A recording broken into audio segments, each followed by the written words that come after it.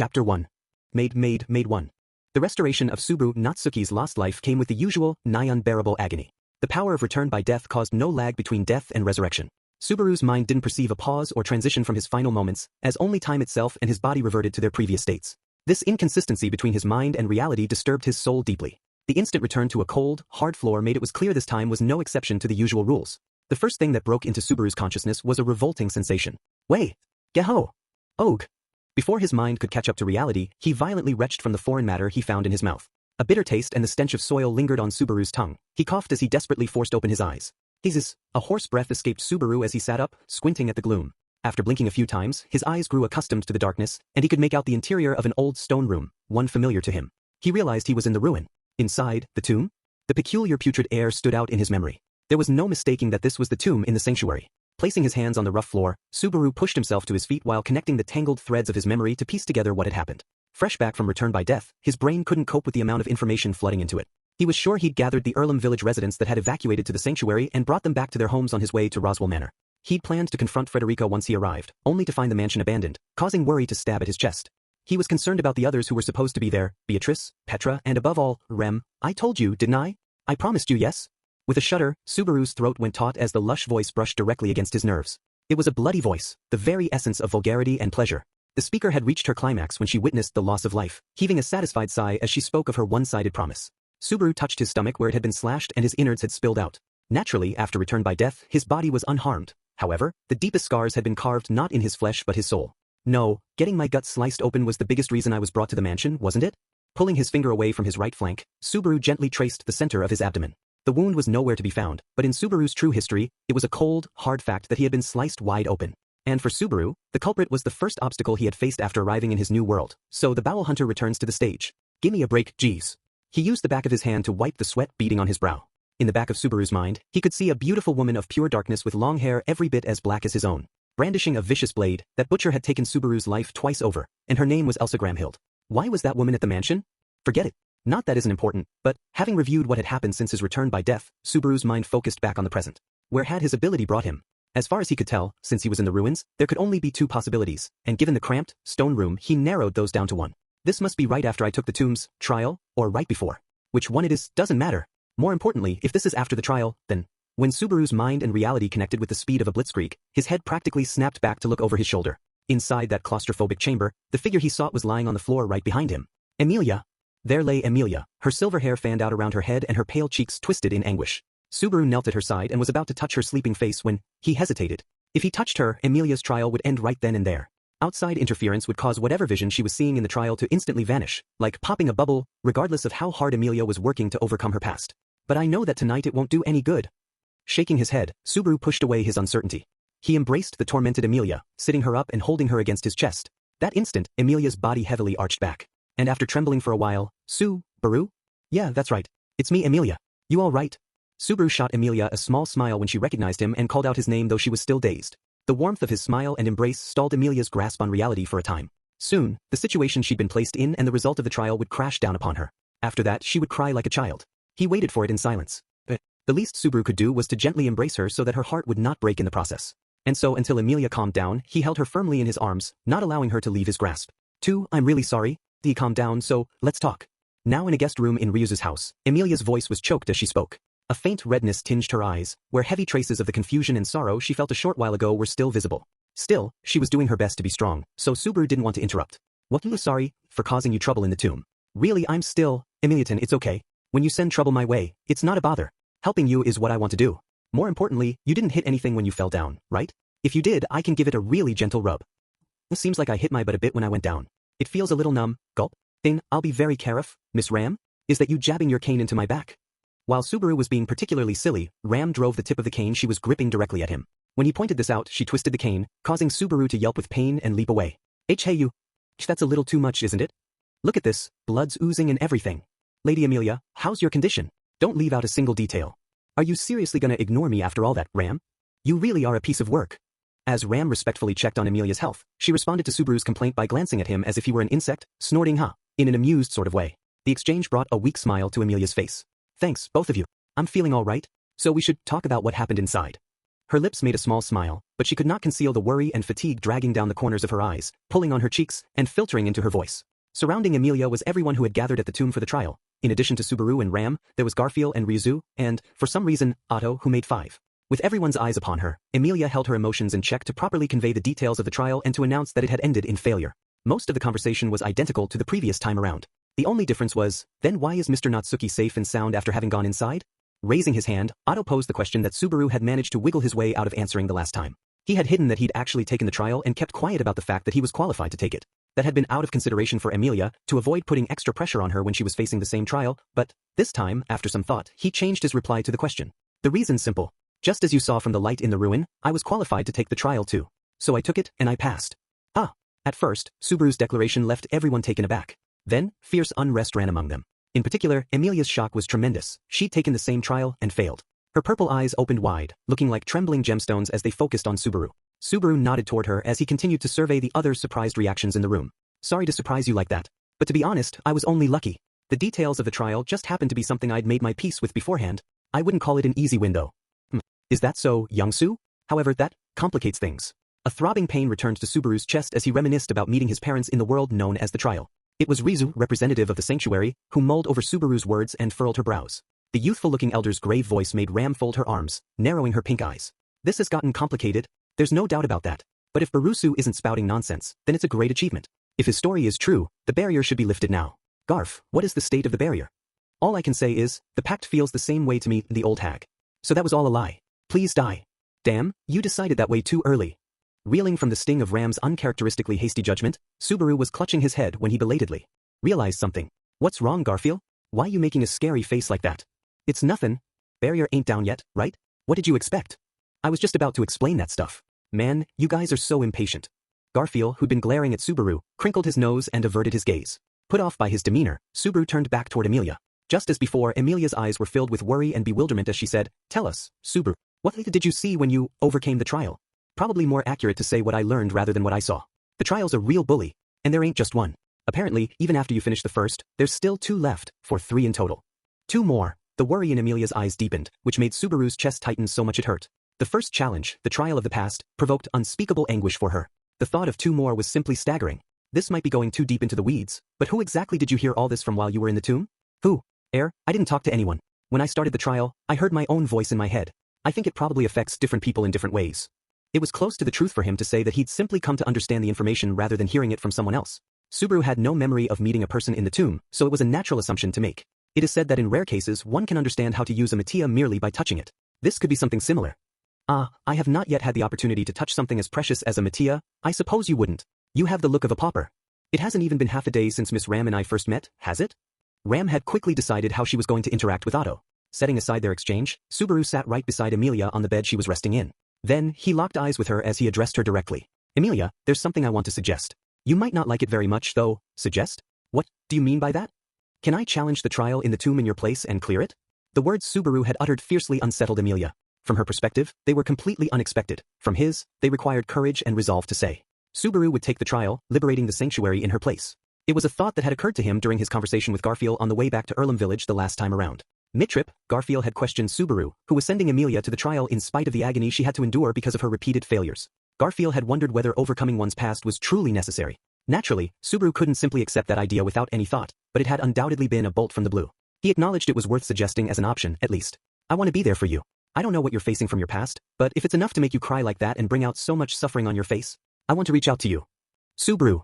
It should be fine even if it's me taking the trial and liberating the sanctuary. There's nothing that says you have to go through a hard time and face up to your past. The way Subaru slowly shook his head and spoke gently to her made Emilia's gaze wander. He understood Emilia's inner turmoil. Facing her past had been excruciating. If there was some way to avoid it, some part of her must have wanted to do exactly that and leave the rest to Subaru. It was her strong sense of responsibility and nobility that did not permit her to abandon a burden once she had decided to carry it on her shoulders. Moreover, her gentle nature left her afraid that Subaru might have to endure a pain comparable to hers in the trials that would follow. If that kindness was the shackle binding her, Subaru had to tell her it wasn't necessary to. Man, I shut up and listen for 1 minute, and you suddenly think you can decide every damn thing on your own, huh? Before Subaru could say anything that might have broken those shackles, someone in a particularly foul mood called him out from behind. The speaker growled through his fangs, crinkled his nose, and curled his back in a cat-like posture as he unleashed another stream of words. Me, I'm opposed to anyone besides the princess, besides Lady Emilia, the trial. At the very least, I'll be damned before I let the likes of you lift that barrier. Wah! From Subaru's perspective, this was the second time Garfield had struck him with a bolt from the blue. However, the impact of the first paled in comparison to that of this one. Subaru, unable to reconcile the words with their speaker, was completely dumbfounded. Seeing his apparent confusion, Garfield pounded the incomprehensible reality home. Let me say it again. If you ask me, no one but the princess should take the trial. I ain't letting the old hag get it twisted either. Think of this as my rule. Wait. Subaru desperately rambled in response to Garfield's sudden declaration. Inside his mind, he was unspeakably shocked and baffled. Of course he was. The source of Subaru's suggestion was none other than Garfield from the last time around. Why the hell are you the one who's against it? That surprised I'm not all for this plan? Ain't you an optimist? Hey, don't get all bent out of shape. If anyone should be frowning and complaining here, it's me. Last time around, Garfield was the one who had browbeaten Subaru to take the trial. Yet here he was, shooting down the very same plan. He couldn't figure out the true intent behind Garfield's change of mind. I'm not doing a great job reining in my whirlpool of emotions right now, but can you tell me exactly why you're against it? As far as you're concerned, the faster the sanctuary is liberated, the better, right? It ain't a question of sooner or later. This is one of those, issues of status. Ain't that right, old hag? Though the way he put it was unbearable, I cannot refute what young Gar says. That said, there is an issue with how he phrased it. Hell, even Ryuzu is against it. Subaru was bewildered that not only Garfield was stubbornly opposing him, but the elder was as well. Considering how emotional and temperamental Garfield appeared, it was at least understandable how his opinion could change at the most inopportune time and place. However, Subaru wouldn't have guessed Ryuzu would react this way. In response to Subaru's earnest gaze, Ryuzu waved an oversized sleeve as she picked up where she had left off. I understand young Su's point about lifting the barrier because the sooner that happens the better. However, I wish to follow young Rose's plan as closely as possible. Roswell's plan, Lady Emilia should obtain the sanctuary's freedom by her own hand. Emilia's breath caught as soon as she heard those words when Ryuzu narrowed her eyes and spoke. Emilia touched a hand to her own breast, her long lashes hovering over downcast eyes as her voice quivered. I have to do it? It's no good if it isn't me. I need to do this. No, Emilia, there's no, it's all right. Subaru, you don't need to force your way into going in my place. I'm just a little surprised because this is all so sudden. But now that I know what needs to happen. Knowing the trial was about facing the past, she could emotionally prepare for it. That's what Emilia insisted, but it was already a proven fact that no matter how strong her resolve, it wasn't the same as a foolproof plan. If nothing else, letting Emilia continue like this would mean watching the past devastate her for the next 3 days.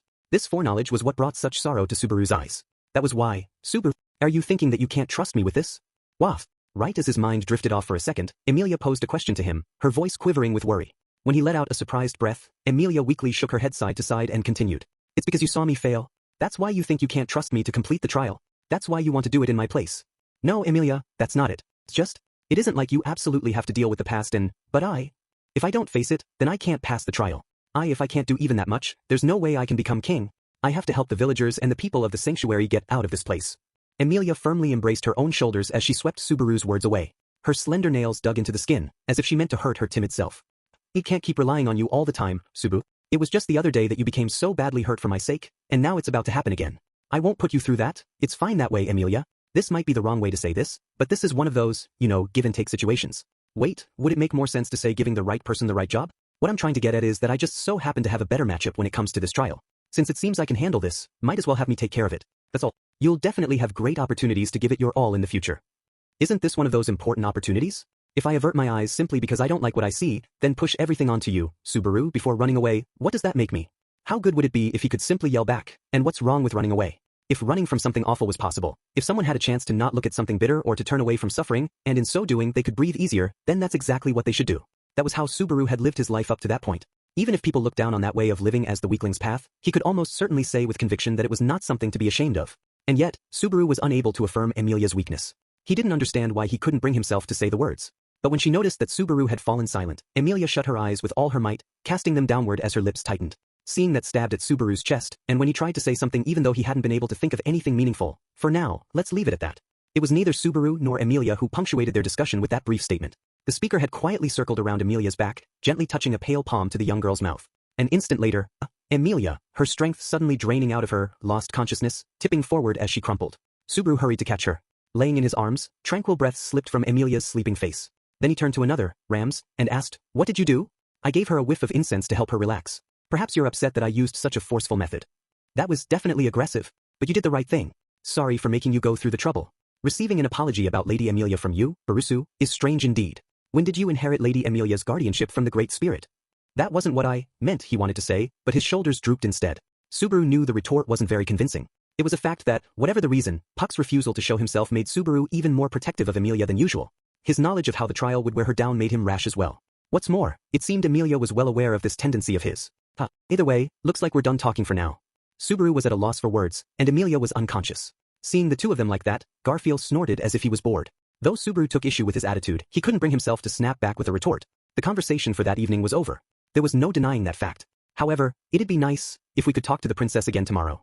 Subaru had no reply for the murmur that Garfield added, either. 3. Can I talk to you for a minute? There's something I want to ask. There, in the settlement, illuminated at night by a bonfire, Subaru called out to the figures walking ahead of him. What's that? You got something more to say? Two individuals, Garfield and Ryu, came to a halt so they could turn around. Garfield was in a foul mood, while Ryu's expression was unreadable. Subaru scratched his cheek as he spoke to the pair.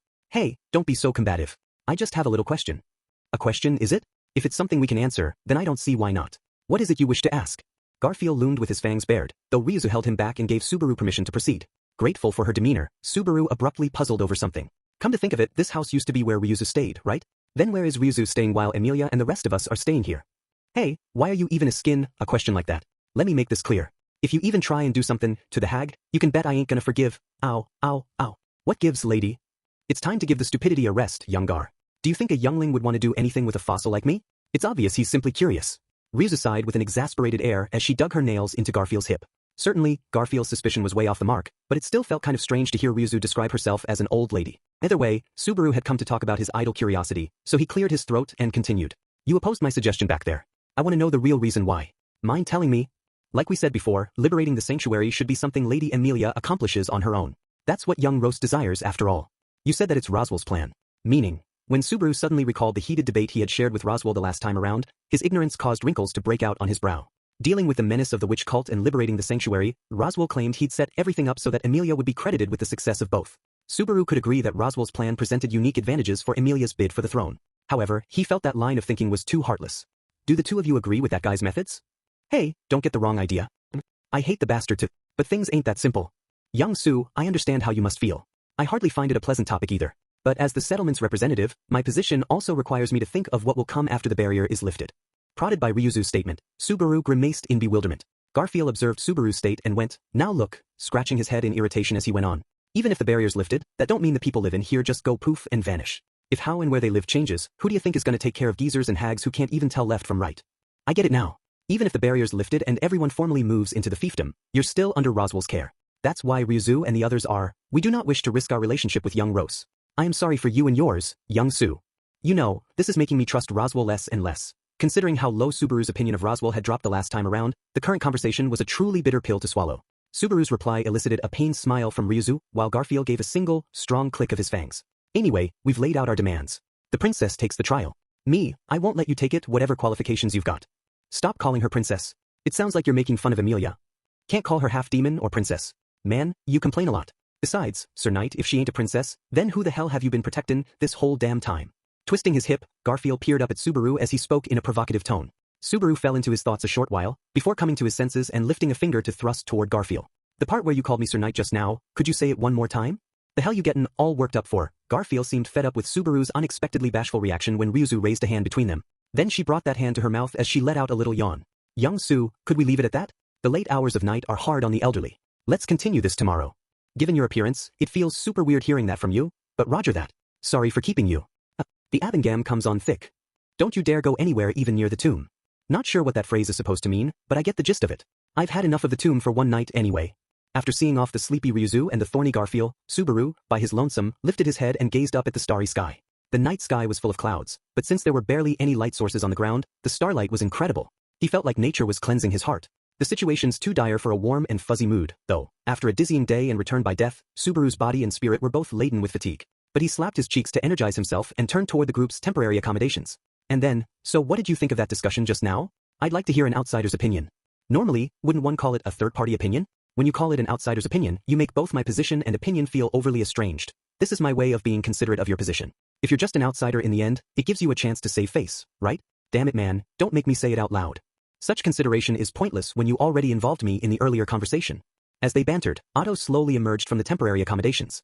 He'd probably eavesdropped on the last conversation from beginning to end. However, he prefaced without the barest hint of shame, if you were asking for my honest opinion, then I'd have to say that what Garfield and Ryu said makes perfect sense, doesn't it? They understand the Marquis's aim, and there is Lady Emilia's standing as a royal selection candidate to consider as well. Mr. Natsuki, you no doubt believe that even if you overcome the trial in her place, the prestige of the exploit would still belong to Lady Amelia, but would something like that be accepted by all the involved parties present here? In other words, would doing things that way win their support? Even I get the logic behind that. However you think about it, Amelia liberating the sanctuary would be the ideal move. But, as Subaru trailed off, a third party smashed right through his hesitation. Lady Amelia cannot overcome the trial? When Subaru turned toward the voice, there stood Ram, who had supposedly been tucking Amelia into bed. Subaru reacted with a bitter expression and shook his head. I'm not saying it's impossible, but anyone can tell it's hellish to make any progress in a short span of time, right? The barrier isn't a problem we can leave alone for a long time. I suppose not. At the very least, I would like to conclude it within 3 years, before the royal selection is decided. That's way longer than I was thinking. At first, Subaru thought this was another display of Ram's peculiar brand of flippancy, but her frank expression made him seriously consider the possibility. Meanwhile, Otto silently crossed his arms and nodded before adding his thoughts. I actually understand why Mr. Natsuki is so concerned. Considering the burden on the evacuated villagers and the current living conditions in the sanctuary, food stores included, the day it all breaks down does not seem far off to me. Suddenly being forced to live as refugees puts a lot of stress on people. And then there's the inhabitants of the sanctuary who have to give out all their food. Their dissatisfaction is probably about to explode any moment. Which is why you would like to do something before that happens. So what's your plan? Feels kinda unsettling to have the conversation move so quickly. If possible, I'd like to propose freeing the villagers from the sanctuary before there's an irreparable breakdown in relations. With Ram and Otto, Subaru brought up the idea of releasing the hostages just like he'd done the previous time around. His proposal had been accepted once before, but he didn't know if that would happen again. After all, the condition for agreeing to the proposal last time had been for Subaru to take the trial.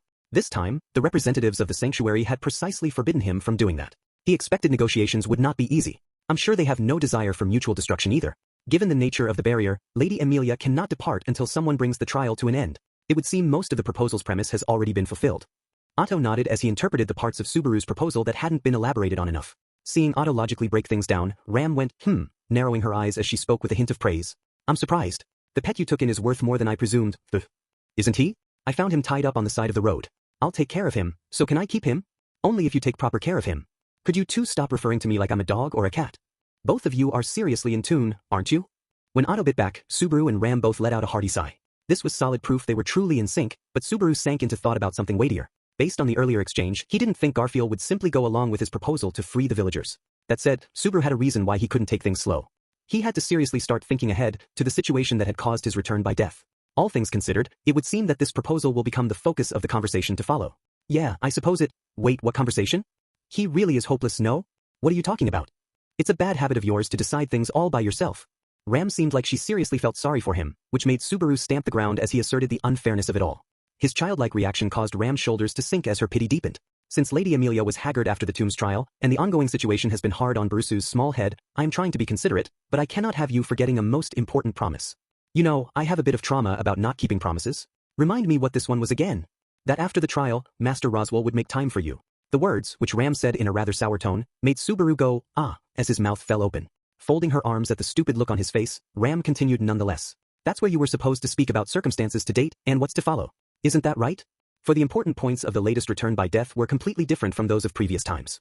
During a normal, though it was difficult to use that word in these situations, or usual instance of return by death, Subaru often presumed that the situations instigated by various assailants and the labor required to counter the threat they posed were the most important. Using the previous loop as an example, the hostile party that had caused the return by death situation was the witch cult, and Subaru had borrowed the power of other factions, such as Crushes, to deal with them. In a similar vein, the attacker this time around was Elsa, the Bowel Hunter, and his options for dealing with her would probably come down to fight or flight. But this time, there was an issue he clearly needed to prioritize above that.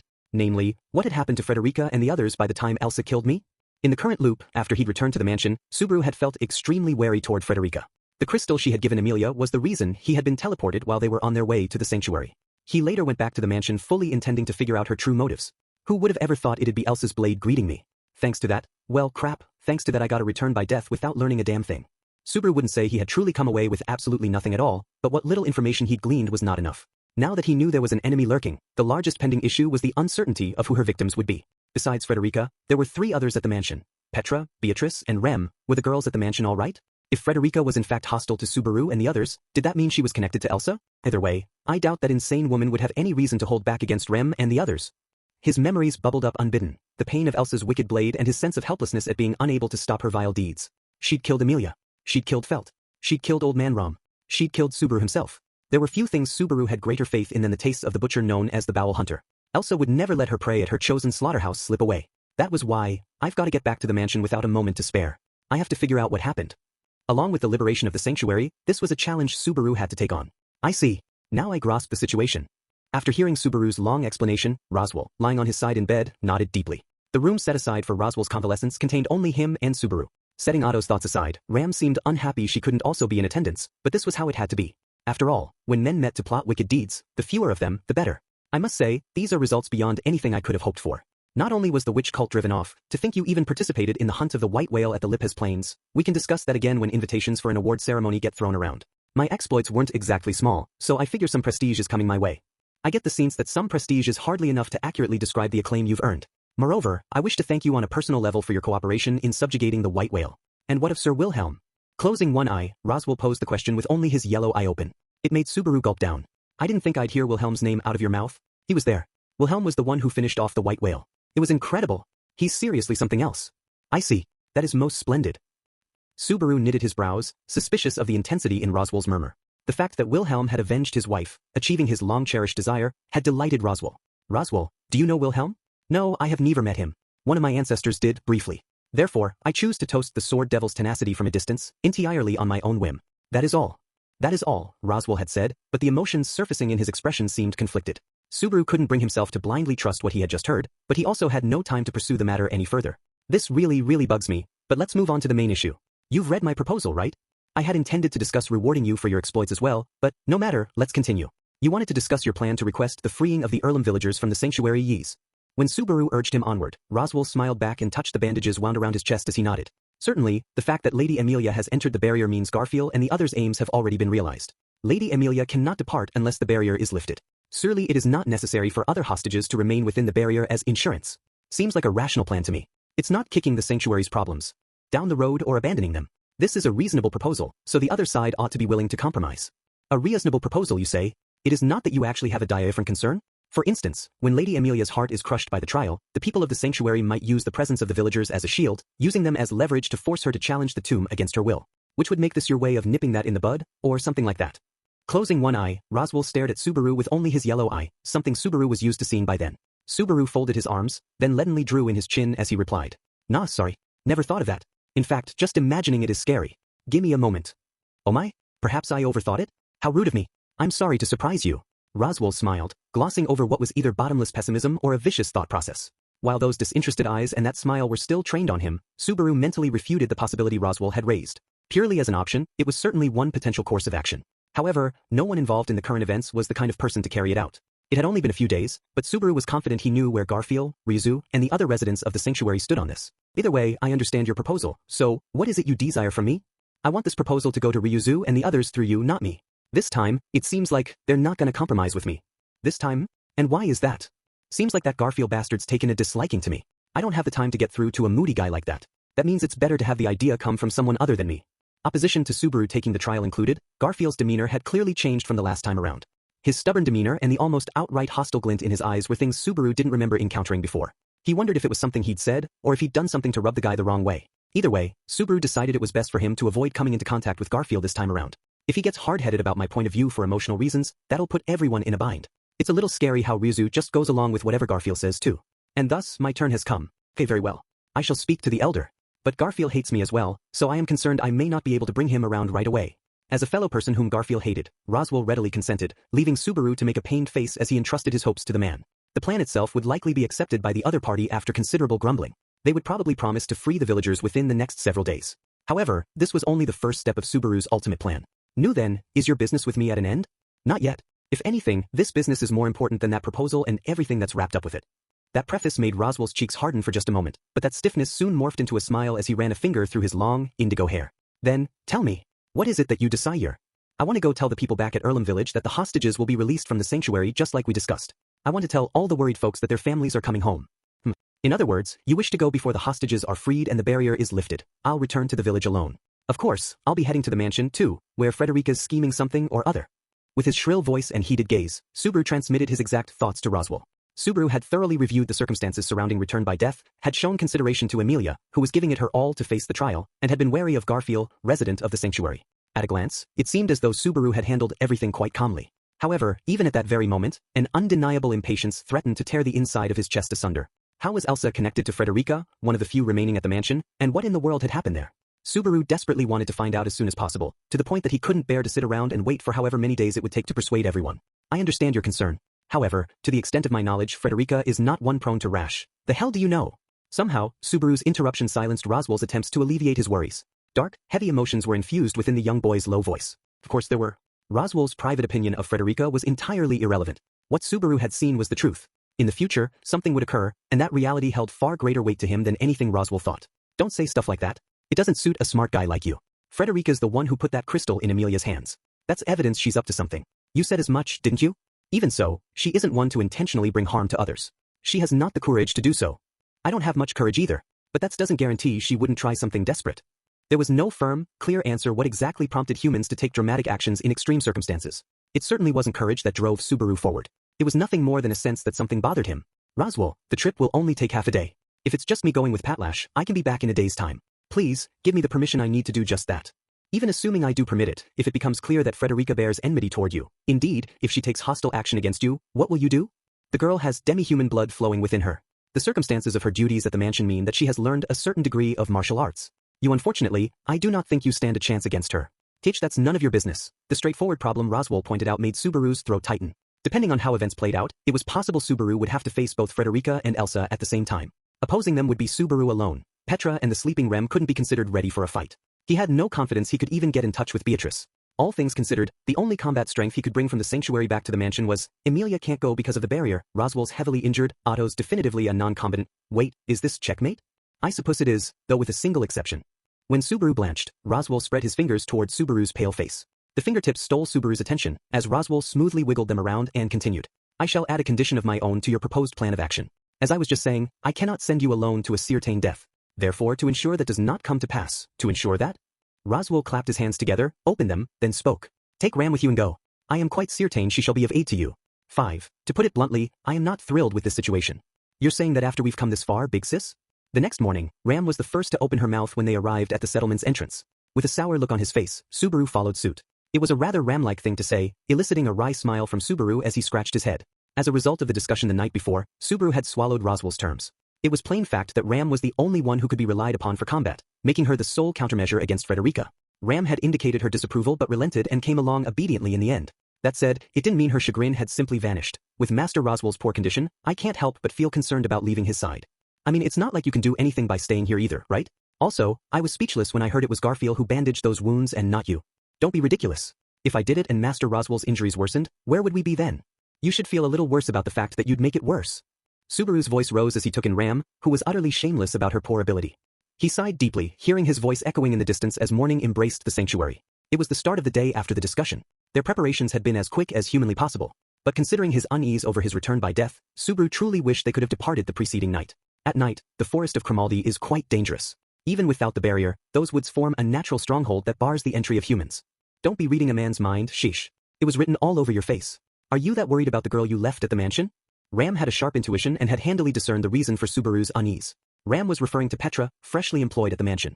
If Frederica turned out to be hostile to them, the girl's presence was Subaru and Ram's Achilles' heel. He wanted to avert a situation like that at all costs. But that wasn't all. It's not just Petra I'm worried about. If you mean Lady Beatrice, she should still be in the archive. Ram regarded Subaru's sullenness with a questioning look, not mentioning the other person left in the mansion, namely, Remington. That was natural. Ram didn't remember Rem, and Subaru hadn't spoken about her yet. The nice way to put it was that he hadn't had a chance to bring it up, but in truth, he was simply afraid. Of course, he believed that it was absolutely necessary for him to bring it up during their trip to the mansion. I'm not super eager to talk about it, but, emotionally, it'll be better to bring it up when it's just the two of us, sorry, that's my bad, Patlash. It's not like I forgot that you're here too.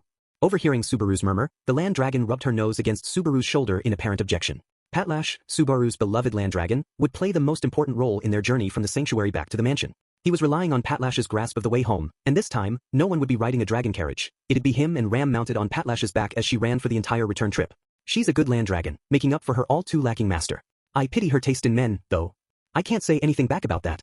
I really can't, but it still bugs me, headin' back snuggled between two fine ladies, huh? Just showing off at this point, ain't ya? When Subaru's shoulders sank in misery, he heard a voice coming from behind, causing him to turn back with a scowl. The speaker, who was the very person he had expected, walked over while trampling the grass before stopping right beside the two riders and one mount. Didn't think you'd be seeing us off at this early hour. Real polite of you. Geezers and hags get up stupid early. Me, I live here so I picked up the habit? Wait, none of that's important right now. You were the one who started talking about it, Garf. When Garfield came into view, Ram looked genuinely surprised. However, that was true for Subaru as well. He'd seriously never expected Garfield to give them a proper send-off. Are you that worried about me and Ram riding together? Just so you know, it's not like my back's touching anything. And even if it did, all there'd be is something hard as a board. Oh shut it. Me, I know that more than anyone in the whole war. Ow. You certainly do not know that. I'll slap you silly. Don't say that after you slap someone. Incidentally, stop smacking me too. Ram simultaneously slapped the vulgar pair's cheeks as her shoulders sank in exasperation. Then with handprints plastered on them, Subaru and Garfield's faces met. Anyway, thanks for coming to see us off. Also, does that mean you've heard the talk about letting that lot of outsiders leave? I heard it straight out of that bastard Roswell's mouth last night. I don't like you holding talks without me, but I ain't got any problems with it. Yeah, that's a big help. I couldn't help thinking that in the worst case, you were here to stop us by force. If that happened, I'd be forced to throw Ram as far as I could and use her as a decoy. Hey, I'd never fall for that. I wouldn't, right? Hell if I know. Ram, say something to him already. After shouting angrily at Garfield, who'd suddenly lost his confidence, Subaru called out to Ram, who was right beside him. And it was then that he noticed Ram was knitting her brows, apparently contemplating something. Ram? What is it? I am merely getting a headache from Barusu and Garf's idiotic conversation. However, when Subaru asked to see if everything was okay, Ram shook her head and replied in her usual manner. In so doing, she cut off that line of conversation, leaving Subaru unable to pursue the matter. With that concluded, Subaru reoriented toward Garfield to speak with him. Well, we're off for a little bit. I intend to be back tomorrow, so take care until then. You're fine with not greetin' the princess first? I'm even more surprised you're worried about Emilia and me. But it's fine. I left a letter, and I asked Otto to stay with her if she's having nightmares or anything. That guy's got it rough too. He's going through the middle of Temtem Manor for sure. When Garfield rattled off one of his mystery phrases, Subaru accepted his concern with genuine gratitude. He hadn't gotten a chance to debrief Emilia about the discussion he had with Roswell the night before. He was setting out before she even woke up. Subaru didn't have time to offer explanations, arguments, or excuses. Since, of course, his leaving would make Emilia worry, he'd left a letter behind. But when I'm not by her side, I can't stop worrying. So I'm leaving her in your hands, Garfield. What the hell are you thinking, and Rustin, the princess to me? I suppose because you're strong, you're thinking of the sanctuary, and you're well aware it's going to be a problem for you if anything happens to Emilia. Also, worst case, I can try asking Ram to seduce you into going along with Gua. It seems you haven't done any reflection yet, Bursu. Don't smack me right in the same spot you did earlier. Are you a demon? Wait, you are. Teary-eyed, Subaru raised a complaint about his punishment, which Ram met with an amused, ha. Garfield was completely lost, having gone from mid-conversation a moment before to speechless. But after a brief silence, he audibly clenched his sharp fangs and said, fine. For now, I'll go along with all this madness, really? That's great. I'm so happy my face is swelling up. Ram, I'll take care of that bastard's wounds too, so quit looking so damn worried. This ain't like you. As Subaru rubbed his cheek, Ram seemed to show no outward emotion when Garfield made his comment. Ram's cheeks tensed ever so slightly as she responded. What an impertinent thing to say, especially coming from you, Garf. Having said her piece, she turned her back to him. She was no doubt signaling that the conversation was over. It was true that taking too long before departing would be a problem. Subaru also wanted to leave the sanctuary right away, but, come to think of it, do you have anything to hand to me this time? What are you talking about? Right before mounting Patlash, Subaru asked a question that left Garfield perplexed. He acted like a question mark was hanging over his head as Subaru idly reminisced about his old world. Last time, when Garfield had accompanied him for a portion of the journey back to Erlem village, he had handed over a crystal to Subaru, who had been anxious about his reunion with Frederica. At the time, Garfield had said he didn't know if it would be of any help.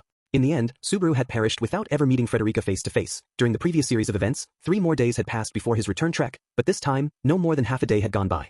It was natural that Garfield had no reason to be generous with Subaru. However, Garf, will you show any consideration to your dear Ram as she heads off to meet Frederica? What are you saying, I should do? You should do your duty for the woman you have fallen for. Do you not wish to be of aid to her?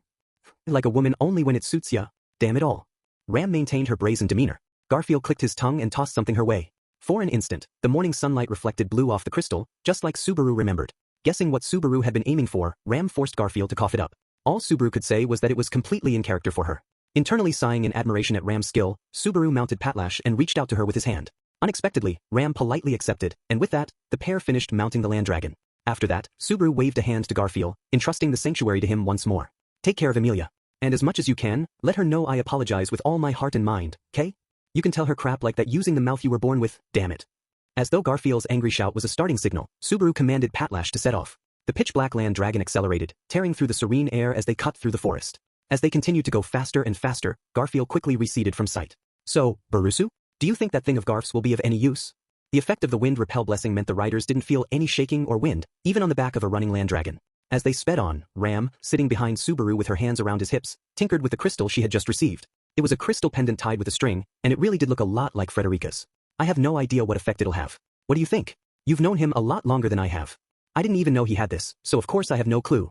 But the fact that the two have similar objects does make one wonder, doesn't it? Frederica and Garfield, connected by blood, though their views on liberating the sanctuary diverged, what role did the crystals play in their relationship? You know, you've had a pretty somber expression for a while now. Around the time Subaru had reached that conclusion, he noticed Ram had gone silent and her face was unusually gloomy. Subaru remembered seeing the same look when he tried to sweep things under the rug during the earlier conversation. I'm no Garfield, but it's true that this isn't like you. If there's something on your mind, you should talk about it. When he prodded a second time, Ram's pink eyes narrowed, and after a moment's hesitation, she spoke. Barusu, something felt amiss earlier. Her statement caused Subaru to tilt his head as he asked, amiss? At the height of your ridiculousness, you mentioned throwing Ram somewhere as a decoy, yes? I did, or at least I think I did. It was mixed up with a lot of other stuff, so I don't remember too clearly. You did. And for some odd reason, those words tugged at my chest. It's as if her words trailed off, but after a pause, Ram continued. As if such a thing had actually happened before. For a brief moment, Ram's murmur made his brows furl, but then Subaru realized something. It dawned on him so late he wanted to strangle himself. Subaru hurling Ram was indeed something that had actually taken place. The only catch was that fact probably didn't exist anywhere save inside of Subaru. After all, it was a memory that was related to Remington. At the height of the commotion surrounding the Urugurum demon beasts, Subaru had used Ram as a decoy to stop Rem's rampage. When all trace of Rem vanished from the world, established facts connected to her were sloppily rearranged to maintain consistency. Barusu, a world where Rem did not exist, was slowly settling into place. By all rights, there was probably no way to stop such a thing. But it was possible the existence of Subaru Natsuki might keep it at bay, perhaps by driving in some nails fastening Rem's existence to the world. Ram, I have to talk to you about something important.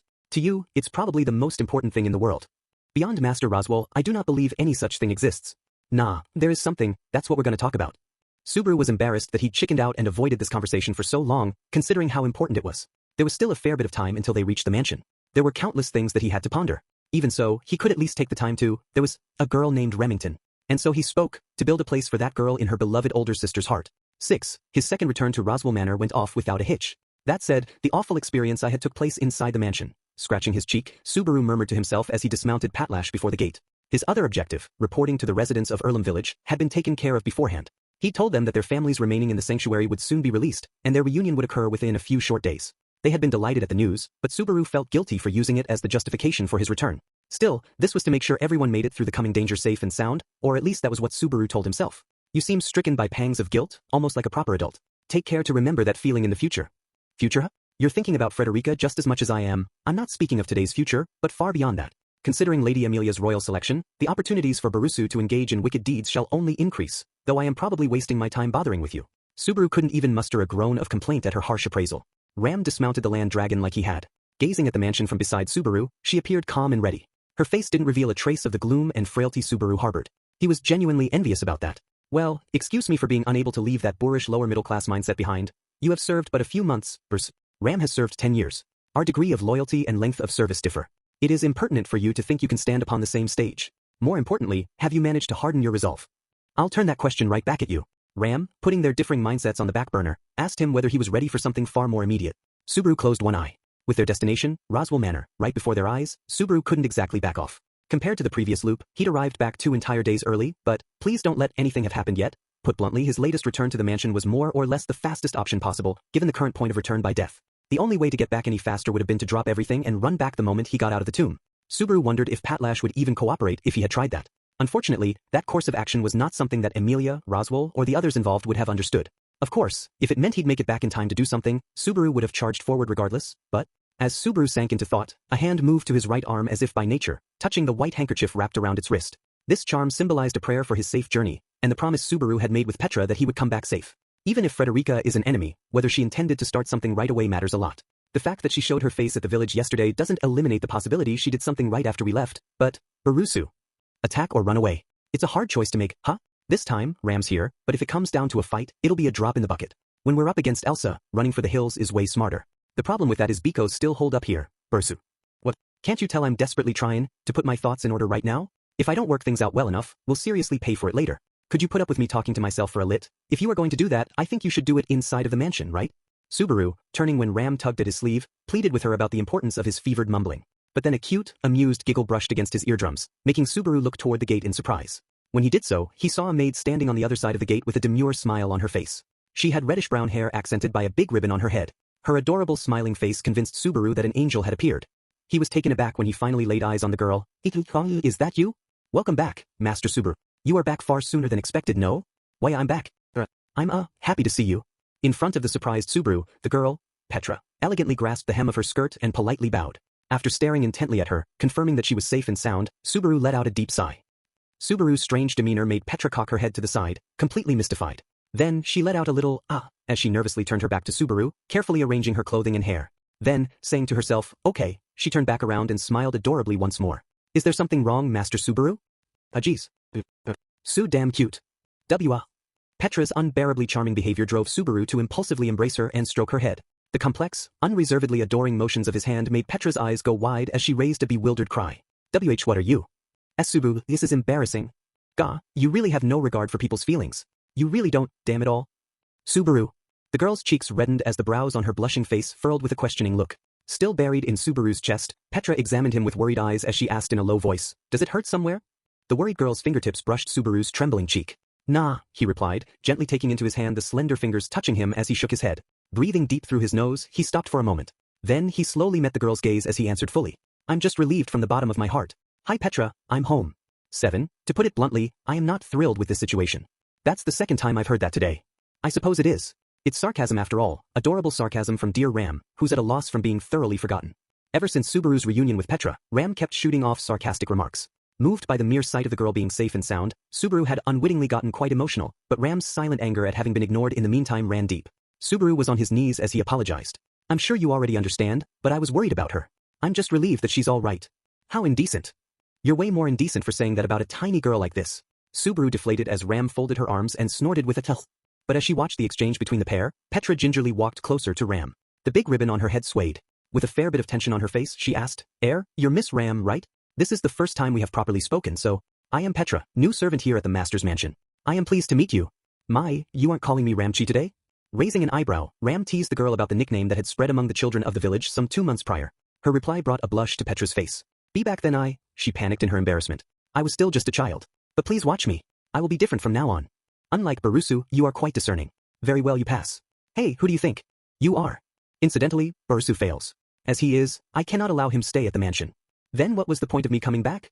Naturally, seeing Subaru and Ram mess with each other like they always did helped relieve the tension from Petra's face. Seeing this effect on her made Subaru think that Ram's way of being considerate was as hard to understand as ever. He never raised it though because he soon focused on the mansion and changed the topic. So Petra, has anything changed while I've been gone? That's what I wanted to ask you. Why have only Subaru and Miss Ram come back? What about Lady Amelia and the noisy guy? Amelia-tan is in the middle of an important job. But what is Otto doing anyway? I do not know, nor am I interested in knowing. Ram's dismissiveness aside, even Subaru wasn't aware what Otto was up to from day to day. Within the sanctuary, he had been approaching people as a traveling merchant who'd simply accompanied the other evacuated villagers. Other than that, there wasn't any particular job Otto had been entrusted with, but I expect he can help ease Amelia-tan's heart for a short while, though I doubt that'll work for long. I suppose not. His face betrays a lack of endurance, so he'll likely break down in no time. It's not like I left him behind to be a punching bag, you know? In the first place, Amelia wasn't the kind of person who could cheer up by directing her resentments at others. If things stayed reasonably simple, consoling her when she was crestfallen was a simple matter as well. Subaru's and Ram's replies made Petra go, accepting them for the time being. Accordingly, questioning rights shifted back to Subaru, whereupon he repeated his earlier question. All right, rematch time. Has anything changed during the time you've been holding the fort? Especially with Frederica, Miss Frederica? She's very gentle, and she's so thoughtful about teaching me things. Besides that, nothing's really happened, except maybe, once in a while, she looks outside with a worried look. Outside? Sheesh. She's worried about you and Lady Amelia. At least figure out that much. Subaru deflated when he was scolded for being a blockhead. What he gleaned from his current conversation with Petra was that she and Frederica got along curiously well, and Frederica had not engaged in any obviously suspicious behavior. Also, since he failed to properly appreciate the feelings of others, he was in danger of Petra hating him. If anything, it's that last bit that's the most serious problem. If I don't quietly patch things up, I'll be in a real bind. Setting Barusu's nonsense aside, Petra, where is Frederica right now? Miss Frederica went into the forest to check on all the barriers. She said that until all the villagers are back, it's her job to make sure the barriers are properly woven. It should still be a little while before she's back. I see. I wonder if that is for better or ill. Barusu, what will you do? Ram posed that question to Subaru, secure in the knowledge that Frederica was absent. Reading between the lines, Ram was posing a choice. Withdraw? Advance? At the very least, if they evacuated Petra to Earlham village at the current juncture, she wouldn't become involved even if Frederica did resort to drastic measures. However, I want to check on something else. Let's head to where Rem is. Remington. The circumstantial evidence seemed to point to Frederica harboring an intent to betray them, but it wouldn't be possible to discern her true intent until they exchanged words. Subaru held high hopes for that talk, and in turn, made a choice to take things in a favorable direction for Ram. On the way back, he told Ram about the existence of Rem as well as their relationship as time permitted. He couldn't possibly speak about her as thoroughly as he would have liked. At the very least, he had managed to explain that they were sisters and what circumstances had caused her to forget the person who was her other half. She would reunite with the sister she had been forced to forget. Understandably, even Ram could not fully maintain her composure. Her cheeks were stiff, and her pink eyes were filled with worry. Subaru peered at her from the side. What? I thought you looked tense. I am not tense at. Nah, you're definitely tense. I figured you would be, and I'd rather you be. This wasn't anything like an emotional reunion between sisters who had been living far apart. Rem would not awaken from her sleep, and to Ram, the reunion was one that genuinely didn't bring back any memories. Even so, Subaru, as the one person left who knew them both, had a single wish. If nothing else, when they reunited, he wanted Ram to feel a pang in her heart, however tiny it might be. Petra! Rem is in the same room as before. When Subaru called out to her, the quick-witted Petra said, "This way," and began guiding them. Following her petite back, Subaru and Ram both stepped into Roswell Manor for the first time in several days. Their destination was the bedroom devoted to Rem on the second floor of the eastern wing. They proceeded through the mansion interior, meticulously maintained by Frederica and Petra's work. After a short while, the three arrived at their destination. I'll go back to cleaning the west wing some more. Please call me if anything comes up. Not wanting to be insensitive in any way, Petra courteously bowed and excused herself. Subaru watched the newly minted maid depart, shrugging his shoulders at Ram, who was staring at the door. A very well-mannered child. She is a suitable candidate for serving Master Roswell. I agree that she's no mere village girl. So you're mentally prepared. I'm always. Unlike you, but... When Ram replied with a demure look, Subaru forced himself to smile as he slowly put his hand on the doorknob. He hesitated only for a single moment. The door creaked slightly as it opened up, and inside the room, there was a blue-haired girl, quietly sleeping atop a well-kept bed. She looked just like he last remembered her. It was as if the room had been frozen in time. The slight rise and fall of her chest and her faint breathing were the only outward signs that she remained alive, meager proof that they were. Remington. Subaru said her name. Anyone could tell there was a great deal infused within that single, brief murmur. It held an unceasing torrent of emotion, one that was directed toward only a single person in the entire world. He had steeled his heart, determined never to waver, no matter what struggles he might have to face. But her sleeping face easily shattered that resolve and determination. So you were safe and sound. He hesitated to say safe and sound, given her condition as a helpless sleeping beauty. Even so, Subaru's heart did find some measure of peace from seeing with his own eyes that she was the same as how he left her when he had departed. He felt like someone had told him, there's no such thing as something that you can never make right. He also felt like someone had told him, don't give up on making this right. His emotions were too intense for true relief, but they also weren't enough for him to come to a final resolution. Completely unrelated to what was rumbling in Subaru's chest, Ram was completely at a loss for words as she stared at Rem, asleep in bed. She unconsciously took half a step forward. Subaru couldn't see her face, but, Barusu. What is it? Could you leave us alone for a little while? Sure. It was neither an order nor a demand from Ram. It was a simple request. With no reason to go against it, her request made Subaru draw in his chin. After brushing the hair out of Rem's sleeping face a tiny bit, he quietly left the room, leaving the sisters by themselves. He proceeded to look back, leaning against the door as he sighed deeply. He confirmed that Rem and Petra were safe. Only for the moment. For the moment. In the worst case, he would find himself in checkmate, unable to arrive in time to make everything right no matter how quickly he left the sanctuary. He still had to find out what cards his opponent was bringing to the table and which hand she would play. To discover that, he had to, Master Subaru, what a surprise. I did not expect you to return so soon. I don't see much surprise on your face though. Please do not speak about my face. I am quite self-conscious about it. The jesting tone Subaru heard made the corners of his lips twist as he tried to smile. Though his expression couldn't be considered friendly by any means, the only other person present decided to interpret it that way as she glanced at the door behind Subaru. You paid Rem a visit? Yeah. It's only been 2 days, but each one felt like 10 lifetimes. Right now, the sisters are meeting. Sisters, I see. That girl's existence is very complicated for Ram, isn't it? The woman's eyes looked quite concerned for the girl past the door. Her seemingly genuine distress made Subaru feel uneasy at the increasing discrepancy with the conclusion he had drawn from circumstantial evidence. The fact that she hadn't instantly launched an attack, let alone taken Rem and Petra hostage, and was even freely engaging in a friendly chat, was wholly inconsistent with Subaru's assumptions. It is best to leave them by themselves for a while longer. Let me pour tea for you in the reception room, Master Subaru. We can speak at greater length there. I guess that's fine. Going ahead without Ram isn't the wisest thing I've ever done, but he'd brought Ram along in case of emergency, yet he was about to go alone to a place where such an emergency might very well arise. It seemed suicidal, but Subaru dismissed that for 2 reasons. There probably wouldn't be an emergency, and he didn't want to be the idiot who intruded on someone's special moment. Don't betray my expectations, okay? I'm trusting you, Frederica. Then I shall strive to do my very best to live up to them. I have taken to heart that this is a maid's duty. With that reply, the woman, Frederica, hid her sharp fangs behind her hand as she smiled softly toward Subaru. 8. The fact that Lady Amelia is not with you must mean affairs in the sanctuary are not yet settled, I take it? After relocating from Rem's bedroom, the pair sat down on sofas in the reception room. Spread out between them was a table and cups of freshly poured black tea. Having finished setting the table, Frederica made the first comment. Subaru confirmed her inference with a yeah, nodding as he gazed at the steam wafting up into the air. I'm grateful for you coming out and saying that you understand what's going on, especially after I had to talk with a guy who apparently knows everything but won't be straight with you about any of it. When you say that, Master Subaru, I believe we have the same person in mind. I'm sure you're also thinking of a certain hardcore eccentric who won't let his makeup slip even when he's badly hurt. Subaru's sarcastic reply brought an "oh my" out of Frederica as she met his words with amusement. After that exchange of minor jabs, Subaru leaned forward quite a bit as he got directly to the point. When we were setting off for the sanctuary, you deliberately withheld a fair bit of information, but that was the vow at work, right? And that's still in effect even now. Frederica had told Subaru and Emilia about the sanctuary, but she had hidden a number of facts from them, saying, "I cannot speak of it." Frederica had strenuously insisted that this vow of hers was the reason why. When Subaru questioned whether that yoke was still on her neck, Frederica shook her head side to side. "Unfortunately, I cannot respond as you wish me to. The vow is still in effect. In the first place, unlike a pact or a covenant, a vow has no compulsory power by itself. This is simply what my heart has settled upon. If there's no compulsion, then can't you bend it just a little? Even if it's against your beliefs, you understand the situation we're in here, right? 10 years, 7 months, 13 days. As Subaru pleaded his case, Frederica suddenly rattled off those words. The span of time didn't mean anything to Subaru. While he was thoroughly perplexed by this tidbit of information, Frederica gently brought her cup of black tea to her lips and explained. That is how long it's been since I left the sanctuary and began serving Master Roswell. That is also when the vow went into effect. Master Subaru, are you asking me to throw all that time aside? Ram was just talking to me about time, actually. Scratching his head over the quiet statement, Subaru took a single, deep breath before pressing on. If it's necessary, then yeah, throwing it aside is exactly what I want you to do. I'd like to respect the time and emotion that went into keeping your vow. But if it's in the way of something truly important, I think it's something that should be broken and tossed. You say that rather lightly. I'm not saying that you should be super excited to break your vow and throw it away.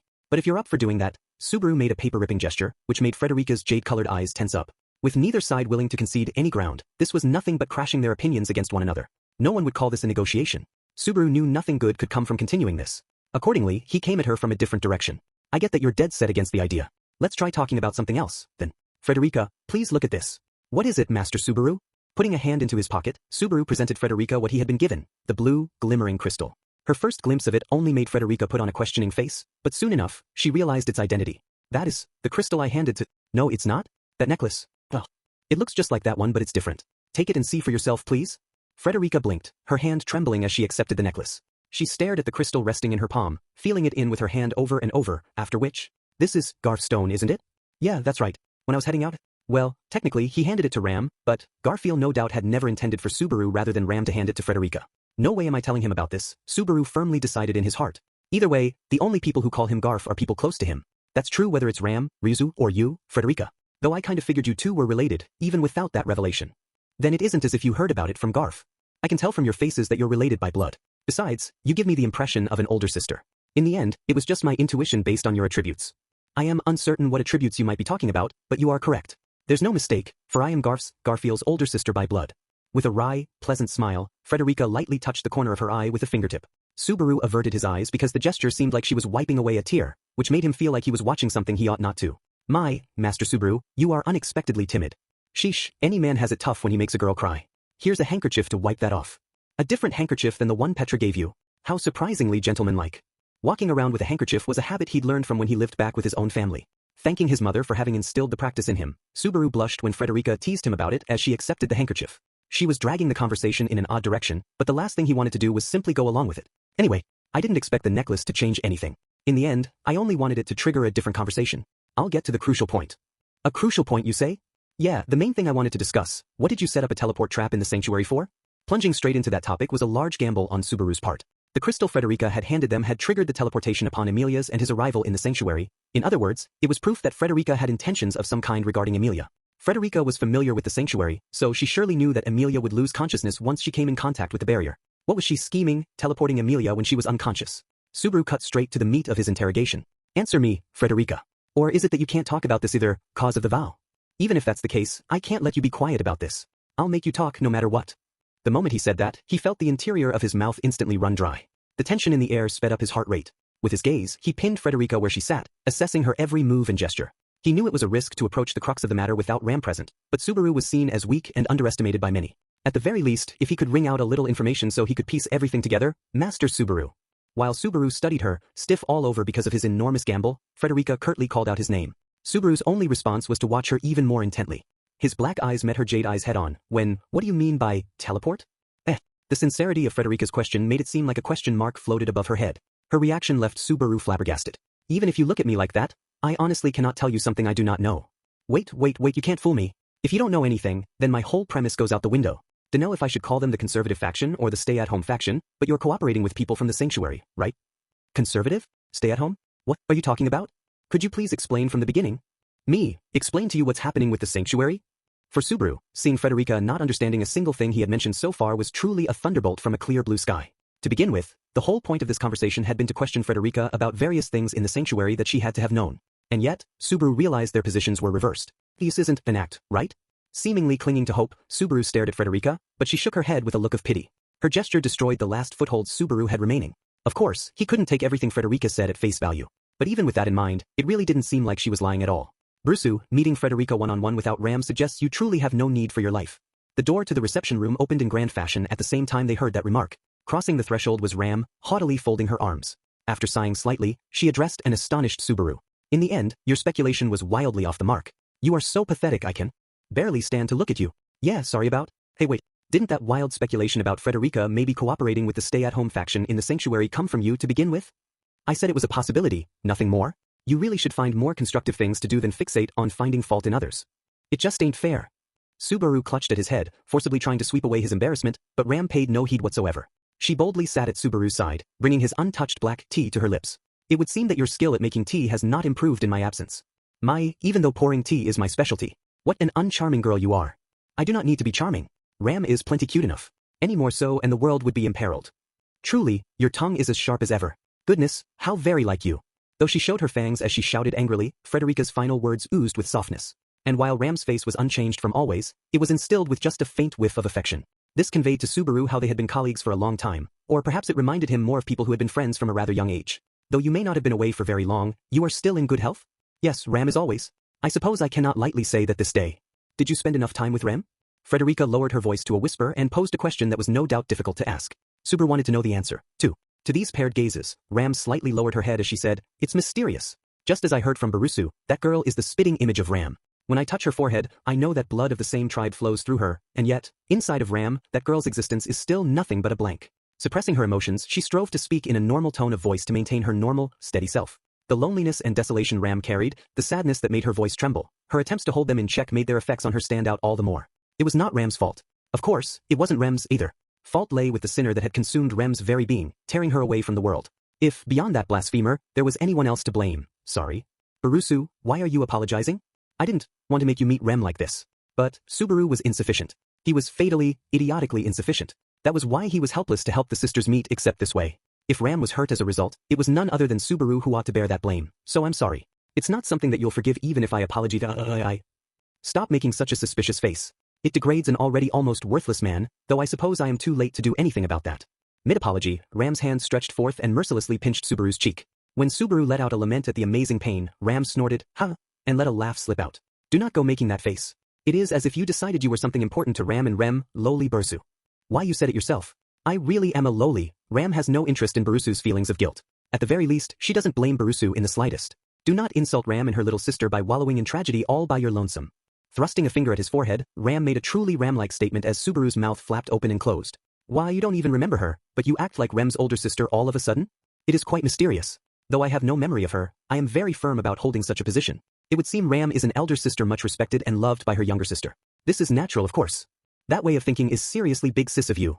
Even though Rem's existence had fallen away, Ram's authority remained undaunted.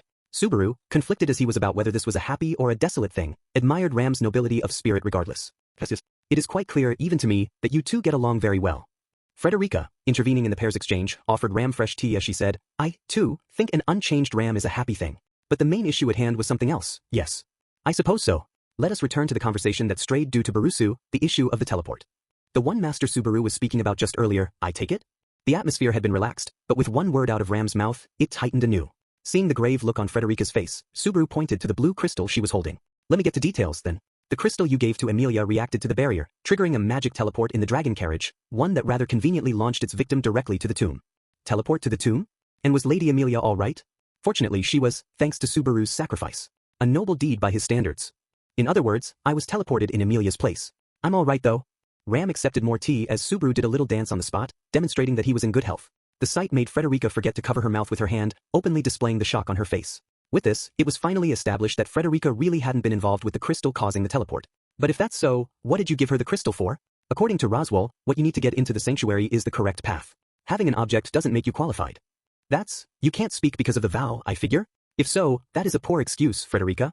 Anticipating Frederica's hesitation, Ram unleashed words so cold, they made Frederica bristle. But she immediately nodded. It is true as you say. That is not a topic of conversation that may pass from my lips. So you chose to rely on that poor excuse anyway, still that cannot be the end of the matter. Hey, Ram, wait. Frederica stubbornly refused to relent. Seeing Ram's reaction to this made Subaru nervous. After all, Ram had stood up, her hand gripping her cane. It was short and slender, apparently made of wood. The cane was her weapon, which she lovingly employed when she was casting magic. Don't get ahead of yourself. We were just talking peacefully. What gives, all of a sudden? You are too lenient, Bursu. Frederica will not respond to the question. Her rebellious intent is clear. Frederica wouldn't do something that stupid, and you're the one who said that. Her conclusion was too hasty to be called decisive. In fact, it was Ram herself who had most trusted and defended Frederica's nature as a person. Then why are you? We shall restrain Frederica and bring her with us to the sanctuary. By doing this, we shall flush out the one giving Frederica instructions. Actions are more certain than words, and produce faster results too. Well, you've got a point, but you can't think it'd go that smoothly. With an unyielding posture, Ram was essentially saying, we'll tie her up if that's what we have to do to find answers. But if Ram resorted to such measures, Frederica would surely resist. If it came to that, it might not be the way he'd imagined it, but they would indeed be unable to avoid an undesirable battle nonetheless. Faced with Frederica's silent posture, a part of Subaru wanted to do just that, but, even so, I don't want any bloodshed. Frederica, your being quiet is part of the P. If you wish to take me with you to the sanctuary, I shall not resist. You see, even Frederica's saying stuff like, what? Subaru, his face pale from the explosive situation, was flabbergasted at what had just entered his ears. However, to an astounded Subaru, Frederica calmly kept her posture straight, as she explained further. I am saying, I shall yield to Ram's judgment. If you wish to take me to the sanctuary, that is fine. Though I do not understand how this would accomplish your objectives. Why you won't resist? But what's the meaning of? Quite a slow learner you are. Standing beside Subaru and bewildered to a comical extent, Ram sighed, pointing her rod at Frederica before continuing. Frederica cannot break her vow of her own will. Therefore, if Barusa drags her off by force, it cannot be helped. Such an excuse is required. The part about me dragging her off by force sounds unlikely, but you're fine with this? The suddenly cooperative attitude that had sprung up between Ram and Frederica had thrown Subaru for a loop. After all, until just moments before, Frederica had done a fine job of setting her heart on that vow, speaking as if leaving it unbroken was a question of her beliefs. And yet, with the excuse that she was forced, she's not going against it? Is that it? To be honest, there's an opposition party inside me complaining that's too arbitrary of a plan to resolve things, but then simply silence that voice. This is the best of all possible plans to put this matter in order. It didn't sit well with him, but it would be meaningless for Subaru to whine and groan about it. Just as Ram had said, this was a three-person consensus. He need only shut his ears to the moderately discordant sounds in the background. But he did want to say just one thing about it. Even though you didn't arrange it in advance, you two sure were on the same page. But of course. We have known each other for nearly a decade. Hearing those perfectly matching replies, Subaru completely took his hat off. To them. And with that, the situation had well and truly been sorted out. First, barring the possibility of her being an actress of exceptional skill, it seemed that Frederica had absolutely no involvement with the teleportation incident. Her circumstances for remaining silent because of the vow would surely become clear if she went to the sanctuary. In so doing, they would also be able to expose the mastermind trying to infiltrate through cracks in the camp's framework, hiding the teleportation and then instructing you to keep it secret. When I put it like that, the guy you made a promise to has the worst personality ever. Suppose so. Even I cannot willingly obey instructions that make a fool out of me to this extent. It is said, the empire makes you carry lead as heavy as your deceits. What did you say? It is a Valachian empire saying. It expresses that nation's cold view toward Decep. What is it? Nah, it's nothing. Just thought that blood will tell her. Frederica seemed proud of her knowledge, but Subaru's reply was only accompanied by a lukewarm expression. He felt like he'd gotten the answer he wanted, if not quite in the way he had intended. Either way, getting Frederica's cooperation, even if in a roundabout way, is a big win for us. Thanks to that, I think I can toss away the extra misgivings I had inside of me. Extra misgivings?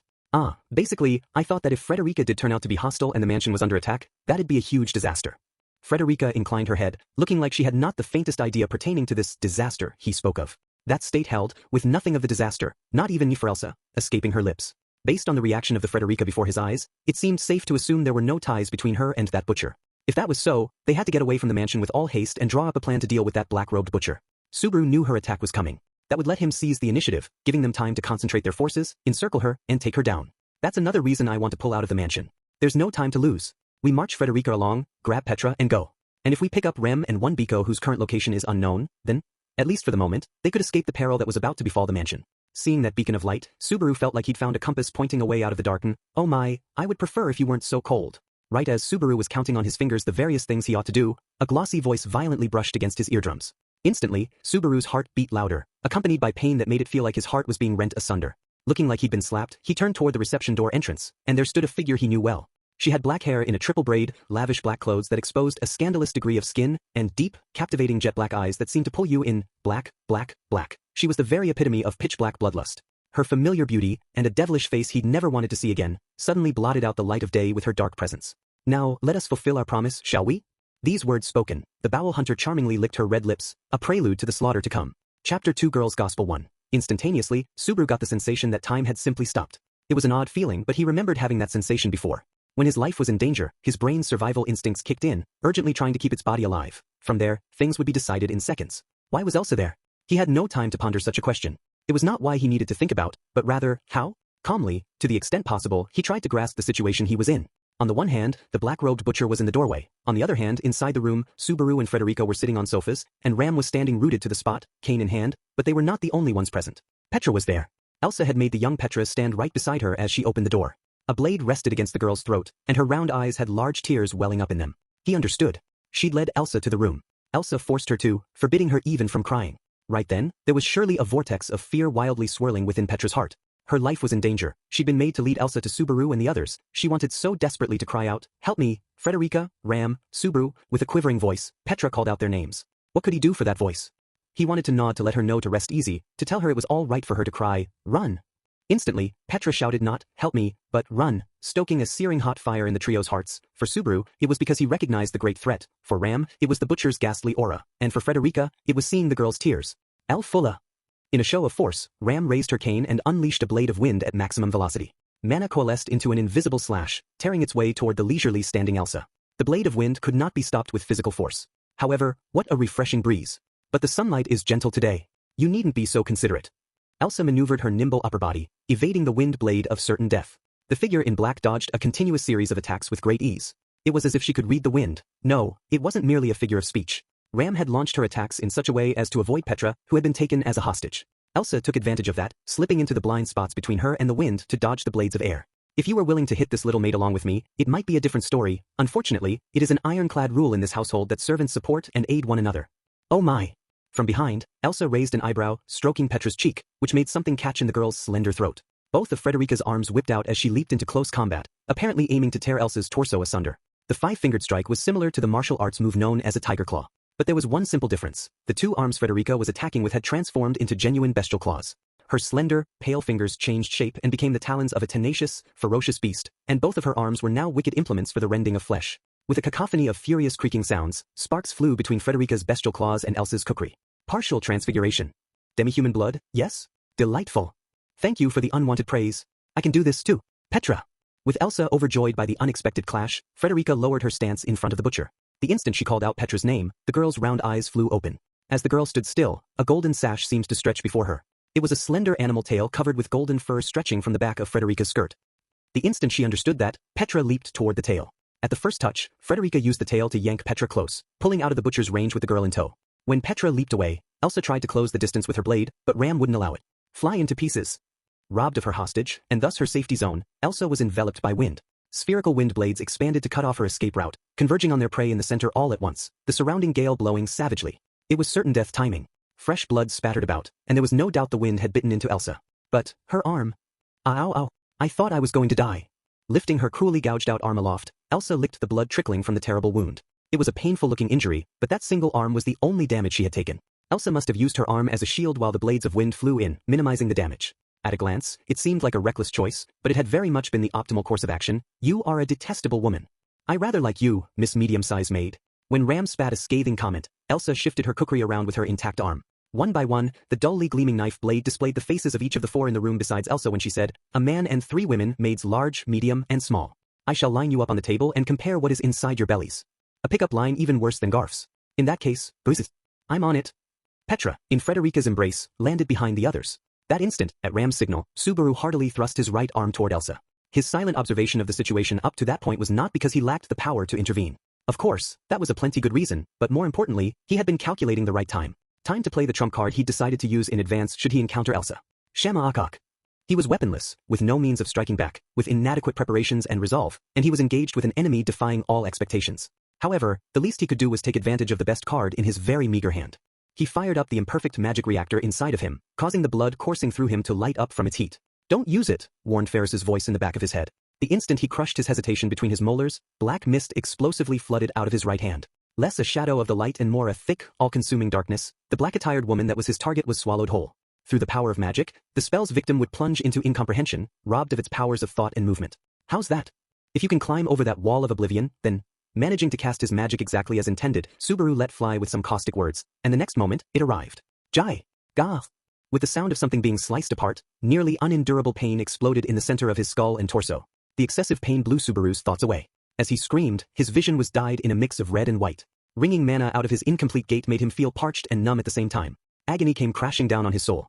His vision went blurry, and strength drained out of his knees. At that rate, he'd lose his grip on reality, and with it his mind. Subaru. A moment before plunging into darkness, a distant voice and the touch of a palm connected to his mind. His dimming vision beheld a teary-eyed Petra right in front of him. Her voice was making his heart burn hotter. He had no time to yield. For a brief moment, he forgot the pain that was shredding his nerves and chipping away at his soul. During the time that the bluff was effective, Subaru grasped her hand back. We're pulling out. This will get a little rough. Hiya, miss? When Ram swiftly decided they must retreat, Frederica put a hand around Petra's waist without hesitation. Then, her remaining arm pulled the wobbly Subaru against her chest as well. It was a soft sensation. At a safe time I'd like to appreciate this more thoroughly. As if I'd let you touch me normally. Anyway, out from the window, Subaru, still moaning from pain, made a joke that earned a blunt reply from Frederica as she headed to the back of the room. If she broke that window, they'd be able to jump down all the way to the mansion courtyard. The Shamak smokescreen wouldn't postpone things for long. Instant assessments, instant decisions, and instant actions were required at that moment.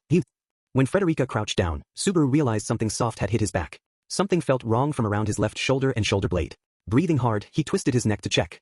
Something like a skewer was sticking out of it. The lingering shudder of the long, slender object was proof that it had hit only moments ago. Countless similar objects came flying from the direction of the black haze all at once. Frederica!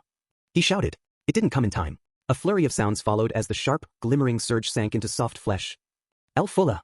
The roars of a demon and beast layered atop one another as a blast of wind blew them out of the reception room. Clearing the reception room, Subaru and the others fell straight toward the mansion courtyard. The expected blow from the fall never arrived thanks to an exquisite performance by Frederica, landing on the grass from the second story with Subaru and Petra under her wing. But the cost of the retreat had been unexpectedly high. Miss Frederica!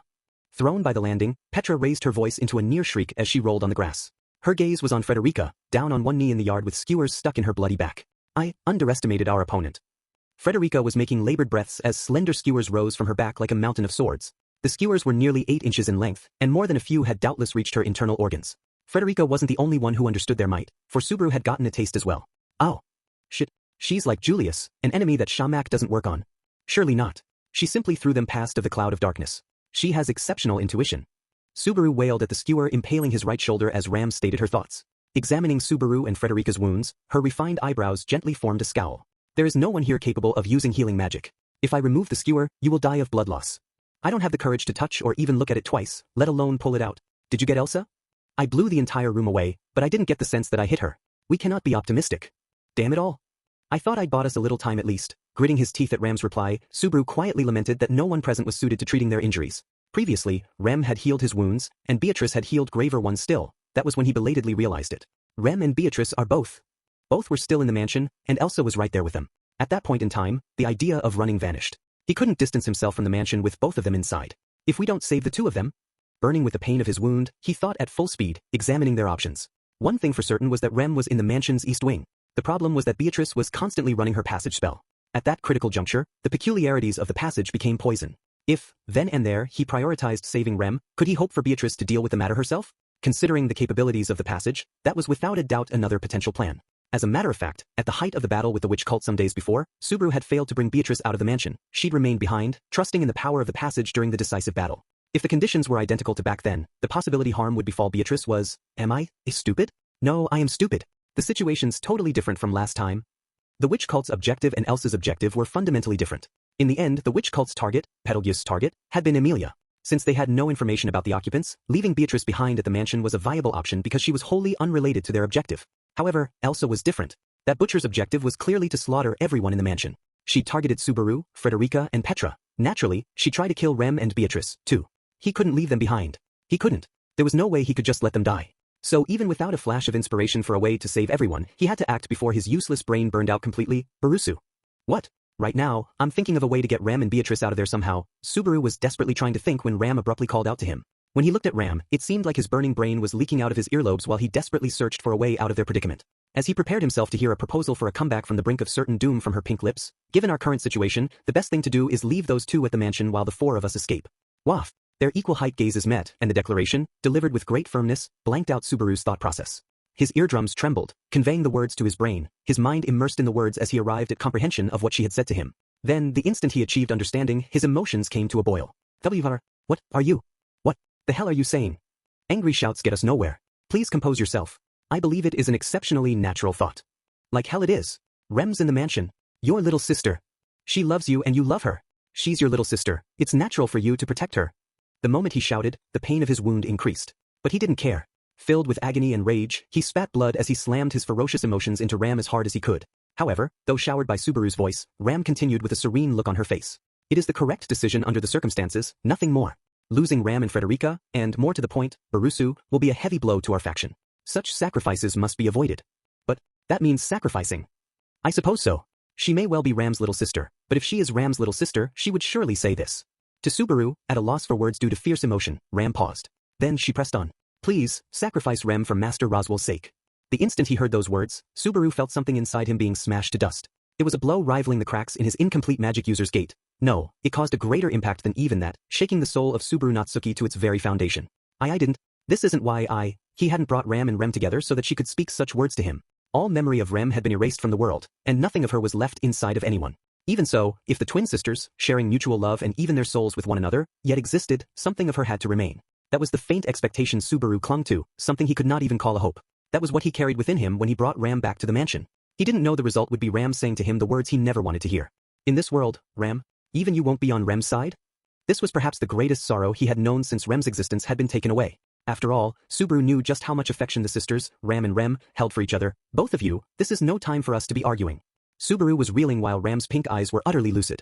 One shout from the gravely wounded Frederica interrupted their exchange. In the current situation, allowing a verbal argument to chew up even a couple of seconds could prove a fatal loss of time. Cool your heads, both of you. How can you argue at a time like? Ram is perfectly composed. Barusu has merely worked himself up all on his own. Frederica, surely you too understand whose view is justified and whose is not. Certainly, Ram, you are correct. I shall not say you are mistaken. Speaking quickly, Frederica acceded that Ram's assertion was properly justified. When she took that position, it seemed Frederica, too, was of a mind to leave Rem and Beatrice behind, putting Subaru on the brink of despair. But before he could cross that precipice, Frederica continued, saying, however, I think we should rescue both of them. Are you sane? Yes, of course. You are the one who brought up losses our faction would incur, yes? Based on that, it is indeed best to rescue both. Lady Beatrice and Rem are both important. Frederica's assertion brought a dubious look over Ram's face. Subaru, too, was taken aback. But with the others at a deadlock, the final person present slowly raised her hand and spoke up. I also agree with going to save them. Please be quiet, child. This is not a majority vote. Even a child can be a proper adult. Miss Frederica says I'm more helpful than Miss Ram. Under Ram's cold glare, Petra did not retreat even one step as she pushed her own view. Pressed into silence by the teary-eyed retort, Ram shifted her gaze towards Subaru and Frederica. Are you saying we have a chance? We know where Rem is. Finding Beatrice is my job. I suppose so. Barusu and Lady Beatrice do get along so very well. Since I'm trying to persuade you, I'll let that one go this time. Though hardly at her wit's end, Ram made a show of carefully considering the trio's views. Of course, at that late juncture, even Subaru could not help but acknowledge which plan held the greater odds of survival. However, what meaning did survival have if Ram and Beatrice were sacrificed for it?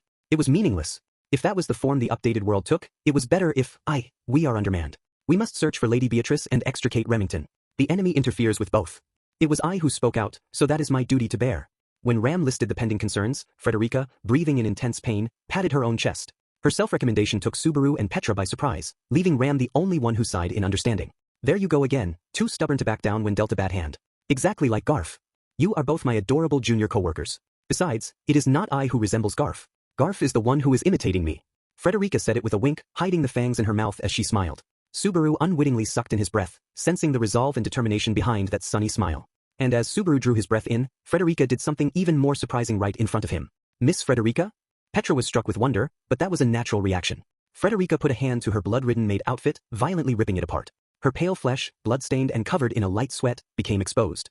The spectacular force of the move made Subaru see a part of her underwear, something that made his eyes bulge in spite of the emergency situation. This may surprise you, but please do not raise your voice. With those words of warning, the half-bare Frederica knelt onto the lawn. Then, she put Garfield's necklace around her own neck. An instant later, the very air grew taut. Had there been no warning beforehand, Subaru might not have been able to keep himself from crying out in surprise. First, he saw Frederica's long, beautiful, golden hair shrink. Next, golden fur began to sprout over her exposed flesh, and her skeleton ferociously creaked as it changed shape and grew larger. She set 4 paws on the ground as the fangs that defined the inside of her mouth became something sharper, more powerful, a transformation taking but a few brief seconds that made him doubt his eyes. So this is transfiguration, huh? As Subaru murmured, there was a ferocious, golden beast standing before his eyes, the bestial Frederica. It was a slender, supple feline predator with a stature nearly 6 feet in length. Of the animals Subaru knew, she resembled a cheetah or a leopard, but her body had no black spots upon it. He could only call the form beautiful. Were it not for part of that lustrous, golden mane being marred by blood, he truly would have been enchanted by that beautiful beast. So it's not Beauty and the Beast, the beauty is the beast. Ah, I want to get her in the bath and snuggle. I categorically reject the idea of bathing with you. Why you can still talk like that? Subaru, trying to conceal his unrest with his flippant tongue, gaped at the face of a ferocious beast seemingly ready to roar. Subaru was surprised on 2 levels that the tone of voice was that of the pre-transfiguration Frederica. I remain myself. Though my appearance has changed, I am completely rational. In addition, thanks to this, my wounds have closed to a fair extent. Taking in Subaru's surprise, Frederica's body twisted, and numerous skewers fell away. Simply changing forms had closed some of her wounds, expelling the skewers from her body. But the wounds themselves still remained. She needed complete healing to fix those. Frederica, please do not ask me, can you do it? I can and I will. Yeah, I get it. Please do. You're the only one we can rely on right now. Frederica clawed the ground in high spirits as Subaru ceded the battlefield to her. Accepting Subaru's request, the ferocious beast turned her eyes toward the 2 remaining, Ram and Petra. Petra, I'm sorry for scaring you. You did very well not to shriek. Yes, miss, take care. You're a very good girl, Ram, I entrust the rest to you. Worst case, use the master's office. That goes without saying. Frederica, if you are late, we shall have words. The few words exchanged between them told just how much trust lay between Ram and Frederica. Finally, Frederica looked overhead at the freshly broken reception room window through which they had fallen. With the crystal necklace hanging from her large neck, the ferocious beast bared her lion-like fangs, ferociously crouching down. She let out a very brief growl. The next instant, Subaru saw the ferocious beast crushing the smashed windowsill under her paw. Subaru's eyes gaped at the blink of an eye's speed. Her outside appearance brought to mind the cheetah, the fastest animal on land, but Frederica's sprinting easily put its speed to shame. Passing through the breached wall, the ferocious beast raised a roar as she charged into the mansion interior. The black mist effect was soon to expire. Not long in the future, the battle between the 2 would resume. We cannot just stand here. We must go and make the best of this opportunity while Frederica buys us time. Why yeah, that's right. First, Ram in the East Wing. Elsa's combat ability was terrifying, but Frederica's speed was superhuman, too. With her swiftness, she ought to be able to get away safely if Subaru and the others accomplished their objectives sooner rather than later. With Frederica headed off to act as a decoy, just how quickly could they move? No complaints about property damage, okay? Charging through the front yard, the 3 raced to the East Wing as one. And after climbing over the East Wing wall, Subaru picked up a shovel for yard work, smashing a window before leaping into the building. Sullying the carpet with dirt, he rolled onto the mansion floor and lifted his head. The stairs to the East Wing, and Rem, were right before him. But the instant he lifted his head, Subaru was struck by the odd sense something was wrong. Namely, the doors are open? In front, so far as the murmuring Subaru could tell, all of the doors of the first floor were open. Turning his head around, the doors behind him were the same. Every door in the entire corridor was open. Simple forgetfulness cannot account for leaving this many doors unclosed. Petra? I haven't done anything weird like this. Miss Frederica hasn't either. Entering the corridor just as Subaru had, Ram gazed at the same sight and questioned Petra about it. Petra was equally bewildered as she denied involvement, but that was nothing compared to Subaru's strong suspicion that something was horribly wrong. Open doors weren't the problem. The problem was that he remembered this scene. The doors were open like this last time around too. Subaru had seen something similar in the mansion just prior to return by death. At the time, Subaru hadn't been able to decipher the identity of that bad feeling prior to his death. Now that he was seeing the image again, he still didn't know what it meant. But he was certain it was an ill omen. If it wasn't Petra or Frederica, then, naturally, it wasn't Subaru or Ram either. Rem, still asleep, couldn't have done it. Perhaps that left Beatrice as the only possible suspect, but she had no reason to do it. The only possible reason would be... Rem's in trouble. Second floor, quick. The only kind of person who had a reason to open rooms. One after another was an outsider who didn't know where anyone might be. At that moment, that description corresponded to only one person in the mansion. And if that individual had already opened every door in the mansion's east wing. Calm down, Barusu. Frederica is pinning down the enemy. There is nothing, what are you saying at a time like, even when her little sister's life in danger, Ram maintained her cool. Rather than being impressed at how reliably steady she was, Subaru felt angry. However, Subaru's raging emotions vanished and flew away in the next instant. Howls resounded from outside the building, in the direction of the yard from which Subaru and the others had leaped in. The next moment, the window and the windowsill, were broken apart, seemingly gouged out along with the wall itself. With a high-pitched sound, the glass shattered in a violent dance, and heavy footsteps intruded upon the mansion interior. There, filling up the corridor, stood a bizarrely shaped monster, its wicked visage resembling that of a lion. The second floor, where the sleeping princess awaited, felt far, far away. 3. The situation kept moving. It was bewildering, something far beyond Subaru's imagination, and now leaping far, far beyond his comprehension. Its stout, bizarrely shaped frame, 12 feet long, trod upon the carpet as it pushed its way into the cramped corridor. It had black fur and a head resembling that of a lion. It had a horse's hindquarters, and its long, slender tail greatly resembled a snake. A ghastly aura befitting its brutal nature brimmed from the entirety of its body, and on its forehead was a misshapen white horn. Demon beast?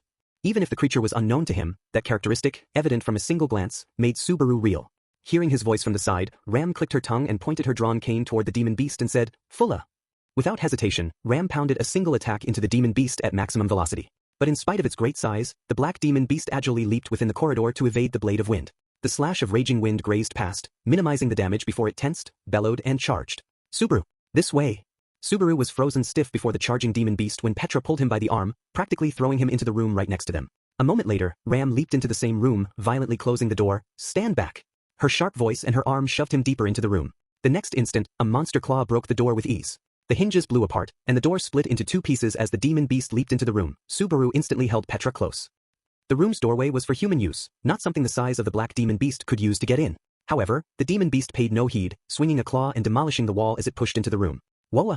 Wait. WHY is a demon beast? This isn't the time. It's here and that's that. Petra, the window." As Subaru raised his voice at the menacing demon beast that had savagely widened the entrance, Ram ordered Petra to open the window. They would escape outside of the east wing they had only just entered. The situation from which they could only flee made him nervous. But amid the chaos, a question outweighed that. It was a strange, unnatural situation. The last time around had had no such turn of events. Over the course of his various experiences with Return by Death, Subaru had changed circumstances a number of times. Along the way, no matter what actions he had taken, the events that were to unfold were the same each time. He thought that was a hard rule. For example, no matter how many times he repeated events, the witch cult never stopped targeting Emilia. For the calamity at the mansion not to have been caused by Elsa Gramhild was simply bizarre. El Fulla. As the irrationality clawed at his thoughts, behind Subaru, Ram's magic sliced into the demon beast's face. It was so focused on enlarging the entrance, it forgot to defend itself as its black lion-like face was smeared with black blood. Reeling, the demon beast abandoned its destruction midway. But shocking resiliency made it extremely difficult to slash to death. Humiliating, having to run from a dim-witted foe like this. Ram insulted the demon beast and rued her own lack of ability as she rushed toward the window. Then, she grabbed Subaru by the collar, leaping out the window Petra had opened in one go. He felt grass. Having entered the east wing from the front yard, they'd gone out the opposite side of the building, into the backyard. Hey, that demon beast back there, a blockhead, or rather, a guilty low. Without its eyes, it shouldn't be able to follow us. But that demon beast, it had a horn. Ram named the demon beast, and Petra continued, pointing out something that shouldn't have been there. "Yeah," went Subaru, nodding at both statements, particularly Petra's. "No way a demon beast like that just wandered in here from the wild. Someone set it loose on the mansion." Demon beasts were enemies of all living things, manifestations not of the instinct to fight but the instinct to slaughter. However, each one had a horn growing from its head. It was said that they learned to obey the person who broke that horn, and only that person. Using that characteristic, perhaps it was possible to make a simultaneous attack by Elsa and the demon beast a reality, but this time the horn ain't broken? How the heck did someone bring that demon beast in here? It couldn't be. "Ram, you know something?" Ram reacted as if something had come to mind. Subaru bit down hard, training a sharp eye on her. "Surely you did not think the previous Urugram incident was merely a rampage by wild beasts?" "At first I did think that, but now that the royal selection started, it's hard to think that way." He thought back to the curse from the demon beasts, and the mansion loop that had begun as a result. Just like the crest theft incident in the royal capital, that incident was clearly sabotage directed at Emilia, a participant in the royal selection. In point of fact, a girl involved in that incident had vanished without a trace. You don't mean that girl controlled the demon beasts, and she's come to attack again? If that's so, this is a simultaneous attack by the perpetrator of the crest incident and the perpetrator of the mansion incident both. Subaru, are you all right?" The instant he realized the true awfulness of the situation, Subaru wobbled, and Petra held him up. The odd heaviness of his head felt annoying, but that was largely the effect of blood loss from his right shoulder. They'd left the skewer stuck in him, but the bleeding hadn't been sufficiently stemmed while they'd been running all about. "Barusu. We just can't leave both of them and run." "I have not yet said a word. I understand. I shall bring the land dragon from the stable." "Bring Patlash?" Ram looked to the rear, and Subaru, his breath ragged from anemia, followed suit. At a distance, he caught sight of the stables indicated by the direction of her glance. Going around the back of the mansion put them close to the stable at the back of the grounds. Patlash was tied there, and she would definitely be of service whether they resisted or fled. "The bleeding hasn't stopped at all? Subaru, this needs treatment." I gave my handkerchief to Frederica, then I'll use this one." Ram raced toward the stables. In the meantime, Subaru obeyed Petra's earnest instructions. She untied the handkerchief wrapped around Subaru's right wrist, shifting it to his shoulder wound. "This will hurt, but just bear it. 3, 2. Jigi." Midway through the countdown, she drew the skewer out, the intense pain causing Subaru to raise an odd voice as he writhed. But Petra promptly tied the handkerchief over the wound, using it and the sleeve of his tunic to deftly stop the bleeding. "Why you saved me, but what happened to saying one? You were more relaxed that way? I'm really glad I gave you that handkerchief, Subaru." Petra's deeply relieved voice drew a long exhale from Subaru. The pure white handkerchief she'd given Subaru as a protective charm was now pure red from Subaru's blood. Petra showed no sign of caring about that, but instead, it was Subaru who was stricken by pangs of guilt. "Sorry, I'm always getting you into trouble like this. Don't say weird things like that. I'm very grateful to you, Subaru. You're the one always saving me when I get into trouble." Shouting in anger at Subaru's attempt to apologize, Petra's face remained red as she indicated the forest. Then she continued. When Ryuka, me, and the others went into the forest, Subaru, you came after us by yourself. I was really worried later when I heard you'd been bitten so badly all over, that's why it's all right. This time, I'm the one saving you. We'll rescue Beatrice and Miss Ram, and with Miss Ram and Miss Frederica, we'll get out of this together.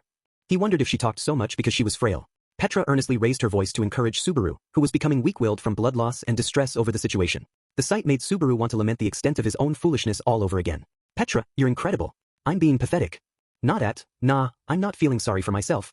I'm saying, since you're so incredible, Petra, I've gotta be too. He shook his heavy, stooped head, raising it as if to sweep away his weak-mindedness. If he tried to devise some scheme to raise his spirits, he wouldn't have enough wisdom left for the hopes he should have been still striving for. This time, Subaru Natsuki would put it all on the line to offset everything he lacked. Subaru calmly rose to his feet, extending his left hand toward Petra. For an instant, Petra hesitated to take hold of Subaru's blood-stained hand, but, Petra, let's go. We're going to escape with everyone, just like you said.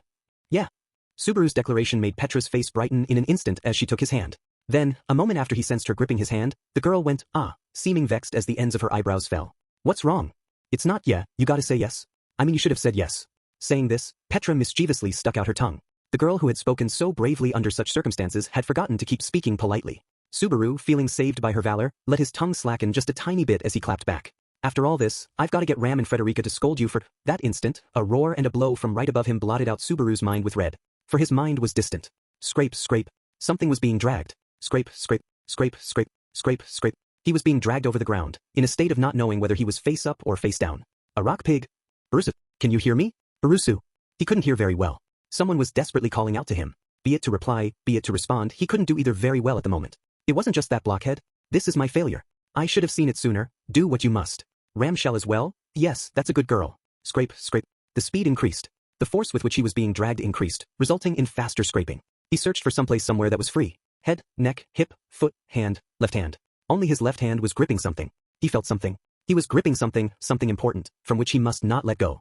At the same time as he poured his remaining strength into his left hand, not letting that something go, the speed accelerated faster. His body was floating higher. Something was tightly sandwiching him around hip level.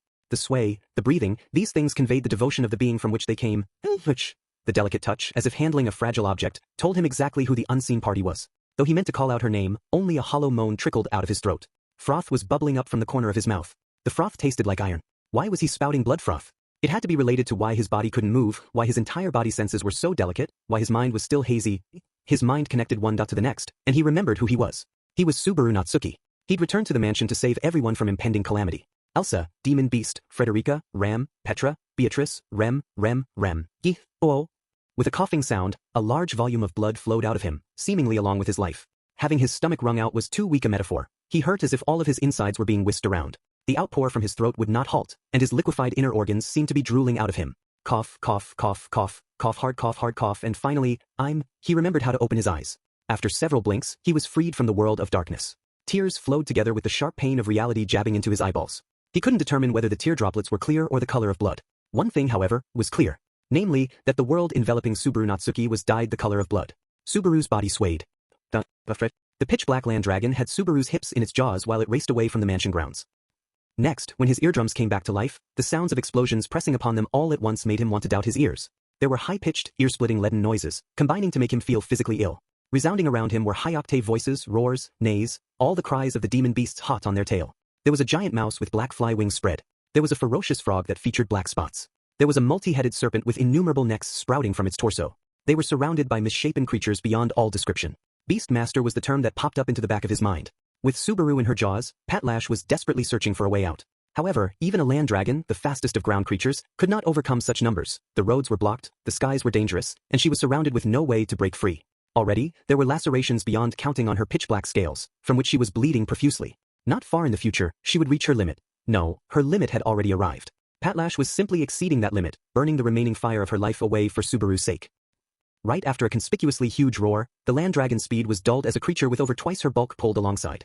The black lion had a wound on its face, with blood flowing from the sockets of its smashed eyes, the demon beast from earlier. He'd forgotten its name. But even if he tried, he would never be able to forget the blow from its claw. Its vision was compromised. It had unleashed a wild strike. And yet, that blow was aimed directly at the land dragon's right abdomen. This creature was not relying on sight but something else, smell. The demon beast was drawn by scent. Faster than he could register the impact, penetrating with the force of an explosion, the world was dyed red with fresh blood. But it was not Subaru who was affected by that impact. That was because, a moment before the claw strike landed, the land dragon's neck swung up, hurling Subaru's body into the air. Paddle. In her final moment, she did not let out a single cry. Such pride suited the sublime land dragon well. As he spun, a flower of blood bloomed beneath his eyes. Subaru had no time to avert his gaze as his body's back collided with something, breaking through it with a spectacular sound, before finally smacking the floor hard. Keika! He was racked by a coughing fit. His right eye had closed from the blood coursing from a cut on his forehead, but even so, he immediately realized it. He'd been hurled to the second floor of the mansion, the second floor of the East Wing, exactly where he'd been heading. Subaru no longer knew what to think about his beloved land dragon's final act of devotion. He'd shed too much blood. It was as if his determination and resolve had flowed out of him with it. He couldn't summon any energy. His head wouldn't turn either. His mind was slowly dying. Even so, even with Subaru like that, there was one, and only one, place that had not lost its strength. He felt a sensation in the grip of his left hand. Even though his mind was dead, the part telling him not to let go was still alive. He remembered that, right before everything collapsed, he was holding someone's hand. His gaze arrived at the hand he felt, the wrist, the elbow, and there, it came to an end. Though he was holding her hand, the girl who should have been there did not go past the elbow. She had been smashed, crushed, torn away. Oh, a triple. Subaru Natsuki had managed to protect nothing. 5. Just how much time passed as he stared at that arm, torn off at the elbow? His thoughts were still as he stood in a daze. Ironically, during that time, his senses of sight and hearing gradually recovered. They helped Subaru understand just how desperate the situation he was in truly was. Subaru's state was so terrible, the wound on his right shoulder seemed cute in comparison. His left leg bent in 2 more places than it should, and his left arm was flattened, crushed by something. Petra had probably been struck by the same blow. Accordingly, there was nothing of her past the elbow. That was all his eyesight could tell him of the terrible spectacle. But the information conveyed from his hearing was more terrible still.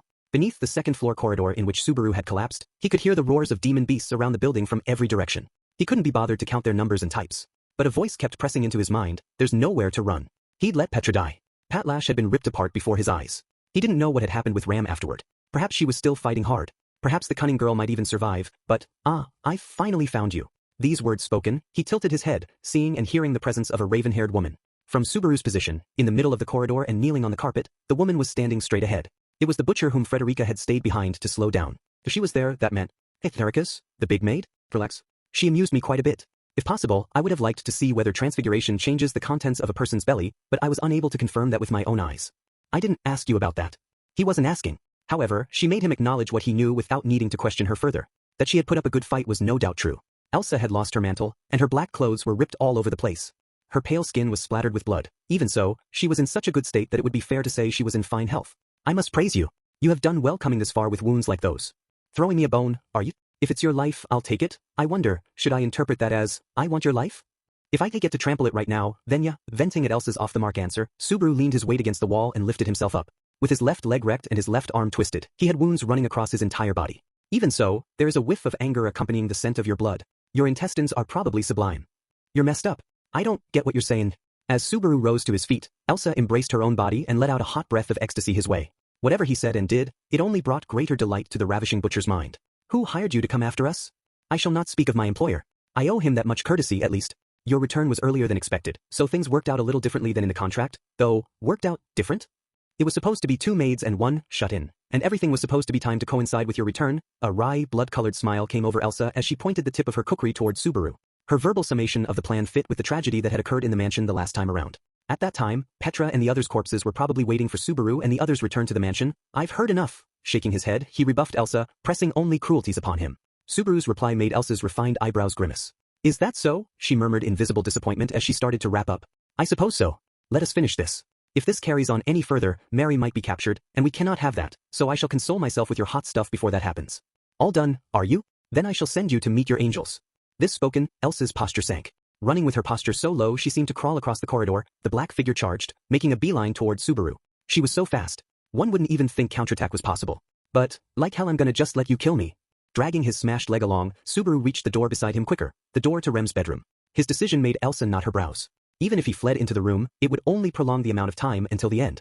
Even so, seeing his reaction made her tone down her gloating smirk just a little. There was no longer any way to break through the encirclement. It was impossible. Accordingly, he abandoned the thought. His wounds were deep. His life was pouring out.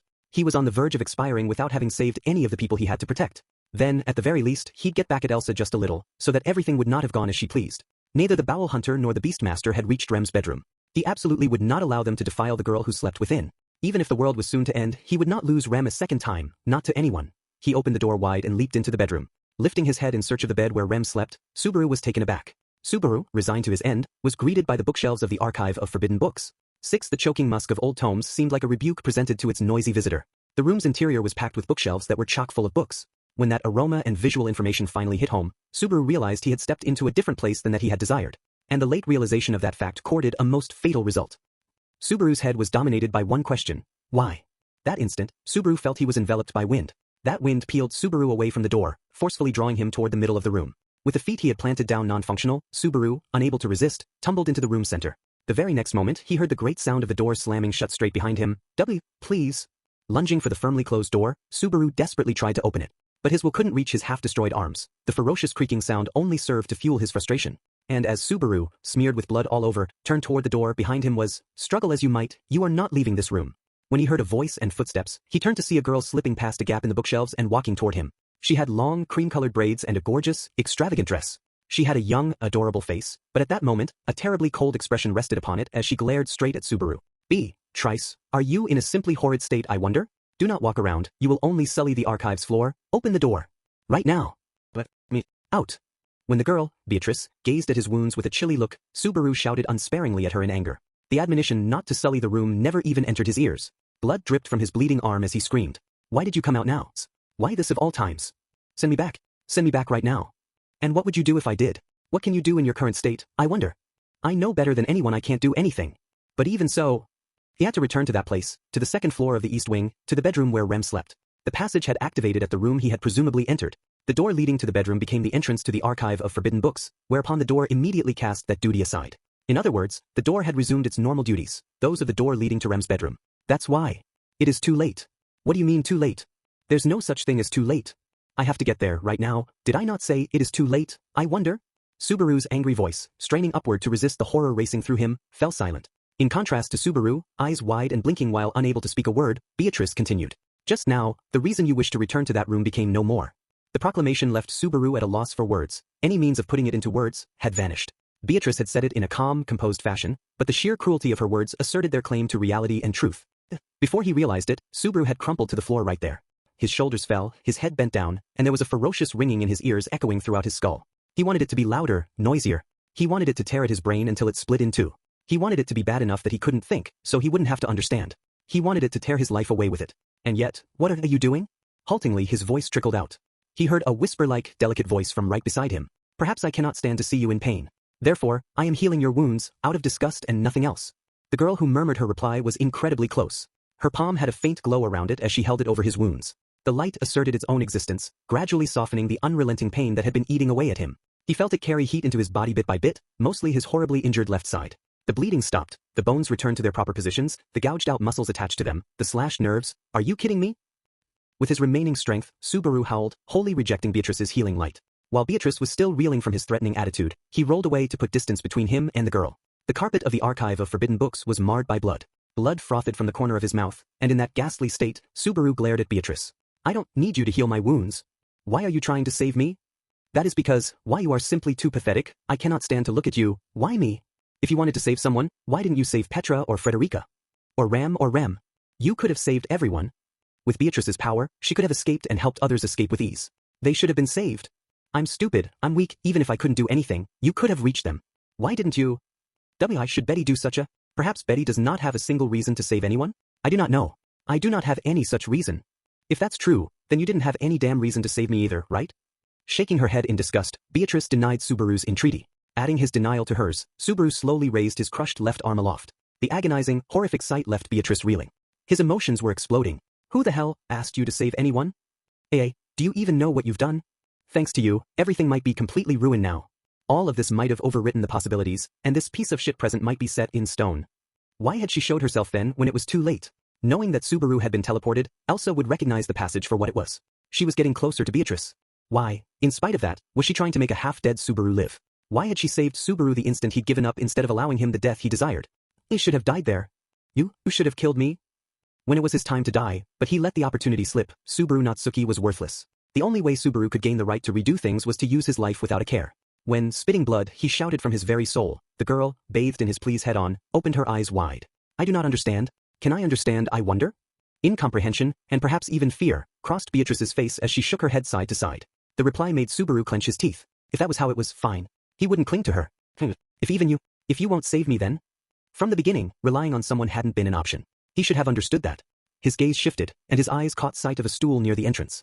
It was the stool Beatrice was always sitting on. He kicked it over and then slammed it against the wall with all his might. What are you? Beatrice let out a shriek, eyes bulging at Subaru's act of violence. A hard sound reverberated, and the wooden stool was cruelly smashed apart, scattering in a number of fragments. From those fragments, he picked up the biggest, sharpest one. It wouldn't be his first suicide.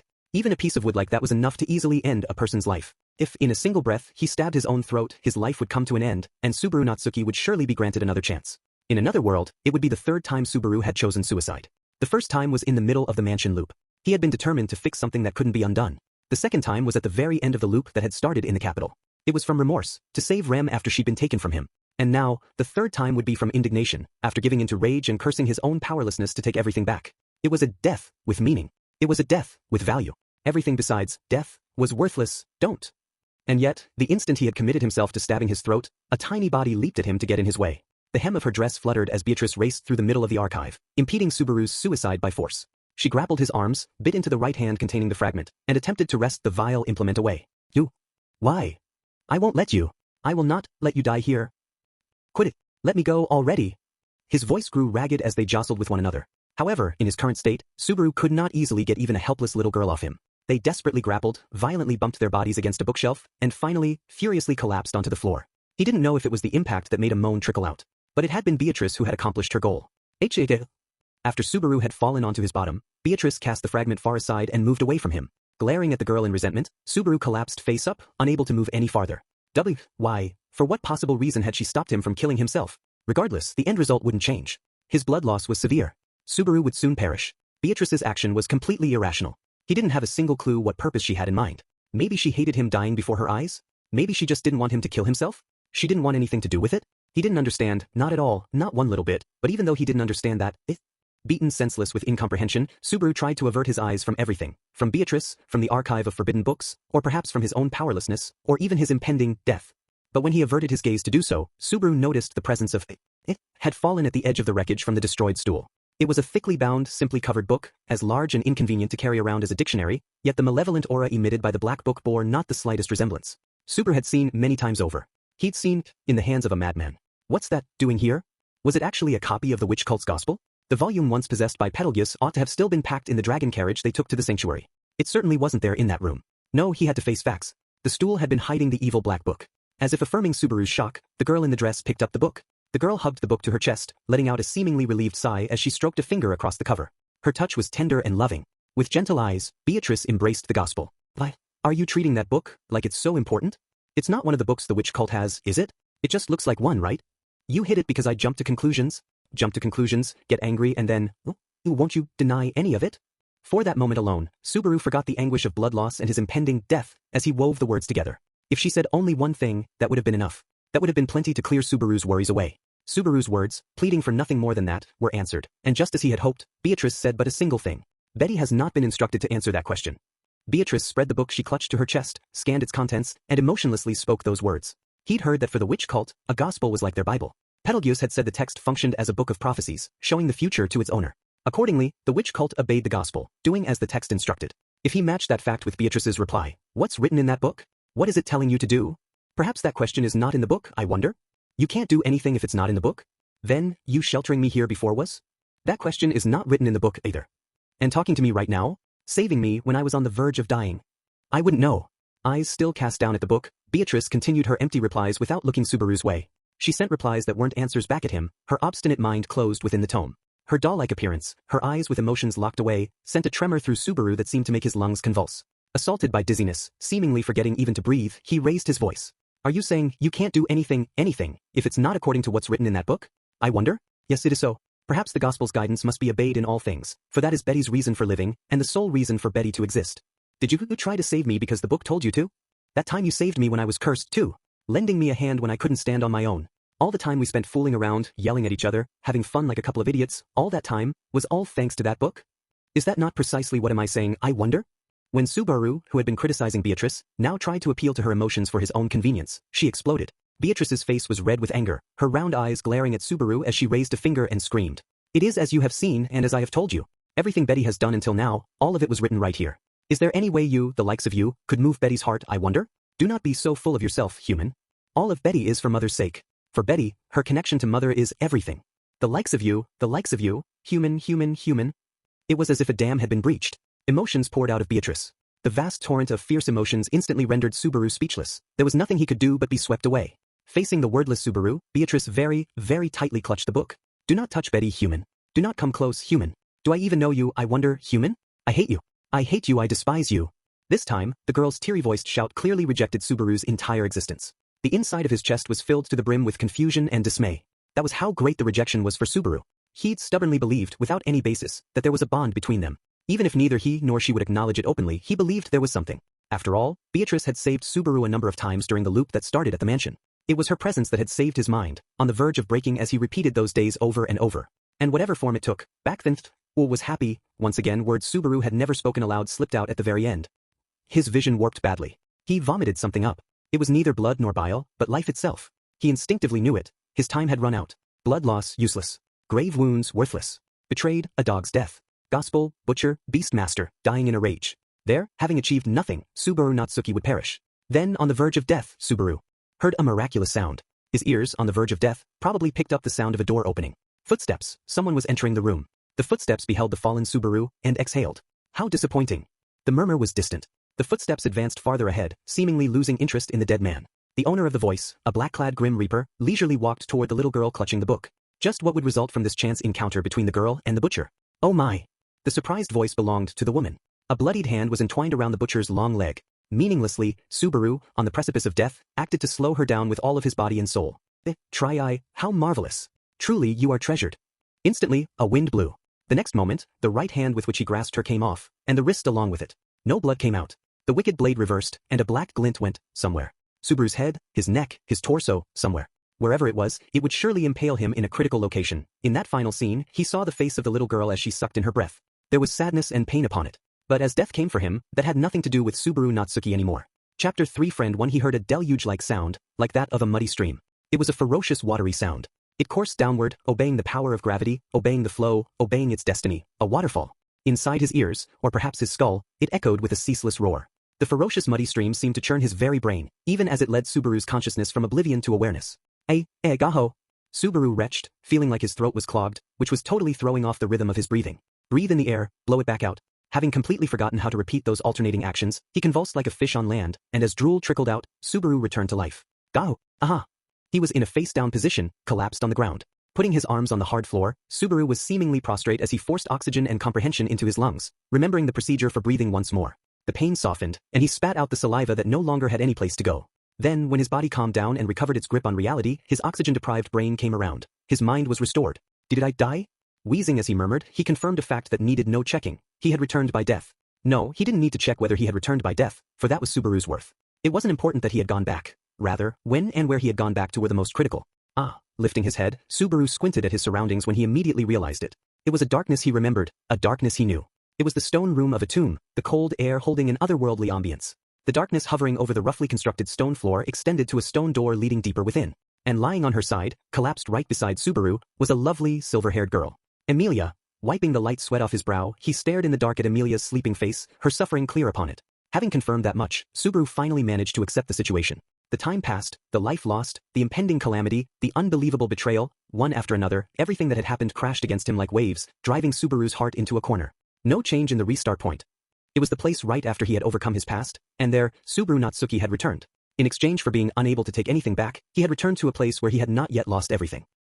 The moment he abruptly came to understand that fact, relief spread through Subaru's chest. The left hand he'd unwittingly touched to his chest wasn't crushed. It was fine. When he looked at his right wrist, Petra's pure white handkerchief was still wrapped around it, not a trace of blood to be seen. Knowing this, he let out a long, deep breath, patting his chest with relief, and then he was shocked. You've got to be kidding me. And he was shocked at his own nerve, checking that he was all right, not at all concerned by the sight of Emilia suffering. That very moment, Emilia was being tormented, crushed by the past from the trial. No matter how long her pain continued, nothing good would come of it. Subaru knew that it was a time of hardship and nothing more. And yet, just then, setting his eyes on the girl's pain, he had patted his chest in relief. As if the fact Emilia was suffering at the time of his return was a good thing.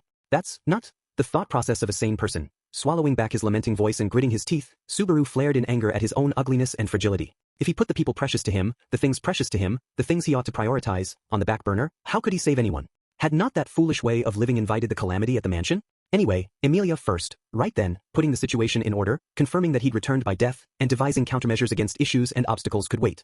Right then, he had to wake Emilia from her nightmare, console her as she cried, and bring her outside. That was the right thing to do, and by doing so, he would preserve the sequence of events. Deal with things the right way, one at a time. He had to rescue everyone from that terrifying, calamitous fate. Setting his heart, hardening his resolve, he was filled with determination as he reached a hand out to wake Emilia up. As he did this, there was something that Subaru himself still did not realize. His face was entirely devoid of any emotion. After Emilia awakened in the tomb, developments differed little from what had come before. Tormented by the past, Emilia was confused by grief and remorse as Subaru brought her outside. There, he met with Ram and Garfield, both of whom were present when they had entered the tomb together, and returned to their temporary lodging. What is wrong, Bursu? You're staring at Ram's face. Nothing at all. I just think you have a pretty face. How indecent. Taking Subaru's apology for staring at her during the walk back from the tomb, Ram snorted with a reproachful gaze. Having returned by death, it went without saying, but Ram looked fine upon their reunion. Without anyone knowing, that fact brought him relief, and the gaze and sharp-tongued replies she sent back at him brought further relief still. Carrying Emilia to her bedroom at the Ryuzu residence, their temporary accommodation, was the most he could do as a man. With Emilia's heart in pain from the nightmares she had seen, he gently laid her in bed. Emilia was lying on her side when Subaru took his hand away. Her voice trickled out at the loss of his touch. With worry on her face, Subaru smiled at her to set her at ease, after which he left everything to Ram. That night, it was fine to leave Emilia to Ram. She'd do a good job calming Emilia down. During that time, there was something Subaru ought to be doing. And that was the discussion that Roswell promised. Roswell had established a seat for Subaru to speak with him on the first night Emilia challenged the trial. Last time, Subaru had used that opportunity to propose returning to the mansion in the morning. In accordance with his request, he'd returned to the mansion at maximum speed, and the result was a calamitous failure. Subaru had saved no one. Subsequently, he'd returned with a number of pressing questions. Mr. Natsuki? Mr. Natsuki, are you listening? Sorry, wasn't listening. He was leaning his back against a building, concentrating on his own thoughts, when his mind was summoned back to reality. When he looked over, it was Otto, brows furrowed in a questioning look, who had called out to him. The place was outside the Ryuzu residence. In the middle of the night, with no light save that of a bonfire and the stars, Subaru was putting his thoughts in order for the coming conversation with Roswell. So what did you want to talk to me about, using up valuable time like that? The way this man speaks really takes the wind out of one's sails. I just wanted to ask you something. Ask me what? I simply mean right now, are things all right? When Otto repeated his question, that time it was Subaru's turn to put on a questioning look. He thought it was obvious that if someone was listening to you, it was, by definition, all right to ask. Perhaps surmising what was in Subaru's mental space, Otto went, not like that, waving a hand as he continued. By, all right, I am not asking about the time. I mean, Mr. Natsuki, you seem very busy, so I imagine your time is very precious at the moment. Yeah, you hit the nail on the head. Right now, I don't even have time to worry about Emilia Tan. So I don't really have time to shoot the breeze with. That is precisely what I wish to speak with you about. Tapering his lips at Otto's roundabout speech, Subaru tried to swiftly cut off the conversation. But instead, Otto bit on Subaru's words like a hook, continuing with his own. If I may, Mr. Natsuki, you brought Lady Emilia out after something happened inside the tomb. I imagine your head is something of a mess from things I know nothing of, but I shall ask nonetheless. Yeah, ask away. Then, without further ado, Mr. Natsuki, are you all right? Well, lead in and that's your question, thought Subaru, seriously perplexed. That said, it wasn't that he couldn't understand Otto's concern. Emilia had gone into the same tomb and had fallen into a panic as a result. He could understand Otto suspecting some anomaly befalling Subaru as well. Hence, of course, I'm full of pep and in super-duper condition. With Emilia like that I understand why you'd be worried, but I'm fine. Besides, does anything look wrong with me? No, nothing looks wrong with you. You appear very calm. You see? Then, particularly with Lady Emilia in that condition. Does that not suggest a particularly grave state? When Subaru tried to assert there was no problem, Otto's follow-up put his words on lockdown. Otto narrowed his eyes, peering intently into Subaru's black pupils. He was concerned for Subaru's current mental state. Certainly, in his current state, knowing future circumstances gave Subaru a sense of the past being prolonged that Otto could never share. Where he was seeing things for the first time, Subaru was seeing them for the third, and the effect of that gap was that Subaru took things far more mentally calmly than he. So you think I'm too calm about this then? Yes, exactly. I do not think it is a bad thing. Just, nah, thanks to you I feel more confident about this. Thanks, Otto. Interrupting Otto, Subaru leisurely shook his head side to side. Considering the situation Subaru had been placed in, the composure Otto had drawn attention to was something deserving a warm welcome. It's proof I can still have composed thoughts about things after everything that's happened. I believe there is an exceptionally large and deep chasm between seeing things calmly and taking composed actions. Otto seemed left in the dust as he said it. Perhaps the conversation had gone awry from what he had sought. But for Subaru's part, the exchange with him had deepened his own confidence. Even after that tragedy in the mansion, with anger burning in the deepest depths of his mind, his head was still working. I'm going up against Roswell. This time, ain't no place for letting him give me the slip. He'd had it with how Roswell ducked and weaved, concealing the things he knew during their conversations. At the very least, he had innumerable things he wanted to ask Roswell that time around. He absolutely wouldn't let Roswell behave like last time, holding back about Beatrice, among other things. Hey, got a moment? Just when he was determined anew, someone interrupted his conversation with Otto. Holed up in the entrance of the de facto boarding house, poking his head out their way, was Garfield. When he clacked his canine teeth and walked over, Subaru rubbed his own nose and said, Garfield, you really just don't stick to one pattern, do you? The hell you talking about? Talking to myself. About how it's tough dealing with someone who has as many whims as a kitty cat. Subaru's attempt to gloss things over made Garfield sourly crinkle his nose. Subaru had assessed Garfield to be as whimsical as a cat, and that was not wholly untrue. That night was taking place a third time for Subaru, and Garfield's attitude had changed each time. Of course, alterations in the actions committed by Subaru changed others as well, such as Amelia, in subtle ways.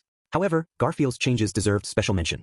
His opinions reversed course, his like or dislike flipped on its head, and reasonable positions in conversation were replaced with obstinate ones. The changes were such that Subaru almost started doubting that he was dealing with the same person.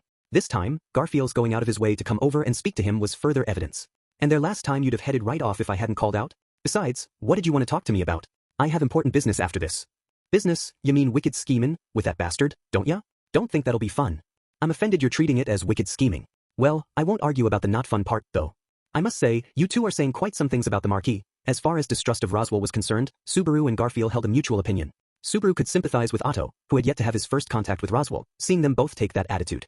Subaru's shoulders slumped in exasperation at the naivete of Otto's view. You just don't get it, Otto. This Roswell guy, he's a man who pokes you in all kinds of places. If you don't understand that, his pokes'll wear you down to death.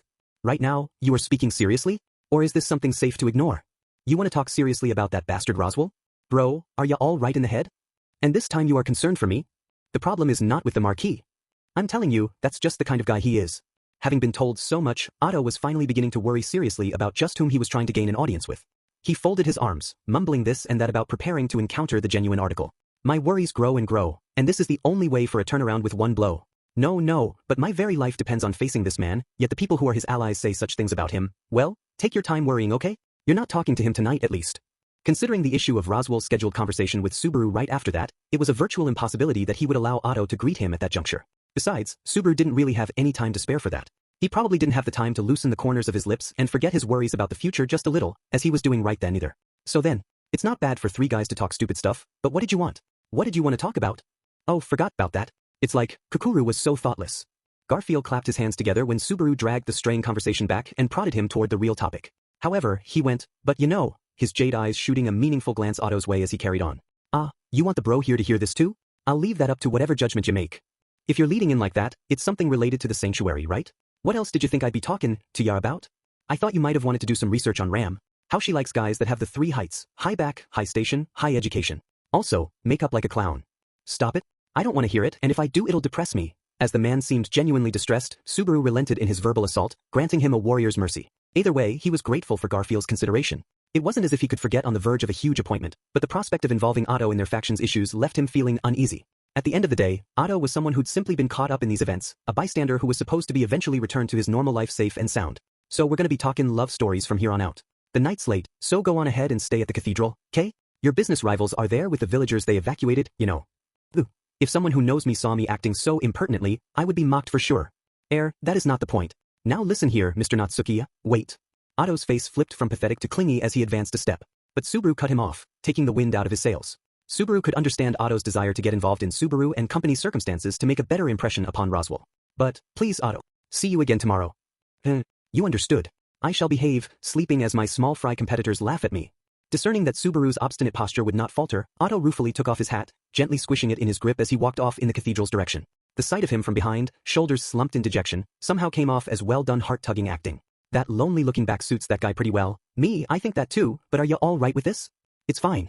I'd sleep worse if anything happened to him. When Subaru, watching Otto recede in the distance, made that reply, Garfield twisted his neck. Then he went, well, fine, tossing the thought aside as he gave Subaru's shoulder a light pat. Something I want to talk to you about. I'm switching places, so come on. With that, and an attitude that wouldn't take no for an answer, Garfield walked off without waiting for a reply. Watching his back, Subaru scratched his head, reluctantly following as he murmured to himself. Gimme a break. Another different development, geez. 3 As Garfield walked ahead, Subaru followed in his wake and trudged deeper into the woods. It was common knowledge that forests were dangerous at night. And among them, Subaru had heard that the lost woods of Cremaldi were particularly perilous. That alone made him somewhat apprehensive about the stroll. Just don't leave me alone out here, 'kay? I'm begging you. Hey, don't say depressin', stuff like that. It's just a damned forest at night. There's a lot of people who think just a damned forest at night is a lot more dangerous than you do. This goes for holding up in a fight too, but I don't have a nose that can pick up outsiders from a long range like you do. Huh? You mean during daylight? Who'da thought you still had a grudge over that? Nah, not particularly. Otto's forehead was the only thing that took real damage anyway. Besides, from Subaru's perspective, the events during the daytime were days and days ago. Even if Otto was a close friend of Subaru's, it would be too long a period for Subaru to sustain his anger. Besides, he's not a close friend of mine. I'm the guy who saved his life, that's about it. That bro's had it rough too, huh? Subaru let the comment, sympathetic to Otto for some reason, slide as he took a good look at Garfield. He was short in stature, and while he looked slender, his flesh was supple and well-honed. In the end, his stature wasn't radically off from what made sense for human beings, but Subaru couldn't put much stock in that personal perspective. In the first place, in that world, shape and form didn't correspond with physical ability whatsoever. After all, even Rem, with her small frame, could whip around an iron ball. Accordingly, at that juncture, Subaru had a different thought aimed at Garfield's back. How long has it been since you've met Frederica? When the sentence suddenly sliced in, Garfield's shoulders made a visible jump of surprise. He'd already confirmed that Frederica and Garfield were related as older sister and younger brother. He'd also heard from the people concerned that their relationship was not harmonious. It was just, he understood next to nothing about Frederica's stance toward the sanctuary. At the very least, she'd engaged in a duel to the death with Elsa. The possibility of Frederica having invited Elsa into the mansion was zero. More importantly, there was definitely some other mover and shaker who ought to be topping his suspect list. So to chalk up Frederica as an ally to a very firm extent, among other reasons, and why the hell do I gotta talk to someone like you about something like that? I just thought I'd ask and see. Figured if I did, you might actually give me an answer. Thought I talked about that to ya this morning, too. That one ain't got no relation to anyone here on the inside. She left this place. Ain't related in any way. Yeah, about that. What Garfield, without turning in his direction, seemed to chew up and spit out, Subaru picked right back up. Ever since he'd learned of the relationship between Frederica and Garfield, it kept tugging at him. Garfield, I know you and Frederica are brother and sister. Shit, someone's loose-lipped. The bastard or Ram maybe. Not something worth hiding, is it? Besides, it's thanks to that I'm wondering about something now. If you and Frederica are siblings, Frederica has to be mixed too. So why is she outside? The barrier that enveloped the sanctuary sealed demi-humans of mixed blood, the so-called mixed, inside. Accordingly, Emilia, Garfield, and the others were held captive by the barrier, and it was in search of liberation from this that the scheme to challenge the trial was hatched. At the very least, that was how Ryuzu's explanation portrayed it. Therefore, it was strange that Frederica, related to Garfield by blood, was not held captive by the barrier. The fact that she isn't means that there's some kind of loophole. If you know of one, can you tell me about it? And what if I told ya? The barrier ain't opening up unless the trial's beaten. That ain't changing. I just want to know. If I know, our choices increase. I'm the type of guy who wants to cram every bit of info in his head to figure out a way to clear stuff. During the time they spoke, Garfield never looked back, so Subaru could not read his emotions. It was just the oppressive sense conveyed by his back that told Subaru the expression on his face was not a pleasant one. Even so, the fact that Garfield, a man of short temper, had not cut the conversation off meant he was unsure. That thought was probably Subaru's bias at work. Here we are. Rather than replying directly to Subaru, Garfield said that while shoving aside vines blocking his path. During their conversation, the pair had continued to walk, apparently reaching their destination before Subaru could get an answer to his question. That said, leaving the current back and forth with an ambiguous finish put Subaru in a bind, but, could you please not tease young Gar too much, young Su? Subaru opened his mouth, but before he could press for an answer, a young voice was cast his way. When he looked, he could tell there was an open space in the forest beyond the vines Garfield was moving aside. This place, a natural spectacle of light from the waning moon and the stars pouring down, engendered a surreal, almost phantasmal air. The beautiful girl standing under the moonlight and starlight only added to that sense. But I will comment that your outward appearance is too young to be my type. For a lad, you have quite a venomous tongue. Are you trying to compete with young Rose for most uncharming child? Come on, that's going too far. Not giving up on being charming is one of my charms. Subaru made a pained smile at the various harsh assessments as he stepped into the moonlit clearing. If he was facing just Garfield, lowering his guard seemed a poor move, but if there's a guarantor with him, that's a different story, huh? Clicking his tongue with the air of a pout, Garfield cut past Subaru's flank and went straight to the center of the clearing. He went beside the girl standing there, the ephemeral individual called V. Subaru smiled a bit at how both stood at seemingly prearranged places, but that was when he sensed something was off. Ryuzu's clothes were not the black outfit she wore at the inn, but a white, hooded robe. Ryuzu, did you change your outfit? This is a difficult time for someone my age, you see. Unfortunately, I am not a night owl like you, young Su. I watch late-night anime, so I'm not suffering, but you wanted to see me, Ryuzu? I do not mind if you take it as such. Young Gar is serving as my escort. When Ryuzu nodded in apparent confirmation, Garfield stood still, arms folded. Closing one eye, his demeanor seemingly broadcasting that he wouldn't butt in, Subaru lightly tilted his face up. Overhead, a gentle breeze blew. He heard the sound of the leaves shaking, and the stars glimmered in the clear sky above. This is a nice place. It's like a secret base here in the forest. 'Tis merely an open field. It is altogether too empty to be called a base, is it not? Though perhaps that is why I feel so comfortable in this place. Anyway, it's a relaxing place for you, Ryuzu. Guess we're getting along really well in half a day for you to be inviting me to a place like this. Guess I'm close to a chance for you to divulge your secrets. You are speaking in a rather good mood. With a neutral look on her face and only her choice of words showing her age, Ryuzu was gentle during the exchange. That said, Subaru and the two of them had experienced a far different period of time. Considering only half a day's time had passed for Ryuzu and Garfield, it was far too optimistic to think they had opened their hearts to him. There had to be some reason behind their actions. Garfield's whims ended up relieving his suspicions of me, maybe? That was about all he could come up with as a cause for the change in Garfield's response. Garfield had changed each time around, but each being a change for the worse had really put Subaru in a bind. This time things were turning in the right direction.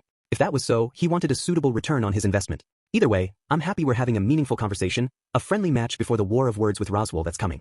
The baggage young roast bears is heavy by its nature. Well, I suppose I shall strive to live up to your expectations. Ryuzu said it with the nuance of a pained smile as she slapped her own hips. Naturally, Subaru didn't think she needed to play the part of an old woman that far, but he set that aside and proposed a different matter for debate. Namely, earlier I asked Garfield this question, but maybe you could answer, Ryuzu? The reason Frederica could depart the sanctuary, was it? You heard this from young Gar as well, but what do you intend to do with the knowledge, young Su? I don't think my answer's changing either, namely that I'll think about that once I hear it. But, maybe this then? Frederica, who'd slipped out of the barrier using some kind of exception, showed no special signs of bearing any penalty from it. If it was possible to create a loophole he could make applicable to all residents of the sanctuary, then I'd use that to bring all of the sanctuary's people outside the barrier. During the day it got rejected because it'd leave people soulless shells, but if this worked, it'd be okay without having to take the trial, right? According to logic, perhaps. However, the trial is obstinate. Evading it is, I don't want to make Emilia take the trial. That's completely me being selfish though. When Subaru lightly scratched his cheek and made that reply, the ends of Ryuzu's eyebrows fell in apprehension. Tormented by the past, Emilia would continue to face the trial and suffer, unable to surpass it. At the very least, Subaru knew that would continue for several days, if not longer. From the looks of it, I really don't think she can overcome her past. So I don't want to let her do it. In terms of the trial, perhaps that is for the best. But one does not choose the time and occasion for one's troubles. Days of tranquility are not necessarily fated to continue. One cannot continue to flee from facing one's troubles forever. I'm not talking about forever. I'm talking about a retreat to prepare for facing it properly, one of those so-called strategic retreats. Ryuzu, justice. You said, there's times when you have to face trouble on disadvantageous ground, but shouldn't a person work hard so you don't have to? As Ryuzu continued her explanation, Subaru replied to her words to justify running away. This was because, at the very least, Subaru didn't think there was any shame in turning your back on something. More than that, if, for instance, Emilia turned her back on her current troubles, there was absolutely no way that was enough to finish her. Even if it's not now, Emilia will definitely be able to face her past someday. The trial made her remember that stuff. So Emilia has to make a choice, whether to overcome it or to forget it. That being the case, it's my role to knock down as much stuff blocking her way as I can. Even if one tries to run, one can never escape the most trying times of all. I'm saying this, because I totally believe she can beat this without running away. He didn't know if it was a suitable conclusion to the conversation, but Subaru smiled as he said it nonetheless. His smiling face, teeth on display, made some kind of deep impression on Ryuzu as she narrowed her eyes. Perhaps the elder who didn't look her age was laughing at the idealism that smacked of youth. Old hag, you got bad taste. The one offering those blunt words was Garfield, standing there with his arms folded, silent. Last Subaru had checked. He opened the eye he had previously kept closed, glancing at the youthful elder right beside him as he said, I'm telling ya. It's just like Gagi Guad, said the hermit. I'm grateful, but same as usual, I don't have one clue what you're saying to me. What young Gar wishes to say is, there is no such convenient loophole. I was in the wrong to allow you to jump to such conclusions, a bad habit of the elderly. Breaking down the mystery phrase, Ryuzu twirled her pink hair around her finger. Taking in her reply, Subaru gave her a look that pressed his request for a more detailed explanation. In the end, it is because Frederica is an exception that she was able to go outside the barrier. She does not fulfill the conditions for being held captive by the barrier. Accordingly, she was able to leave. That is all it is. Conditions for being held captive by the barrier? Is there something besides being mixed? No, it is not so. That is the only condition to be held captive by the barrier. There are no exceptions. Even though Subaru was reflecting on her first roundabout statement, Ryuzu made an even more roundabout one that made him knit his brows. Unraveling her statements, there was no change in the condition for the barrier encircling the sanctuary. In other words, it wasn't an issue with the barrier, it was an issue with Frederica. For it to be true that Frederica wasn't caught by the barrier, that means Frederica can't be mixed? Strictly speaking, the barrier fundamentally discerns mixed blood based on the thickness of the blood. If one thickly carries both human and demi-human blood, he or she is held captive by the barrier. However, if you're less than half, like a quarter or something, the barrier doesn't work on you? Meaning, breaking off his words, Subaru looked Garfield's way. His lips were twisted, and making a sour face, he clicked his fangs and went, that's right, continuing his words with, me and Frederica have different fathers. Me, I'm Garfield Tinsel. She ought to have called herself by a different family name. The family name that Garfield had not invoked even once before bolstered Subaru's deduction. The family name Garfield claimed was certainly different from that of Frederica, who had introduced herself to Subaru and others as Frederica Baumann. So Frederica's blood is thin? That's why she could get outside the barrier. She was the child of a human mother and a mixed-blood father. Accordingly, she is free to enter and leave the forest. Free to enter and leave? Don't make me laugh. When Ryuzu nodded gravely and murmured, Garfield snarled in annoyance. He touched his fist to the white scar on his forehead, the pupils of his jade eyes narrowing. Enters and exits, my ass. She ain't come back once in 10 years, right? Frederica abandoned this place. That's why that woman has nothing to do with it anymore. Young Gar, spitting the words out, Garfield averted his eyes with a bitter look on his face. The youth curled his back, reducing his short frame even further, whereupon Ryuzu stretched and gave his shoulder one good smack. After that, Ryuzu turned towards Subaru anew and spoke again. That is how it is. I am sorry to have dragged out a fruitless conversation. Nah, that's fine. Certainly it wipes out one choice, but it beats keeping one on the list that can't ever be used. But that leaves the trial in the end. He couldn't claim not to have been disappointed. But his current words were no mere bluff either. There was no disadvantage to learning more about the complicated situation between Garfield and Frederica. But having made a loop around that issue, he'd ended up right back at the topic with which they had started. Breaking through the trial was indispensable to liberate the sanctuary. When he saw that, he felt like amorphous fate was laughing down at him. However, this time wouldn't end with fate laughing at his expense. Ryuzu, Garfield. Actually, I have a proposal. Proposal, meaning what? I have to talk to Roswell too, and I need Amelia's consent for this also, but I'll talk to you two about it first. It's a really important issue, so I'd appreciate if you didn't talk about it to anyone else. Touching a raised finger to his lips, Subaru implored Garfield and Ryuzu. That preamble brought questioning looks from the pair, but he owed them at least that much advance warning. Last time around, the attack on the mansion had proven Frederica's innocence. However, she had yet to reveal the mastermind who had brought about the teleportation. Frederica didn't know of the existence of the militants, but it was difficult to think that the manipulator was unrelated to that faction. Accordingly, if Subaru's proposal leaked, that would provide an opening the mastermind could take advantage of. For that sake, he wanted to divulge the information only to the sanctuary's two representatives in absolute confidence. Can you promise me that? A promise, you say? Did you not say that this was a difficult word for you, young Su? Various circumstances have made me hate stuff like pacts or vows more and more, yeah. But promises are different. Someone's convinced me those are things you have to uphold, so, both of you please. He didn't mind if it was an oral promise. Subaru trusted that neither of the two would say no. To Subaru, the seeker of that promise, the pair fell silent for a time. But in place of the wordless Garfield, Ryuzu made an elderly-sounding sigh and nodded. Understood. As you wish, we shall not speak of it to others. Speak of what you will. Big help. Thanks. Thanking Ryuzu for her acquiescence, Subaru shifted his eyes toward Garfield as well. He remained wordless, but he did not object. Taking his demeanor as acceptance, Subaru continued. I want to talk about the trial. When I said earlier that I don't want Amelia, I meant it. I want both of you to accept that. Like hell. If the princess ain't it, then what happens with the barrier? Huh? Cryin', scared of old stories as much as you want, the barrier ain't gonna yai, I get that. So I'll take the trial in her place, how about that? As Garfield bared his fangs, Subaru interrupted him and showed the card in his hand. The contents made Garfield's eyes open wide, and though Ryuzu had a neutral expression, her cheeks seemed to harden. Faced with the pair's reactions, Subaru explained what had happened at the tomb. When I went into the tomb to help Amelia, I was safe and sound, right? That's because I had the qualifications to take the trial, and more to the point, because I broke through the trial. You overcame the trial?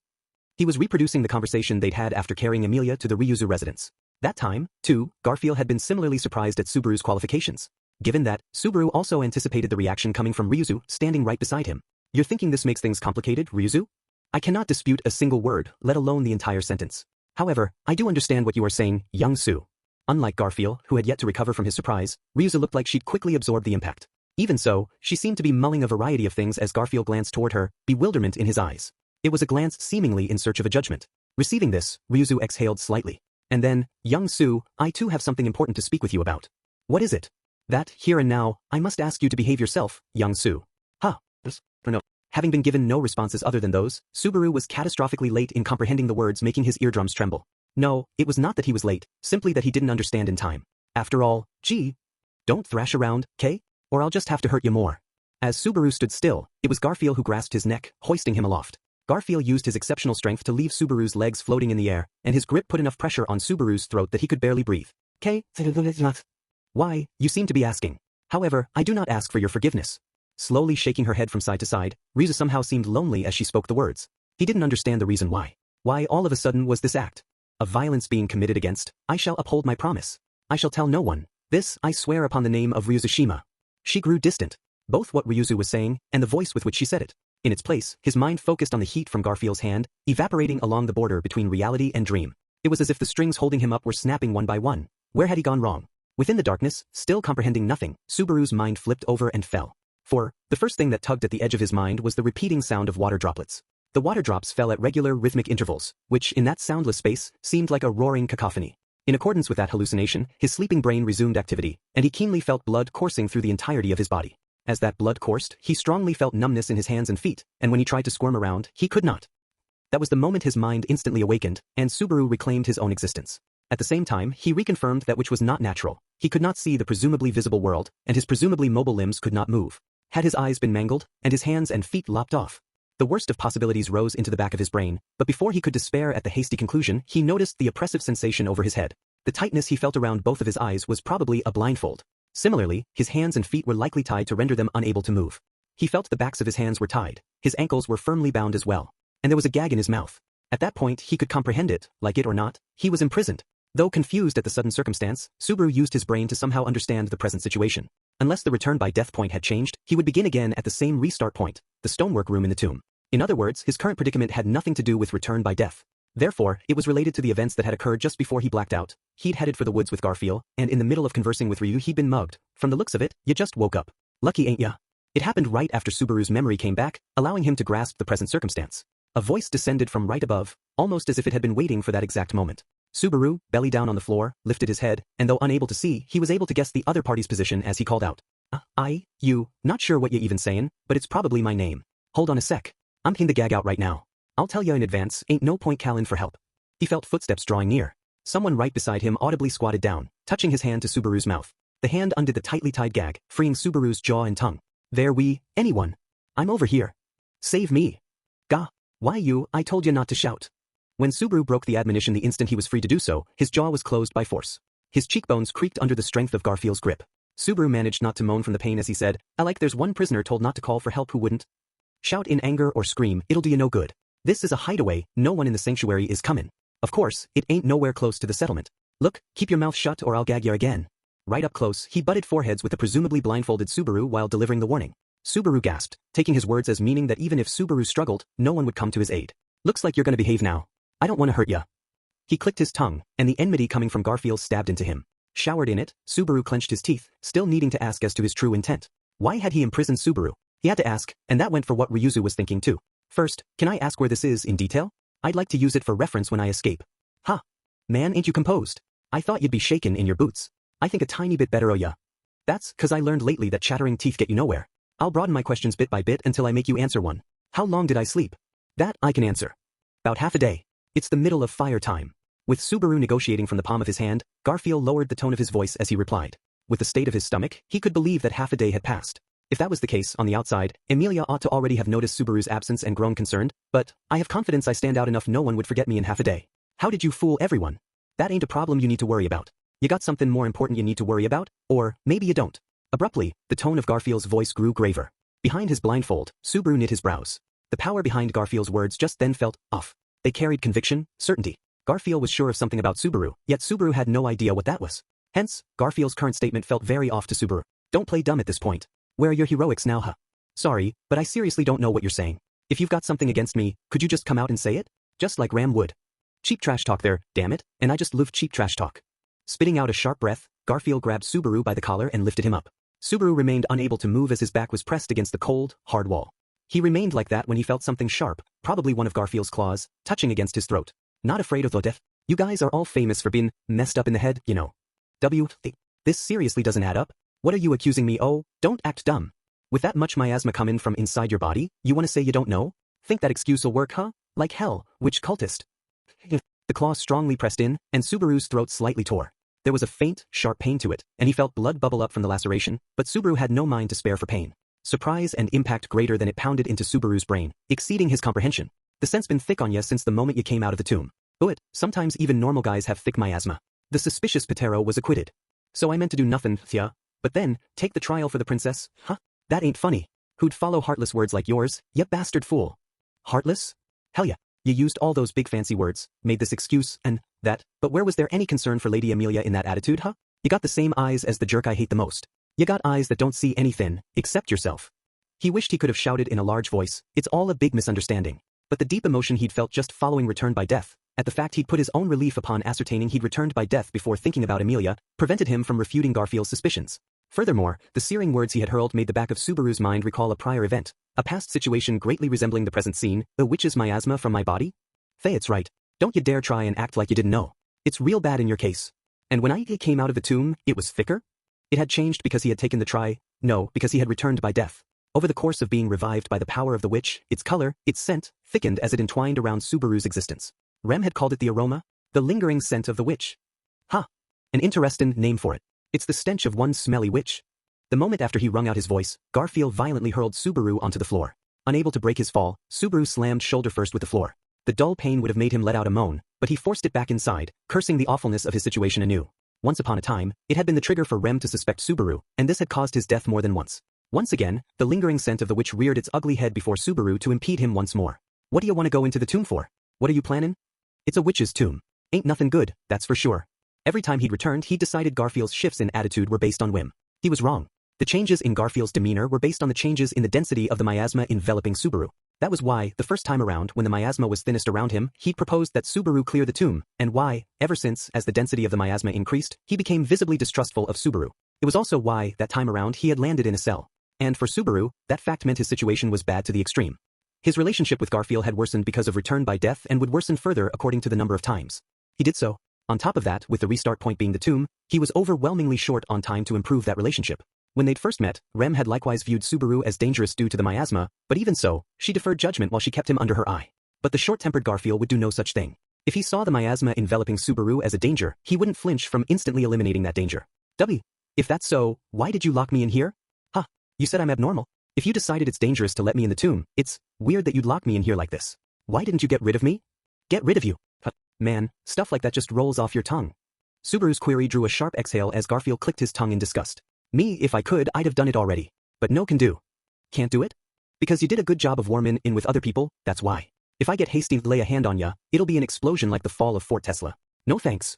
He used one of his frequent mystery phrases, but this time, he was able to understand the content based on what preceded and followed the statement. The outburst Garfield feared was from people learning Subaru was not safe and sound, likely meaning Amelia and the people of Earlham Village rebelling against the sanctuary. But his seeing the danger in that meant, your home's not as whipped as you want. To you, I'm a dangerous ingredient and a way to keep them in line then. A crafty lil bastard, ain't it? I suppose if you weren't, you wouldn't be acting so cunning either. The voice was very close. With Subaru on the floor, Garfield must have crouched and brought his face very close. He continued to feel very close when he grabbed Subaru's head and continued. To be honest, the trial stuff shook me up. But I got over all that. There ain't no change in the barrier. Plain as day you're lying. But actually, the tomb's trial is 3 parts in all. Got some guts in the situation you're in. I'll praise your shitty courage at least. Guess you don't believe me? I completely messed up the order of that conversation. He should have spoken of his having the qualifications for the trial, stated he'd overcome it, and brought to light that there actually was more than one gateway through which to pass. It was no exaggeration to say he disclosed that to a distrustful party in the worst manner possible. What'll happen to me? Suppose I'll say, depends on Lady Amelia. For now, you stay locked up. I'll make sure you don't die on me, but how about we have a little chat after the barrier's down? In other words, I won't kill you. Garfield's announcement of Subaru's continued confinement made him swallow his spit. While he was stripped of the ability to move, various issues arose in the back of his brain. Amelia was dealing with the trial, Roswell was off duty with Ram attending to him, Puck was unresponsive, Elsa was assaulting the mansion with her probable co-conspirator the Beastmaster, the puller of Frederica's strings remained hidden, Petra would be swallowed by the tragedy, Rem continued to sleep that very moment, and Beatrice was clutching that magic tome. And amid all that, Garfield viewed him as dangerous because of miasma, Ryuzu concurred and was on Garfield's side, plus the people of Earlham Village were primed to explode in Subaru's absence. The hell was this? What the hell was this? What should he do and how? What the hell did he need to do to break through, to smash apart the situation with so many obstacles in his path? From the very point he'd entered a confined state, he was caught in a state of, check? Oh no you don't. A foreign object was stuffed into Subaru's mouth, making him fiercely retch in shock. But having done the deed, this did not make Garfield hesitate. As Subaru writhed, he swiftly repositioned the gag. Now he couldn't raise his voice. And simultaneously, I don't know what the hell you're thinking, but I ain't gonna let you kill yourself either. When he'd impulsively tried to bite his tongue, Garfield had obstructed him from doing so. Having the gag stuffed and robbed his jaw of its freedom, nor could he wipe away the drool spilling out of the corners of his mouth. Suicide, and thus, return by death, were locked away from him. Garfield had a reason to keep him alive. Accordingly, he couldn't let Subaru die. Me, what I can't stand the most is that attitude. It ain't just the miasma, those eyes, they're just like that bastard Roswell's. Lobbing those words, Garfield kicked the moaning Subaru.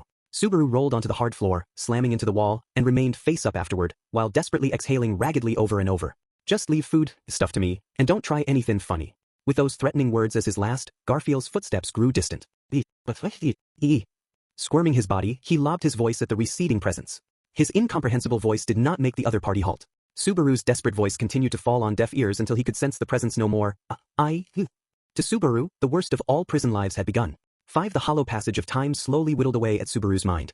It had been several hours since Garfield had departed, and he had fallen into a full-blown state of captivity. He was vague as to whether it was really a few hours, but he could only wonder what was going on outside in the sanctuary. Thinking back to his exchange with the now-absent Garfield, there was no way the situation was sweet and rosy. The heck am I doing at a time like this? Gagged and thus unable to even speak to himself, he mostly sucked up the drool as it dripped, and berated himself. Subaru had a veritable mountain of obstacles he had to overcome. And yet, that very Subaru was unable to do anything, writhing around like a potato worm as he was at present. Could he resolve anything by trusting someone and explaining the problems? He wanted an answer to that. He held love for Emilia, distrust for Roswell, remorse for Beatrice, anger for Garfield, hatred for Elsa, and these swirled and swirled, further muddying Subaru's heart. The blindfold was tied so tight it hurt. Unable to see anything, Subaru could only direct his questions at his own heart. His interior was packed full of suspicions and mysteries. In other words, he was at a stalemate. All of his thoughts were deadlocked, actions held in check, and Subaru, not permitted even to kill himself, felt a sense of impatience eating away at him.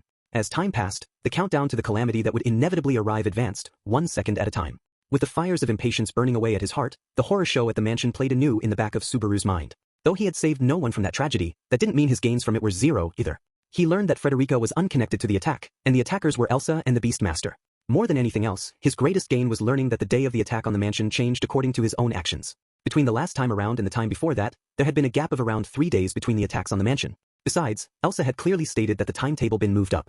That information was a big deal. Subaru had hard evidence he had at least until the evening of his return to the mansion the first time around, the 5th day from the starting point. But at the same time, that fact raised a different issue.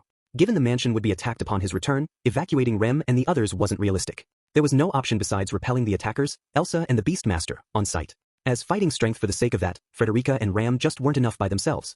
In the present circumstances, the only people besides that pair that could be relied on for combat power were Emilia, Roswell, and Garfield. Roswell had his wounds, Emilia had the barrier, and there was a wall stopping Garfield from trusting him. Or, perhaps, if he could borrow the strength of the final person left in the mansion.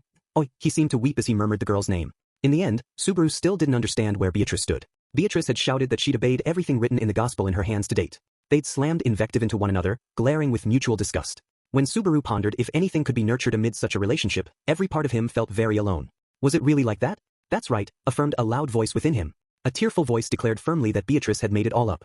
Even after everything that had happened, Subaru wanted to believe that Beatrice's words were lies. What he had seen on the verge of death, her tearful eyes and tearful voice, made Subaru doubt Beatrice's words.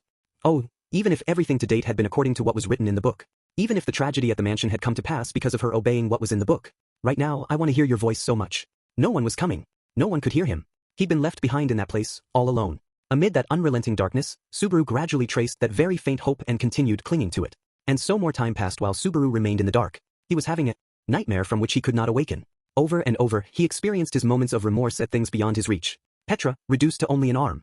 Frederica, sliced to death in a place beyond where Subaru's eyes could reach. Ram, whereabouts unknown. Rem, of whom all he knew was the statement that he was too late. And in the final instant, Beatrice. More, over and over, the red-dyed scenes repeated. Emilia, collapsed on the floor in the loot cellar. Old man Rum, his throat rent apart like glass. Felt, cruelly sliced apart in a single blow.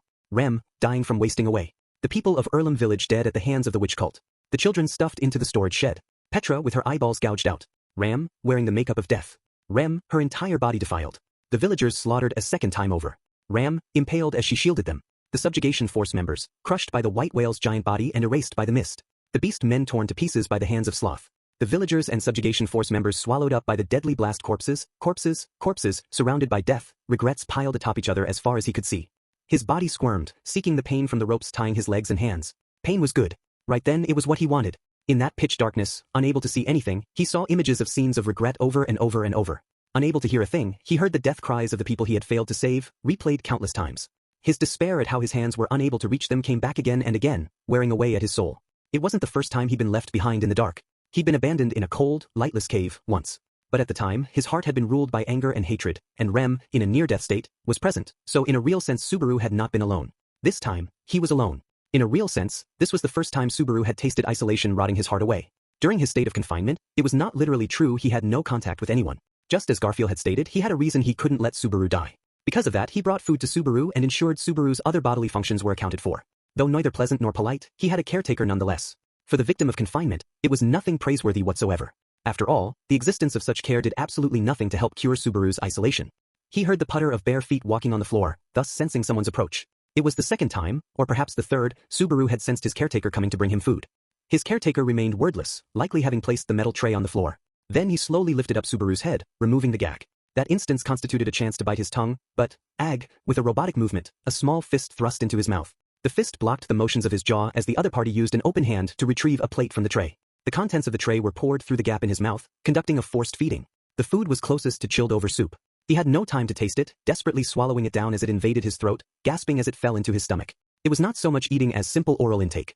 Once this was done, the gag was contemptuously shoved into the coughing Subaru once more. Making no move to wipe the soup from his dirty face, the caretaker checked Subaru's underwear to see that they were not soiled, whereupon the caretaker swiftly departed.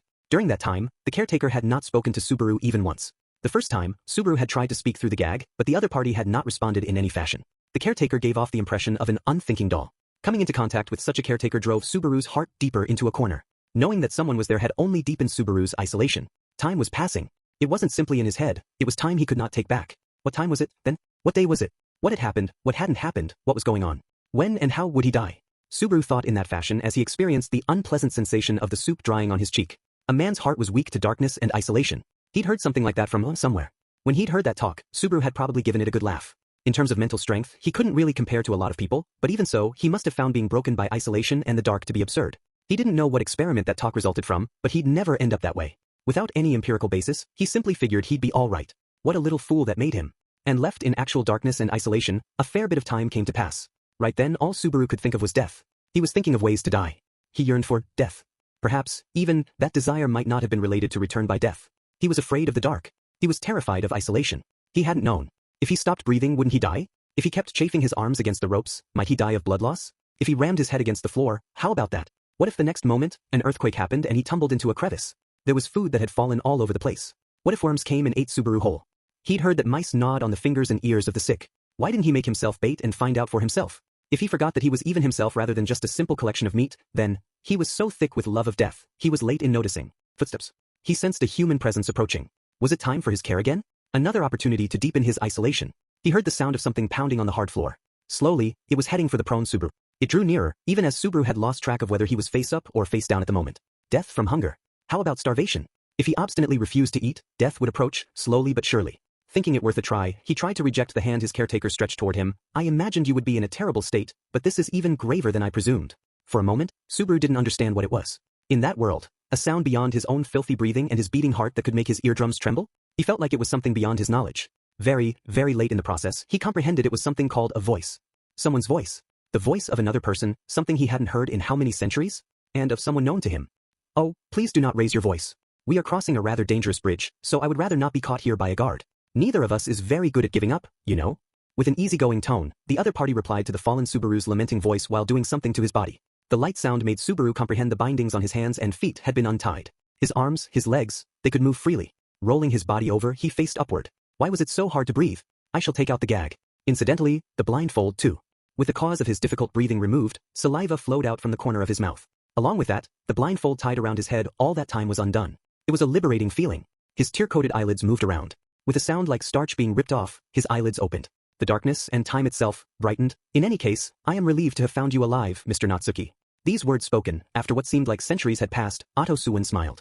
Six to the face before his eyes, Subaru was speechless, reduced to staring in astonishment. What is it? You have the look of a man in complete disarray, seeing the seemingly impossible, unable to believe the work of your own brain, and as a result, suspecting it may be a dream or illusion. That's not. Otto had a hand on his hip with a fairly indignant look on his face. Subaru looked up at him, somehow managing a murmur. His throat was a mess, his entire body fatigued from wasting away, enough that the air itself felt heavy. Just moving his body and his previously bound hands and feet a little sent pain running through them, multiple ills he hadn't noticed during his confinement. Even so, he was alive. And so too, you coming is the last thing I expected. Well, I can understand that. To be honest, I do come off as rather unreliable, more like on a level it just flows out of you from head to toe. I'm not exaggerating here. In all that time, you coming here didn't enter my mind the tiniest little bit. Even in this situation, this person really knows how to mercilessly shave one's spirit down. Hey, you're the one who said not to talk loudly. When Otto raised what seemed like a voice of lament, he made a face unaccepting of Subaru's admonition. This exchange, too, brought back old times. It seemed the man there was the real Otto. All that isolation, seeing hallucinations. State would I be in if you were the first guy popping up in him? It is remarkable you can say all that with your throat and body in such a difficult state. Here, water. Otto tendered a metallic canteen to silence Subaru's sharp tongue. Taking it, he practically bathed in it, drinking the remaining water, amounting to half or so of the container. As a matter of fact, he did shower a portion onto his face. After dampening his throat with the cold water and crudely washing his dirty face, his mood improved a fair margin. So finally ready to speak? Geho, just barely. Can I ask something first? Right now, how many days have passed? If by that, Mr. Natsuki, you mean in reference to the night of your disappearance, 3 days have passed since then. Outside this structure, it is night, the time of the trial. 3 days? And the trial is still continuing? The answer to his question, and the information appended to it, abruptly changed the look on Subaru's face. If it was nighttime 3 days later, the time was half a day after the time limit regarding to the mansion. And the continuation of challenging the trial had a direct bearing on the situation in the sanctuary after Subaru's confinement. Subaru's reaction elicited a tired shake of Otto's head as he spoke. Mr. Natsuki, I understand how you feel, but Lady Emilia has her own ideas. Lifting the barrier remains just as much a necessity as before. For one thing, mind if I ask what's happened in the time I've been gone? Due to the circumstances, I cannot speak about it in much detail, but, thus, inserting that odd preface, Otto began slowly speaking about what had happened since. The real issue was what had happened the night Subaru had disappeared. In other words, what had been triggered by Subaru's disappearance. Quite naturally, of course, news of Mr. Natsuki vanishing immediately spread. It was said that you had a promise with the Marquis for that night, and even without that, Mr. Natsuki, you are a rather famous individual, so, you can ditch the flattery. Go on please. I did not particularly intend it as flattery, but, at any rate, Mr. Natsuki going missing stirred up the settlement considerably. In particular, Lady Amelia seemed to be in a rather large panic, enough that she did not challenge the trial the following day. Amelia did that. Hearing the word panic made him imagine Amelia's mental state had been in a pretty bad state. Without Subaru there at her side, she had to do without his emotional support on that first day. Well, after the fact, he regretted being unable to encourage and console her with gentle words. Shall I continue, Mr. Natsuki? Yeah, please. In a composed manner, Otto explained the happenings in the sanctuary that followed from an observer's perspective. Subaru's disappearance had been blamed on having entered the Lost Woods at night. Ram had been unable to locate Subaru even with her clairvoyance, and for a time, Amelia had gone into the forest to search. Volunteers from the people of Earlham village gathered together as well, forming and dispatching search parties that searched around the forest. And without any foot-dragging, Garfield had cooperated unreservedly with their efforts. Lights the match, then comes running with a water bucket. Somehow, he's managed pretty well on the outside. Though his comments suggested Subaru's disappearance was covered up nicely, opening the lid of the barrel could not have revealed any sloppier method. Garfield's actions seemed completely random. But in point of fact, Amelia did call off the search for me. That was at once Lady Amelia's thinking, and the Marquis's voice at work. When Subaru lowered his head in doubt, Otto raised a finger, wagging it left and right. It was the Marquis who made the suggestion to Lady Amelia. If searching the forest with small numbers was to no avail, a large-scale search party was the only viable means. For that sake, the liberation of the sanctuary needed to take precedence. A search party for the forest. And Amelia swallowed that down. The Marquis made a solemn, formal vow that he would in no way slight Mr. Natsuki, whose meritorious service had subjugated the White Whale and destroyed an archbishop of the 7 deadly sins of the witch cult. Otto awkwardly lowered his eyes, but inside his heart, Subaru was outright stupefied. Setting aside however Garfield may have explained things away, there were far too many mysteries behind Roswell's attitude. In the first place, Subaru had meant to pin Roswell down with questions that time around. He wanted to inquire about the tragedy at the mansion, how Beatrice, with the gospel in her hands, was connected to it, and what she, as spirit, was thinking, and the one most knowledgeable about all of those things had to be Roswell, who'd promised to answer his questions. This time, Subaru's objective was to get Roswell to divulge the relationship between the pair, allowing nothing to remain hidden.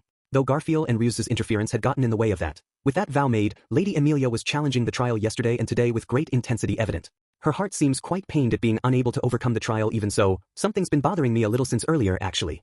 Yes? What is that? Breaking off from his tale, Otto raised an eyebrow. It's just, said Subaru as a preamble before continuing to say, that really sounds like a chat between other people. How do you explain that you heard it too? Setting aside the crux of the story, Otto was himself one of the people concerned when it came to the various issues happening in the sanctuary. Why did his story since earlier sound so much like something overheard from another group's discussions? Ah, that is what you are asking. This is somewhat difficult for me to say, but, receiving Subaru's query, Otto behaved in a blatantly suspicious manner. Scratching his own cheek with a finger, he made a pained smile with an awkward look on his face. What the heck did he mean by difficult to say? Wondered Subaru, girding himself a little. What? You've made one shocking report after another. Throwing something else in might stand out less than you imagine.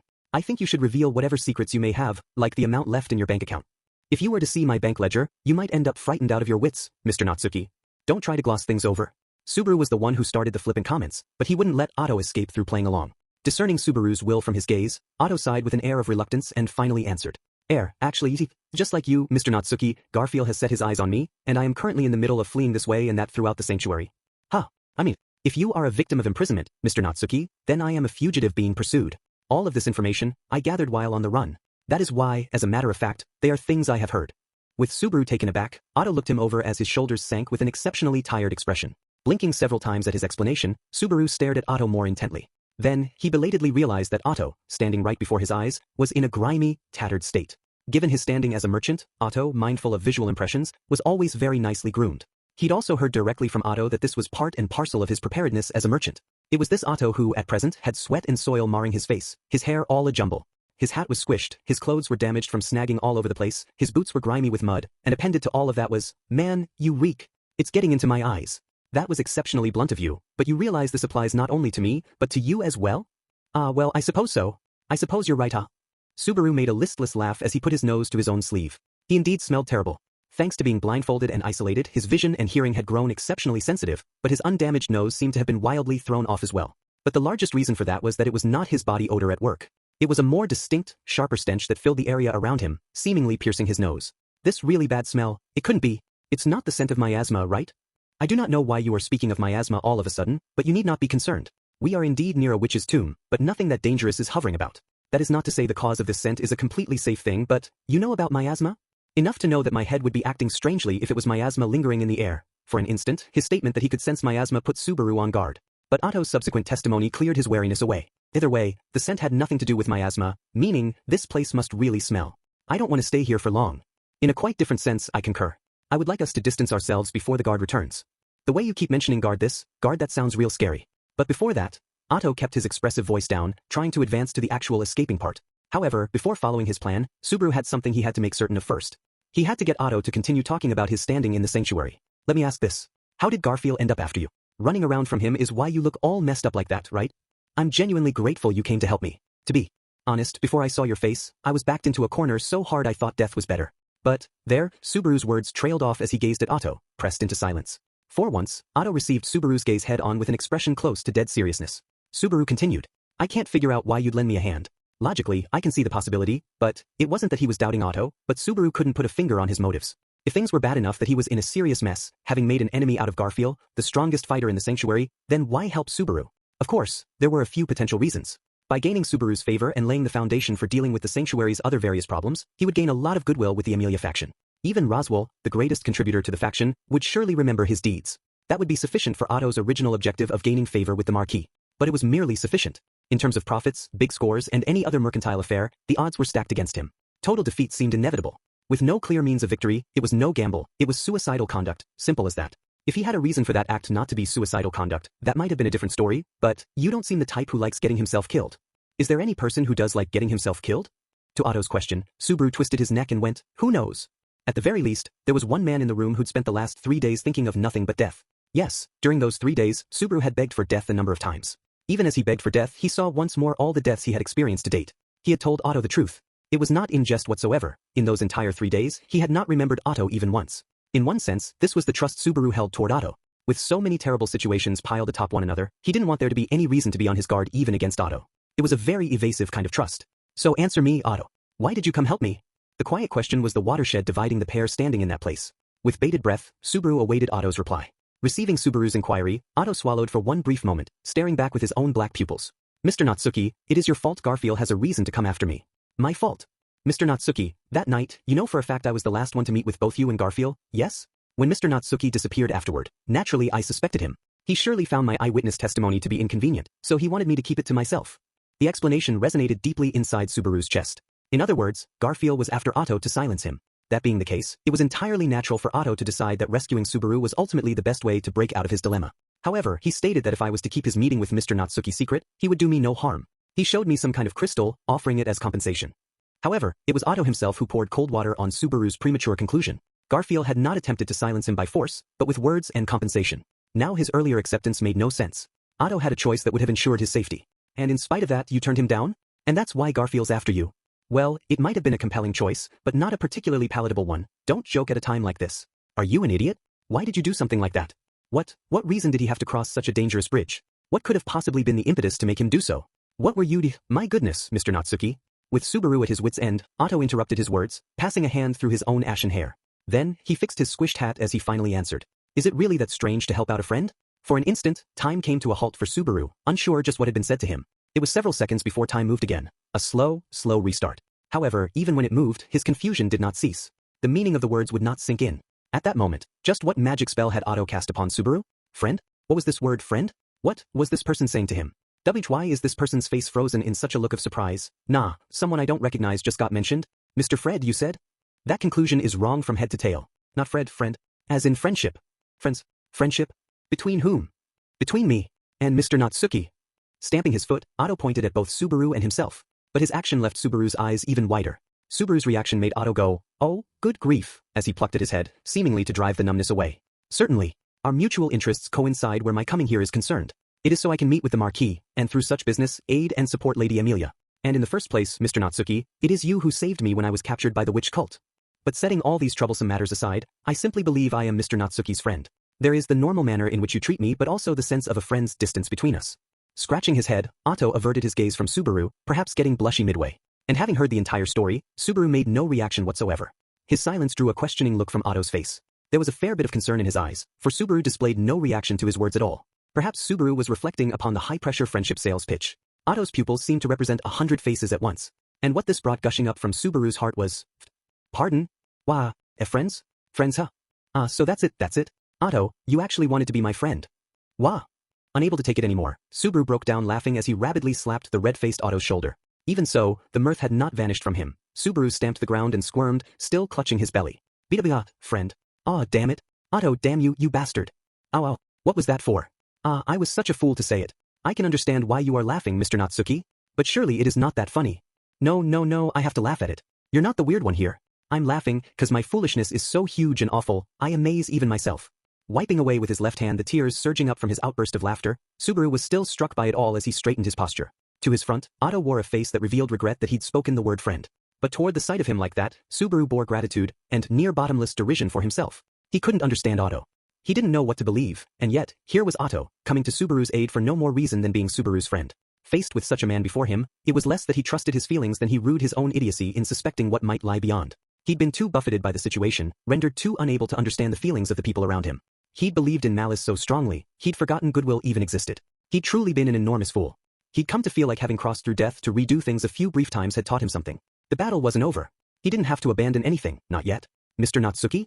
A question mark floated over Otto's head. He did not understand the meaning of Subaru's self-derision and self-admonishment. Subaru shook his head at the man's reaction and somehow feeling brighter, breathed in and spoke up. "Sorry. You're my friend, Otto. Thank you for coming to help me." To his friend, he conveyed the thanks that should have been the first words out of his mouth. Chapter 4 The value of a life won. The place Subaru had been confined was removed from the settlement, deep into the woods, a remote place where the lost woods of Cromaldi very much felt like they lived up to their name. The instant they exited the structure, Subaru took deep breaths over and over as he felt his skin bathed in outside air for the first time in 3 days. Really have to say, though, what a stench. What's actually making that smell, anyway? Who knows? It differs from the stench of flesh or rot, but its ill effect upon the nose is no different. It feels like some sort of oil or aromatic, but, considering how active a smell it is, maybe ammonia or something like that. Nah, let's think that one over later. As he looked back at the building in which he had been imprisoned, he set aside the issue of the scent that had made such a deep impression. It was a white weathered stonework building. In terms of materials and apparent age, it felt akin to the tomb, but seemed far better preserved in Subaru's mind. That was probably a byproduct of the environment, smell included. "I felt this while I was captured, but man, there's not one bug or mouse here. There is no mistaking it is a strange environment. I meant to use my blessing to search everywhere for you, Mr. Natsuki, but I would have been in dire straits if I had not noticed the ill feeling in this place." "Ill feeling? When I am seriously employing my blessing, there are few places in this world untouched by the rhythmic voices of bird and insect. It is human nature to find such rare places suspicious, is it not?"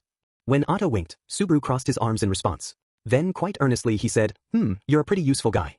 I seriously don't understand why you come off like such a flake.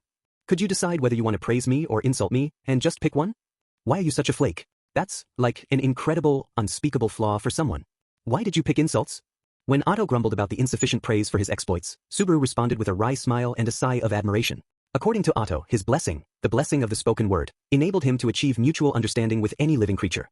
Thus, he was able to converse with the land dragon in his service, and contact birds and insects to tell him which routes were safe. "So that blessing is how you searched for me and gave Garfield the slip, then? You really are a hell of a convenient guy to have around. It is hardly all a good thing. All it does is bring them to the table. The result of the negotiations is on my shoulders. If I put them in a sour mood, they shall lead me not to a road but to a cliff. Natural wildlife is scary." He who had the blessing spoke, admonishing him who did not. Carving the words upon his breast, Subaru put his interest regarding the white building back on the shelf for the time being. The place tugged at him, but thinking about it wouldn't get him any answers no matter how long he spent. Right then, there was a more pressing issue in need of an answer. What if, for instance, we went back to everyone and exposed what Garfield's done? Actually, I truly cannot recommend acting upon that thought. And why is that? I did not sufficiently explain during our earlier conversation, but your disappearance has caused even larger effects than are apparent on the surface, Mr. Natsuki. Averting his gaze as if he found it difficult to say, Otto brought all 5 fingertips from both hands together in front of his own chest. The feminine gesture gave Subaru a bad feeling that tore at him. Subaru began with the preamble, "Man, you're scaring me," and continued, "You're scaring me, but talk. Really, what's been going on while I've been gone?" It was a factual explanation, I assure you. Simply, the situation is a little more difficult, perhaps more extreme, than a dry explanation can convey. Spill it already. Lady Amelia has been backed into a corner, and the concerns from the evacuated villagers are coming to a head, so if they heard at this point Mr. Natsuki had been imprisoned, they might explode. Raising both hands in an act of surrender, Otto seemed desperate as he revealed the current state of affairs. The contents just exposed left Subaru opening and closing his mouth for several moments before he managed to get something out. "It's that bad? Mr. Natsuki, it would be best if you gain a little more self-awareness of how much you are the mental pillar of support for the people around you. Though I do not know the details, Lady Amelia still has not heard from her contracted spirit, and you have saved the people of the village twice over, have you not? That's, well, it's true, but a rather unreliable half-hearted reply, yes? Goodness, seemed to say the slumping of Otto's shoulders, but Subaru couldn't just come out and nod his head. He understood Amelia being worried. With Puck not there for her, Subaru was her only absolute ally. That said, if she could make it through the trial, it probably wouldn't have been reason enough to shake her up that far. For the people of Earlham Village, he'd resolved the demon beast uproar and the witch cult issue. He didn't mind the gratitude, but this was too much. Subaru had let them all die over and over. It was an extreme overappraisal. But if either part was true, it meant the situation was exceptionally perilous. If finding me means a huge explosion in the sanctuary, seriously, why'd you come looking for me? If it's like this, finding me doesn't solve a thing. Well, if I hadn't found you, you would have died. Is that not reason enough? Ow, ow, ow. What? Why are you slapping me without a word? Could you stop?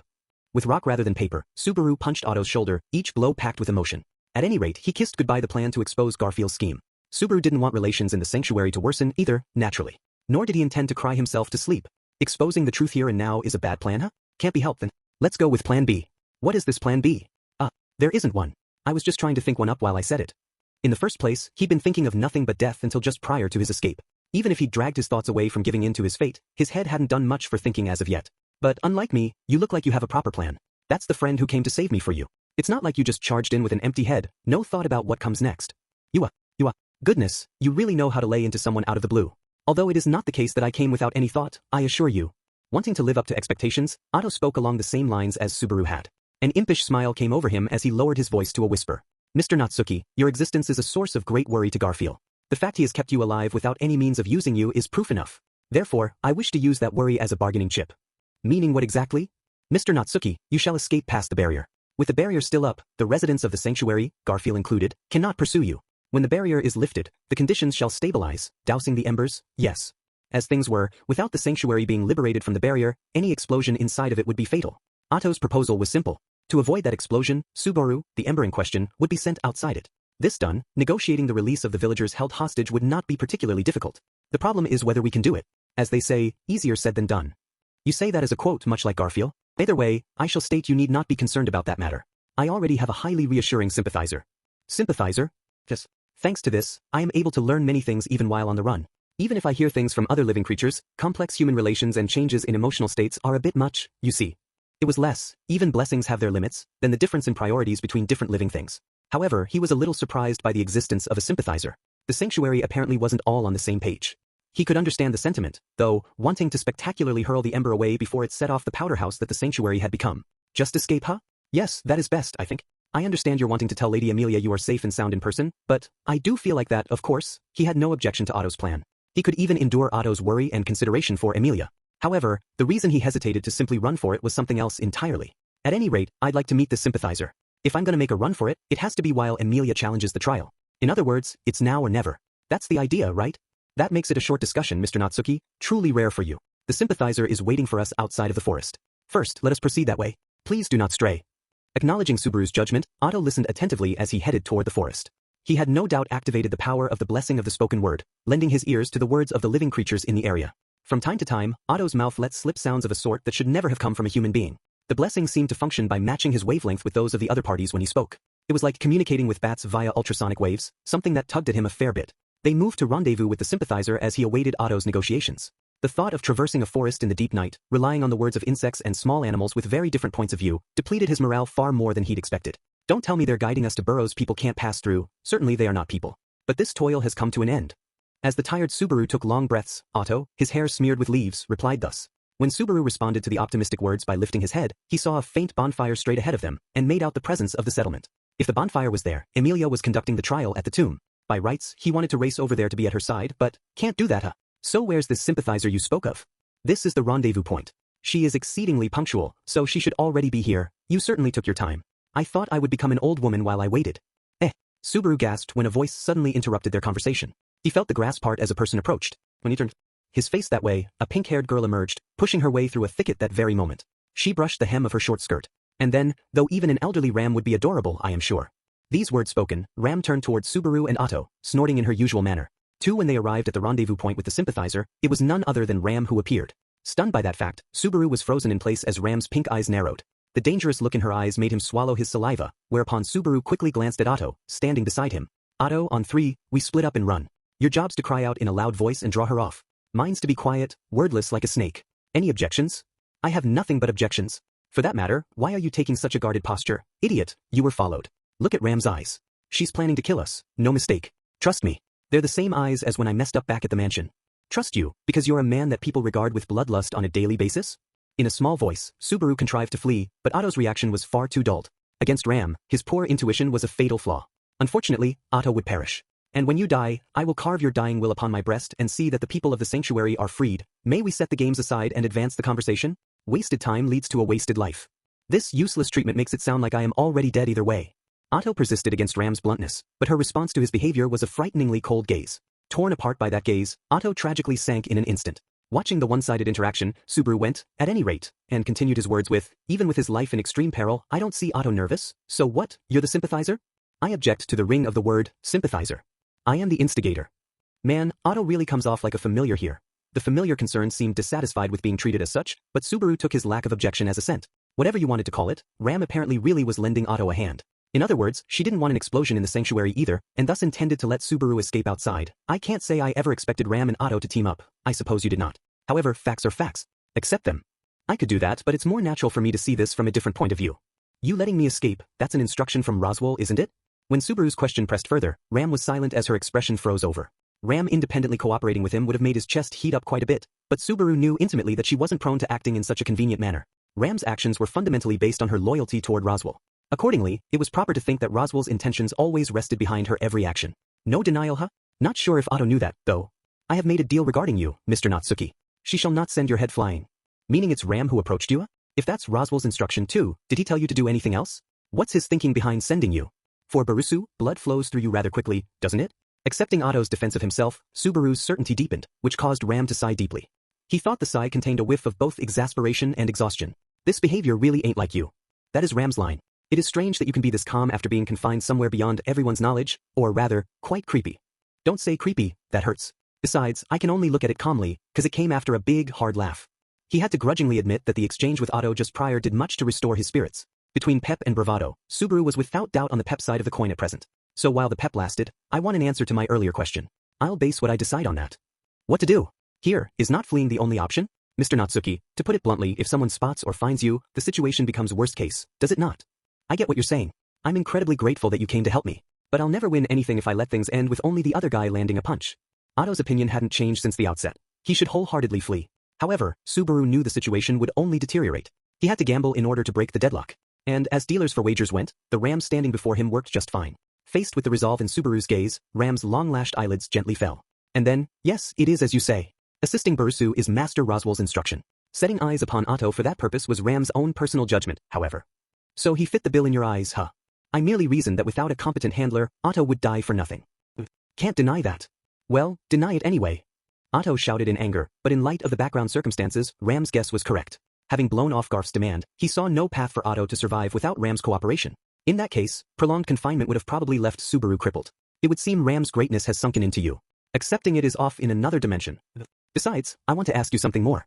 If you're obeying Roswell's instructions, were they to get me outside? His instructions were aid him. But, in the present sanctuary circumstances, you understand that getting you outside is the optimal plan, Barusu? You're certainly right about that. How did you plan to get me out? If the powder house was on the verge of an explosion, just how did you plan to carry the ember out? At Subaru's question, Ram folded her arms. It is simple, she prefaced before saying, Garf cannot leave the tomb during the time Lady Emilia challenges the trial. We need to simply mount Barusu on his land dragon and get him beyond the barrier while still outside of Garf's sight. That really is simple. Sure you want to pull that without a double for me or something? Do not complain. At times like this, simple is best. Immediately turning her back on him, Ram meant to lead Subaru in the direction of his escape. Obeying her instructions and breaking away from the sanctuary as soon as possible was the right call, if the sanctuary was the only issue at least. But it was not so. Therefore, to arrive at other correct solutions, Ram, change of plans. Running comes later. Mr. Nagatsuki, what are you saying? I'm not saying I won't run. But with Garfield at the tomb, it's a chance to do something besides just running, ain't it? A chance to do something else without anyone butting in. When Otto let out a shriek, Subaru strongly thrust a finger toward him. The gesture pressed Otto into silence. In his place, Ram looked back toward Subaru. And just what do you intend to do?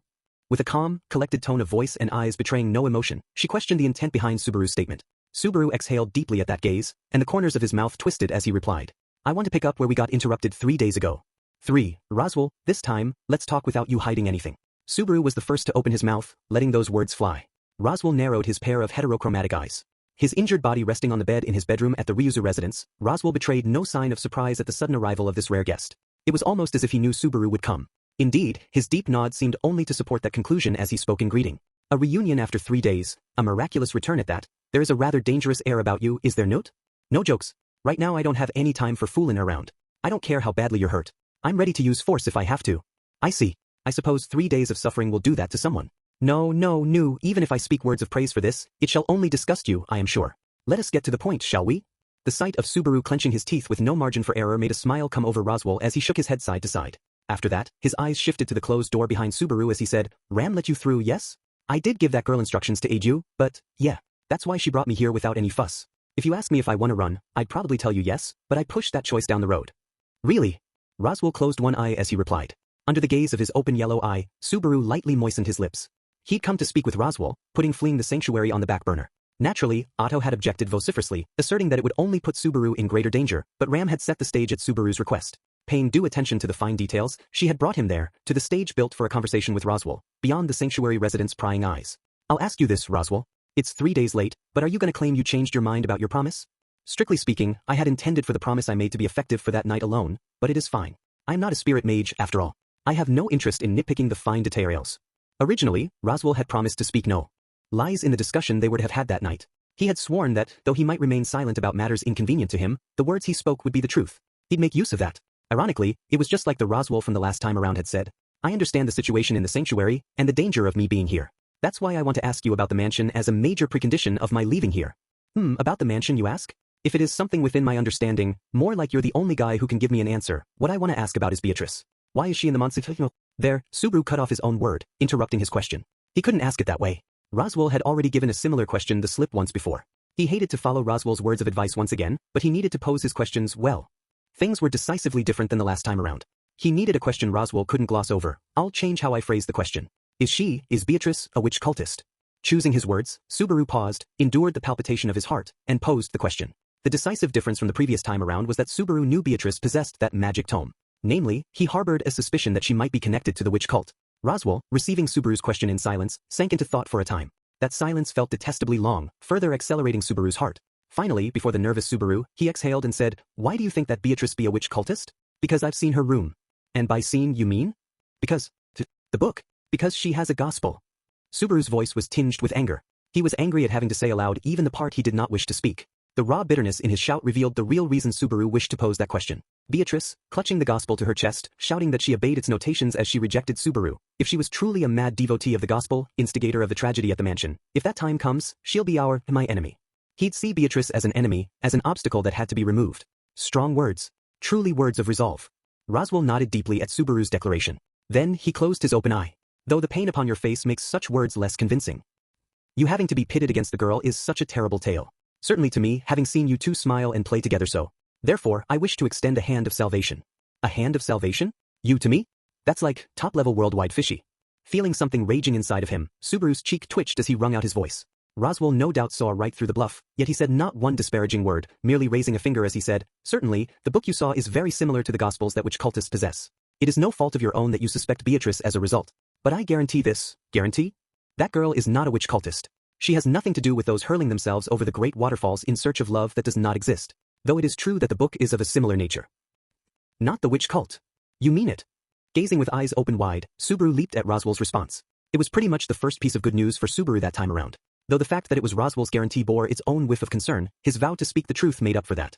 If Beatrice isn't part of the witch cult, then there was no reason it was an irreconcilable conflict. He didn't have to give up on her. I don't want to get happy over just that. The problem isn't what flag she's under. If she's not part of the witch cult, what is that book? Why does she have a gospel? I suppose saying it is from an archive of forbidden books where numerous magic tomes are gathered would be too much of a stretch. So I shall reply plainly. That book is not a gospel. It's not? But she definitely called the book a gospel. Because it does not have a proper name. Hence, she called it via the name used for the inferior product. Even then, Beatrice's rejection lingered in his ears. Subaru refuted Roswell with that difficult-to-forget shout in mind. With a knowing look, he said to Subaru, If I may, and continued his words with, I do not know how much of which you are aware, but the gospels possessed by which cultists are incomplete. The number of notations is limited, their contents vague, varying depending upon the interpretation. To have such an unfriendly tome determine the path of the possessor's fate is rather arbitrary, is it not? You're crazy detailed about this. All I'd heard was that it was Holy Writ that prophesies the future. Witch cultists can gush forth from anywhere, particularly sanctuaries connected to a witch such as that which I administer. It is not merely once or twice that I have skirmished with them. I have found traces of their tomes amid the cinders of their corpses. However, I know they are frauds because only the possessor may read their contents. I've had that experience once. Subaru, too, possessed a single gospel, but he wasn't able to understand its contents. It was like staring at cursive handwriting from a foreign land. The character information wasn't being conveyed to his brain. Even at present, when he tried to remember the single page he had seen, not even a portion floated into his head. It feels a lot like the ID blocking robes effect. In other words, it might not be common, but books like that aren't super rare either. So, you're saying it's not strange that Beatrice has one too? No, the tome Beatrice possesses is a complete edition. It is a magical tome that records the true future, of which only 2 volumes exist in the whole of the world. It is the closest thing to a tome of wisdom that currently exists. With his eyes closed, Roswell spoke the name of the book, which Subaru didn't recognize. Then, a moment after it became clear exactly what book Beatrice possessed, suddenly, Subaru's body stiffened, feeling like the air in the room had suddenly gotten colder. The cause was Roswell, head hung just before him. The ghastly aura emanating from him made Subaru draw in his breath. Roswell? Sorry. It seems I was recalling an amusing memory for a short while. If that just now was a funny memory, slipping up and asking about old stories seems like a really bad idea. There will be other opportunities to speak of unamusing old tales. At present, time is limited, is it not? Abruptly, his mood seemed to soften, his smile dispersing the strained air about them. The relaxation of the atmosphere made strength drain from Subaru's body as well, but his horror at the abnormal demeanor did not vanish. However, Subaru bit down the persisting horror with his back teeth, forcing his mind to right itself. Every moment that passed brought the trial closer to an end, and so, too, Garfield's return. A sense of duty to finish the discussion before that happened burned within Subaru as he turned to face Roswell once more. I'd really like to ask for the details about this tome of wisdom, but right now the gist will do. What I need to know is how do I convince the Beatrice with that book to back down? Perhaps if you broke into tears and begged, she might listen to you? I said no joking around. I'm not asking you to be funny. This is a serious question. I did not intend it as a particularly frivolous reply, mind you. Bringing the obstinate Beatrice around was an absolutely irreplaceable component of breaking through the calamity arising at the mansion. Even if the option of taking her and fleeing had vanished, he'd be at a marked advantage if he had her cooperation. They could shelter the non-combatants, Rem and Petra, in the archive of forbidden books and jump them to Earlham Village. Beyond that, even if Frederica were to become hostile, that girl would surely fend her off without difficulty. I don't particularly suspect Frederica as an enemy. Oh my, you seem to suspect her due to the crystal incident. Your opinion changed at some point. Yeah, that's right, it did. A rather uncertain reply, no. If you're concerned, take Ram. Surely she will not refuse. Subaru had only cleared up his suspicions of Frederica based on the memories of the Subaru who had returned to the mansion. From Roswell's perspective, Subaru's 2 worries for his return to the mansion surely appeared to be Frederica's rebellious intent and Beatrice's possession of a certain book. Accordingly, proposing that Ram accompany him was a natural decision. Aside from the point that Subaru had already tried that and failed, Roswell said, ask your questions. Ah. As Subaru sank into thought, the abrupt statement made his jaw fall open. Roswell sat up from lying on his side in bed, looked up at Subaru, and repeated himself. If you remain concerned about the matter, upon your return to the mansion, tell her, Roswell said, ask your questions. When Beatrice hears this, she will surely respond. He blinked. Subaru remembered hearing those weighty words before. The first time around that loop, just before setting out from the sanctuary to return to the mansion, Ram told him those words, hailing from Roswell after their relationship had worsened. The shock of death had caused him to forget them, and he had not remembered the words on the last and second time around, but, I see. You do not believe these words are sufficient. Wait. Insufficient, that's not before. That it's just, then I shall continue. Or perhaps, this way of speaking it would be surer footing. Roswell ignored Subaru's confusion. Indeed, a smile came over him. Then, in his usual manner, he closed one eye, seeing right through Subaru with his yellow eye and speaking thus, simply tell her you are that person. That person?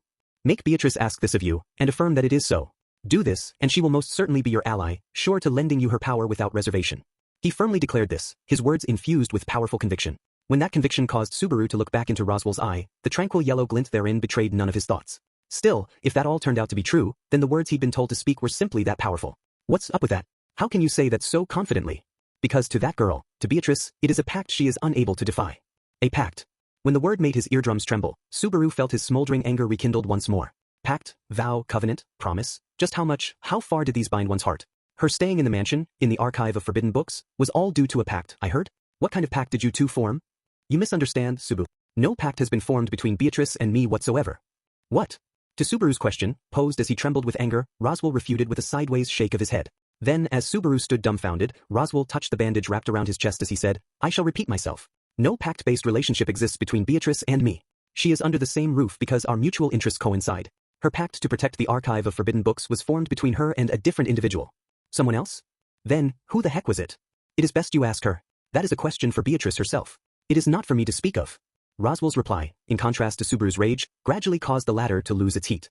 Roswell's demeanor and reply made Subaru go, shit, as he strongly kicked the floor. This again. She tells me to ask you, you tell me to ask her. Stop making me run around in circles. I want to know the answer, damn it. I have handed you the key so that you may arrive at your answer. All that remains is for you to place it into the keyhole and turn it.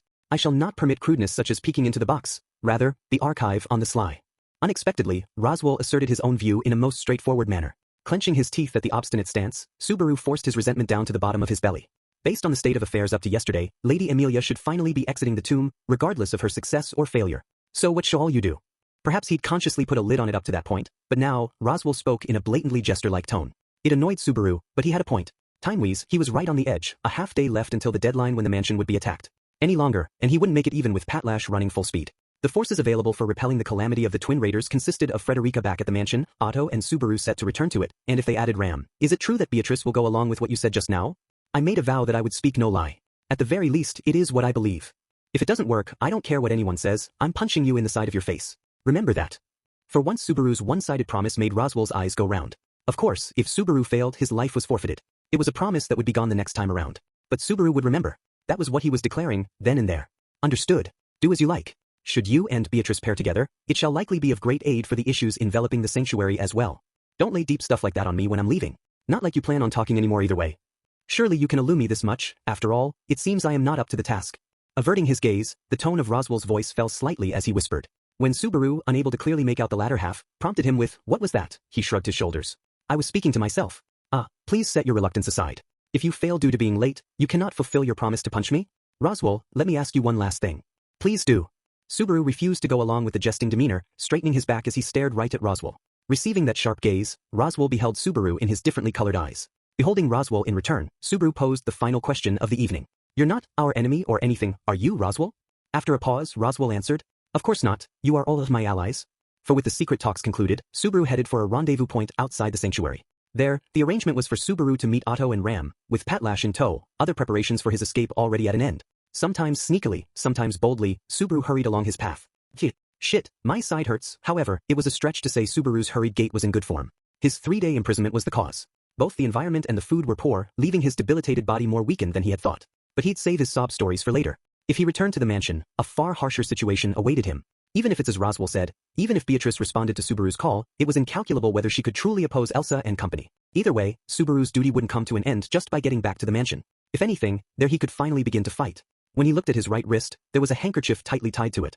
Never having been removed during his confinement, the handkerchief had been blackened, and the fraying and bloodstains really stood out. Even so, his promise to return it remained unblemished. Strength surged within him. Once again, the effect of that promise lent him strength. Just from that. Even as pacts and vows rubbed his mind the wrong way, Subaru's own promise was a pillar of strength to him. According to the talk with Roswell, Beatrice was bound by her own pact. To her, not a human but a spirit, a pact likely held far stronger, weightier meaning than it did to Subaru. What the hell are pacts? To me anyway. The various promises that had reached Subaru's ears to date rose in the back of his mind. The pact between Amelia and Puck, the pact binding Beatrice to the archive of forbidden books, the vow Roswell had made that very evening, the covenant between the kingdom of Lagunica and the dragon, the promise between Subaru and Petra, and what Subaru had said to Rem, and what Rem had cast upon Subaru like a curse. "Mr. Nagatsuki."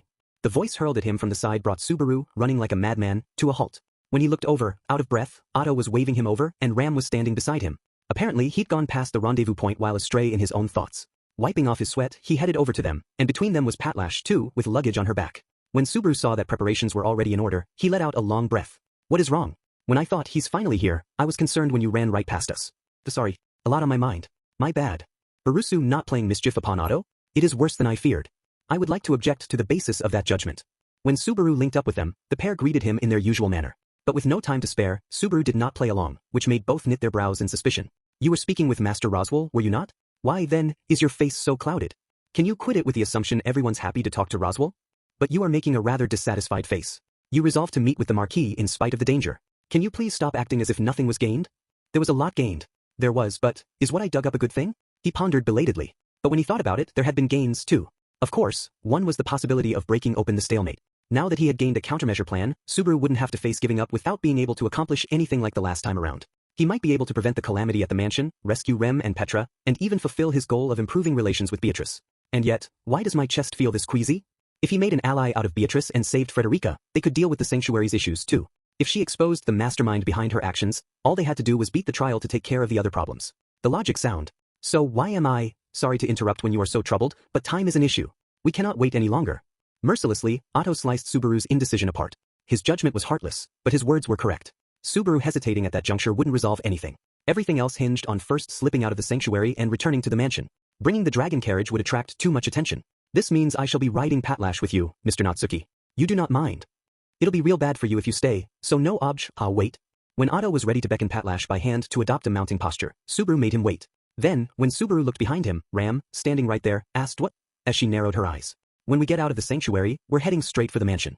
We can't leave Frederica as things are. But Otto and I aren't really. You're really lacking in combat capacity. In other words, you want Ram with you. I talked to Roswell about it. He said you'd come, which is very reassuring. If he managed to persuade Beatrice, and Frederica lent him her strength, and he added Ram on top of that, Subaru was fairly confident that would be the maximum possible fighting strength he could prepare. When Subaru made his request, portraying it as the best option, Ram fell into thought briefly, immediately exhaling. It cannot be helped. You're sure? Master Roswell did command me to aid Barisu. Her acceptance, far easier gain than he had expected, bewildered Subaru all the more for it. But Ram folded her arms. However, she said, continuing, I am fine with going with you, but how? With Ram, that makes 3 people for 1 land dragon. Even if Barisu and Otto are only half a man in human terms, your physical weight is that of full men. Even for a land dragon, it is difficult to carry 3 people. You called me half a man? Ignoring Otto's lament, Subaru clutched his head, seeing that Ram's view was sound. He hadn't thought about the physical means. Given Ram's light body weight, adding her probably meant Patlash could still run with ease, but in that case, the way they'd be riding was, considering safety, it'd be a Ram sandwich between me and Otto, then? Incidentally, there is also the option of one of us running rather than riding. In that case, considering fatigue and physical endurance, it'd definitely have to be Otto. The choice would make for a particularly tragic scene. Of course, Otto vociferously would protest. Subaru heard no such voice. Finding this quite unnatural, Subaru and Ram gave him a suspicious look. Receiving the pair's gazes, Otto's cheeks were hard as he glared in the direction of the next day's sun. At the end of his gaze, there was the bonfire that illuminated the settlement. Ain't you all having a nice lil stroll chat? Why don't ya include me after I've come all this way? An orange-hued figure walked between them and the flickering red flames. A figure audibly clenching his sharp fangs, a smile coming over him as a ferocious, ghastly aura emanated from him. Instantly, Patlash let out a low growl, her anger toward the figure clear. The sight of the proud land dragon preparing for battle deepened the figure's smile, his delight deepening still. Got whipped that much and not even a flinch. Fine woman, that land dragon. It's that whole, the more she shines, the farther she is from Magriza, thing. Garfield? Subaru wrung out the word as the appearance of the figure, of Garfield, made his body tremble. Why was he there? Such a basic question clawed at his trembling heart. The sight of him, the direct cause of his confinement, made him remember the darkness of those 3 days. The fear came back again too. He touched his shoulders, he clenched his teeth, and driving back his terror, he lifted his head. Right now, you're on duty as a representative. Should you really be wasting time in a place like this? Me, I'm the protector of these people of the sanctuary. So if there's someone threatening, of course I'm doing my real job. You never shook off the eyes of the sanctuary. The sanctuary's eyes? I'm saying, stuff comes right to me. So where the hell do you think you're going? Crinkling his nose, Garfield asked Subaru what he was up to. Subaru hesitated to give the question a straight answer. But, from here, we are getting Barisu out of the sanctuary. Having him here is as much trouble for you as for us, so is this not more convenient for you, Garf? Ram. I shall say it once, this is your mess, Garf. Enough that I would appreciate hearing thanks for cleaning it up in your place. Puffing up her chest, Ram provocatively conveyed the plan to Garfield. For an instant, Subaru felt that was a very dangerous posture, but he held his tongue, judging that she'd probably chosen correctly.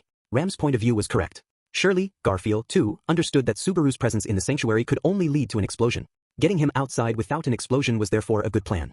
Accordingly, Garfield plucked at his own head in annoyance and responded. So you see right through me. Not a cute woman. Well, nothing wrong with that, meaning, you're considering letting us go. The words spat out along with a sigh made Subaru's eyes widen as he saw a glimmer of hope. The way he took that made Garfield go, with a sullen growl. You don't just smell of the witch, you smell of trouble. Me, I do get why leaving you here ain't convenient. But put another way, I gotta consider, Hashin was Banan's setting sun. Is that so? Another mystery phrase that doesn't make sense to me, but what you're getting at is, erasing the fact of his imprisonment aligned with their mutual interests on that single point alone. But when Subaru was relieved, taking Garfield's words as a statement that he'd let them go, the other two stepped to the fore, interrupting his thoughts. What's with you too? I suppose your poor education means you do not understand this. Hashin was Banan's setting sun, refers to an anecdote about the legendary traitor Hashin bringing the small nation of Banan to ruin. It refers to giving the opponent 2 choices, surrender or face all-out attack. Surrender or face all-out attack. You don't mean. Along with the pair's statements, the vivid guardedness from Ram and Otto brought an abrupt change in Subaru's expression. Seeing this, Garfield folded his arms, loudly cracking the bones of his neck. Then he bared his sharp fangs, militancy gleaming from his jade eyes. Garf, what's the meaning of this? Are you too stupid to understand the meaning of Ram's words? You better watch how you say that stuff, Ram. I might be in love with ya, but that don't mean I won't twist your arm. Look, just get him back to where he was before, okay? Amen, you really want me in a cell. Maybe this sounds like begging for my life, but I really am a coward. Me being here is nothing but bad news, and letting me go is going for the low price of free, so shouldn't we aim for that? Confusing price for bargain brings ruin. That was one of Hashin's sayings too.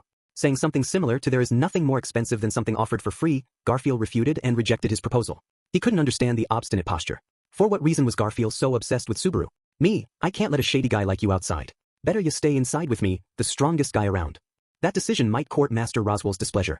After all, to Master Roswell, Subaru is, cutting off her words there, Ram suggestively glanced sidelong at Subaru. Subaru, ignorant of the gaze's meaning, was perplexed, whereupon Ram looked back at Garfield and carried on. A useless servant. It is best to discard him, yes. I'm pretty amazed you can say that in this situation, big sis. The way Ram was covering for him before abandoning him midway made Subaru forget his situation as it depleted his morale. However, the target of the statement took it in a completely different way. Worsen Roswell's mood? That instant, Subaru's entire body went tense, feeling goosebumps all over his flesh. When he looked at them, Ram and Otto's cheeks had hardened as well, eyes looking forward, warily watching as Garfield stood before them. And just how much is that bastard thinking of here and of the old women? Hint. That bastard only thinks of himself. Even you know that. Garf, Master Roswell? Shut up, shut up, shut up. The hell do you know about the bastard? Last warning. Hand him over. I'm gonna tie him up, and you two are gonna shut up and wait. Flying into a rage, Garfield had no ears with which to hear as he unleashed an angry shout. His ferocious fighting spirit proceeded to surge upward, and along with it, Subaru sensed Garfield's very flesh growing all at once. But that instant, as if on reflex, the situation broke into motion. Miss Ram. Go. Was. The same time as Subaru heard the hard-pressed voices, an arm wrapped around Subaru's body. It was Otto's. Without asking permission, he hoisted Subaru right up. Patlash? Patlash ferociously broke into a run, practically scooping Subaru and Otto up onto her back. With Subaru's eyes wide open from the unexpected turn of events, Otto paid no heed to him, gripping the reins, and Patlash, squatting to raise her speed, darted out of the night-shrouded settlement. Damn it, you lil minion. You have no time to be distracted, Garf. Won't let you get in the way of my vow. The voice, bellowing with anger, was snuffed out by the howling gale. Subaru sensed the two forces powerfully exploding, bouncing off one another, but his mind couldn't catch up.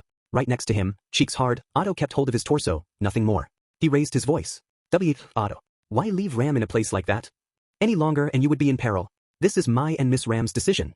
Shouting back in an angry voice, Subaru gritted his teeth as he squinted behind him.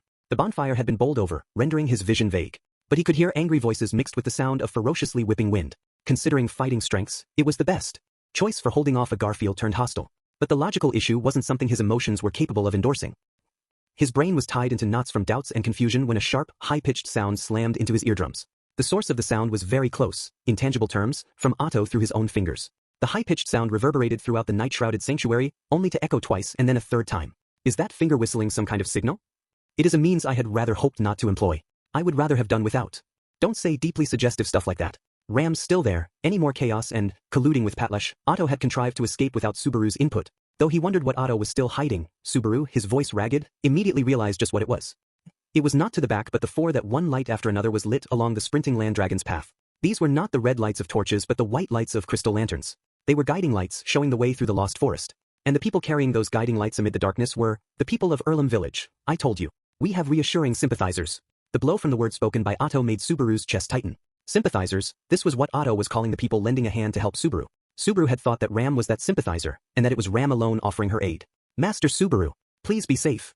The instant he passed one of the lights, the man holding the crystal lantern raised his voice. Naturally, it was a familiar face. It was one of the villagers at the cathedral, who was yearning to be reunited with his family and placing his hope in Amelia breaking through the trial. He wasn't the only one cooperating by any means. The settlement, the forest, held as many allies as it held lights. You said if they knew they'd explode, and as a matter of fact they did. So they had me keep quiet to you about it. With Mr. Nagatsuki escaping, they did not wish to become shackles. He couldn't tell what it meant. Otto's shout, the villagers' consideration, he couldn't tell what any of it meant. Why were they doing such a thing? Shackles? Who on whom? There were countless lights floating amid the darkness.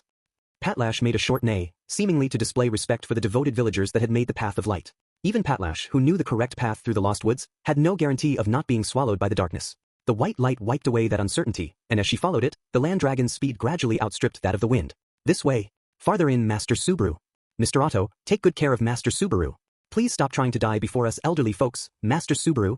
Both bodies and hearts were crouched as so many voices were tossed in Subaru's direction. The voices reverberated as the villagers desperately, earnestly, wholeheartedly called out Subaru's name. Why are you all doing something as stupid as, that is not very convincing coming from you, Master Subaru? Unable to put the emotions filling him in order, the near-lament Subaru let out brought pained smiles. When he looked up, straight ahead was a large, distinctive tree, with multiple villagers standing at its roots. Go straight from here and you'll cut straight through the barrier. Then you can get away. And you all will slow down the pursuit. Why, giving Master Subaru time to get away is the least we can do. The figures numbered 5, a group of male youths. The 5 men were poorly equipped, but even so, they had decided to hold Garfield off for as many seconds they could with stubbornness and guts. In staying behind, Ram had probably calculated along the same lines as they.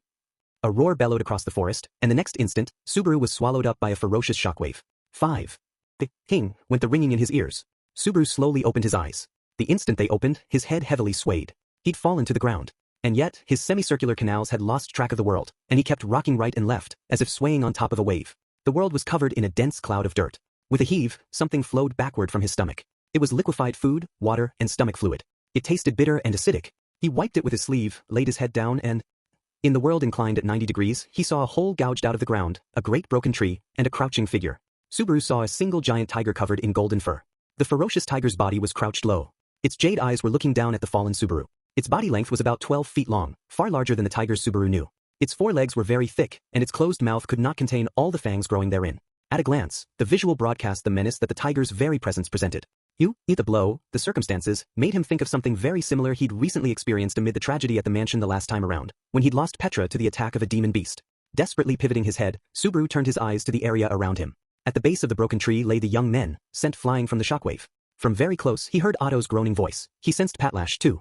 Everyone was alive, if only barely. They hadn't been allowed to die. After all, their opponent was Gar 5. A distinctive loincloth was still tied around the lower half of his enormous frame.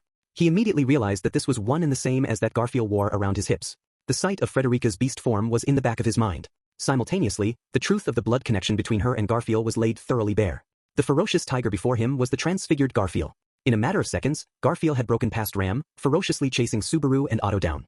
As for how much combat strength his bestialized form possessed, all Subaru knew for certain was that no one could help him. It was over, he thought. He could escape no further. But he was strongly determined about one thing alone. I'll do as you say, but just don't hurt anyone else. Don't kill anyone else, he declared, just not that. Frederica had proven that however ferocious a bestial form appeared, it was still possible to think logically in that state. He knew Garfield, having exposed that form to them, was serious. However, Subaru was serious too. Even if he had to return to that darkness, he didn't want anyone else to get hurt. This, from Subaru Natsuki, who could fairly say he feared that darkness more than death. Without a word, he sat up and rose to his feet. The large tiger received his gaze, equally wordless. The tiger simply stared and narrowed the distance. Subaru swallowed, close enough to feel the breath coming from the beast's snout. He proceeded to await Garfield's decision, for him to release the transfiguration and return to his normal FO. Gently the world slowed down.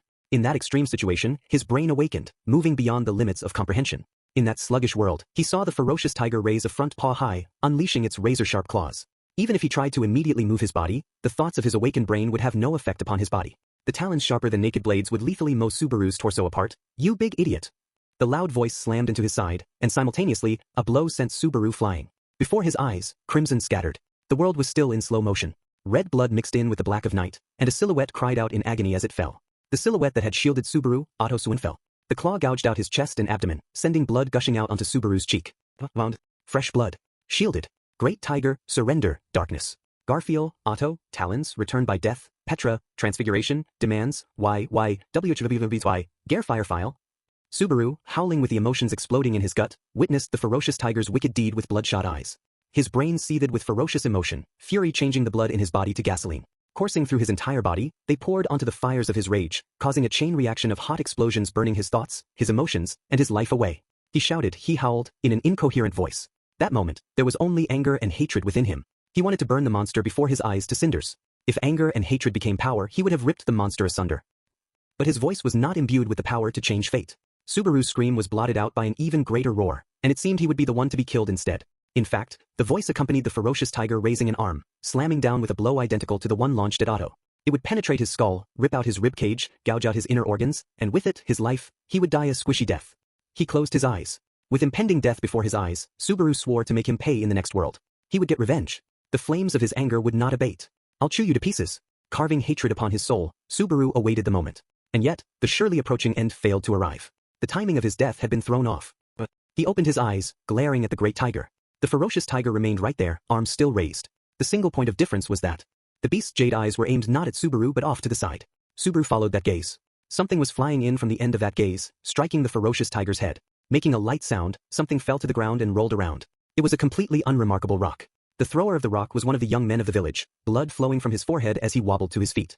Get away from Master Subaru, filthy monster. Ringing out his voice, groaning in pain, the young man strongly demonstrated his own intent. It was clumsy, weak, ephemeral resistance against a ferocious beast he could not defeat. The other young men stood up, picking up the rocks and branches at their own feet, wielding them as weapons. What do you think you're doing? He tried to say, to halt their recklessness. Where do you think you're looking? He tried to say, slamming his deep resentment into the ferocious tiger. He didn't understand, but it was so simple to imagine the result that would follow, even a child could do it. The ferocious tiger swung his claw, and fresh blood gushed. This continued a second and a third time. There was the agonizing sound of death cries, the watery sound of the sharp gouging of flesh, the scream enough to ruin Subaru's throat. Why? But why? But why? He grabbed hold of the beast before his eyes. He bit into its thick hide. It threw him off. The blow had taken his front teeth with it. His thought process was overheated. He spat out blood and teeth, and leaped again. The tail slammed him from the side, easily blowing him into the air, and he landed on the ground, limbs spread out. It was no time to sleep on the job. Stand, if anyone's gonna die here, you die first. If anyone dies, it should be me. Let the others. If he was going to kill anyone, just kill Subaru first. In the first place, Subaru had to be Garfield's target. There was no reason to take the lives of such gallant, kind-hearted men. He categorically rejected that.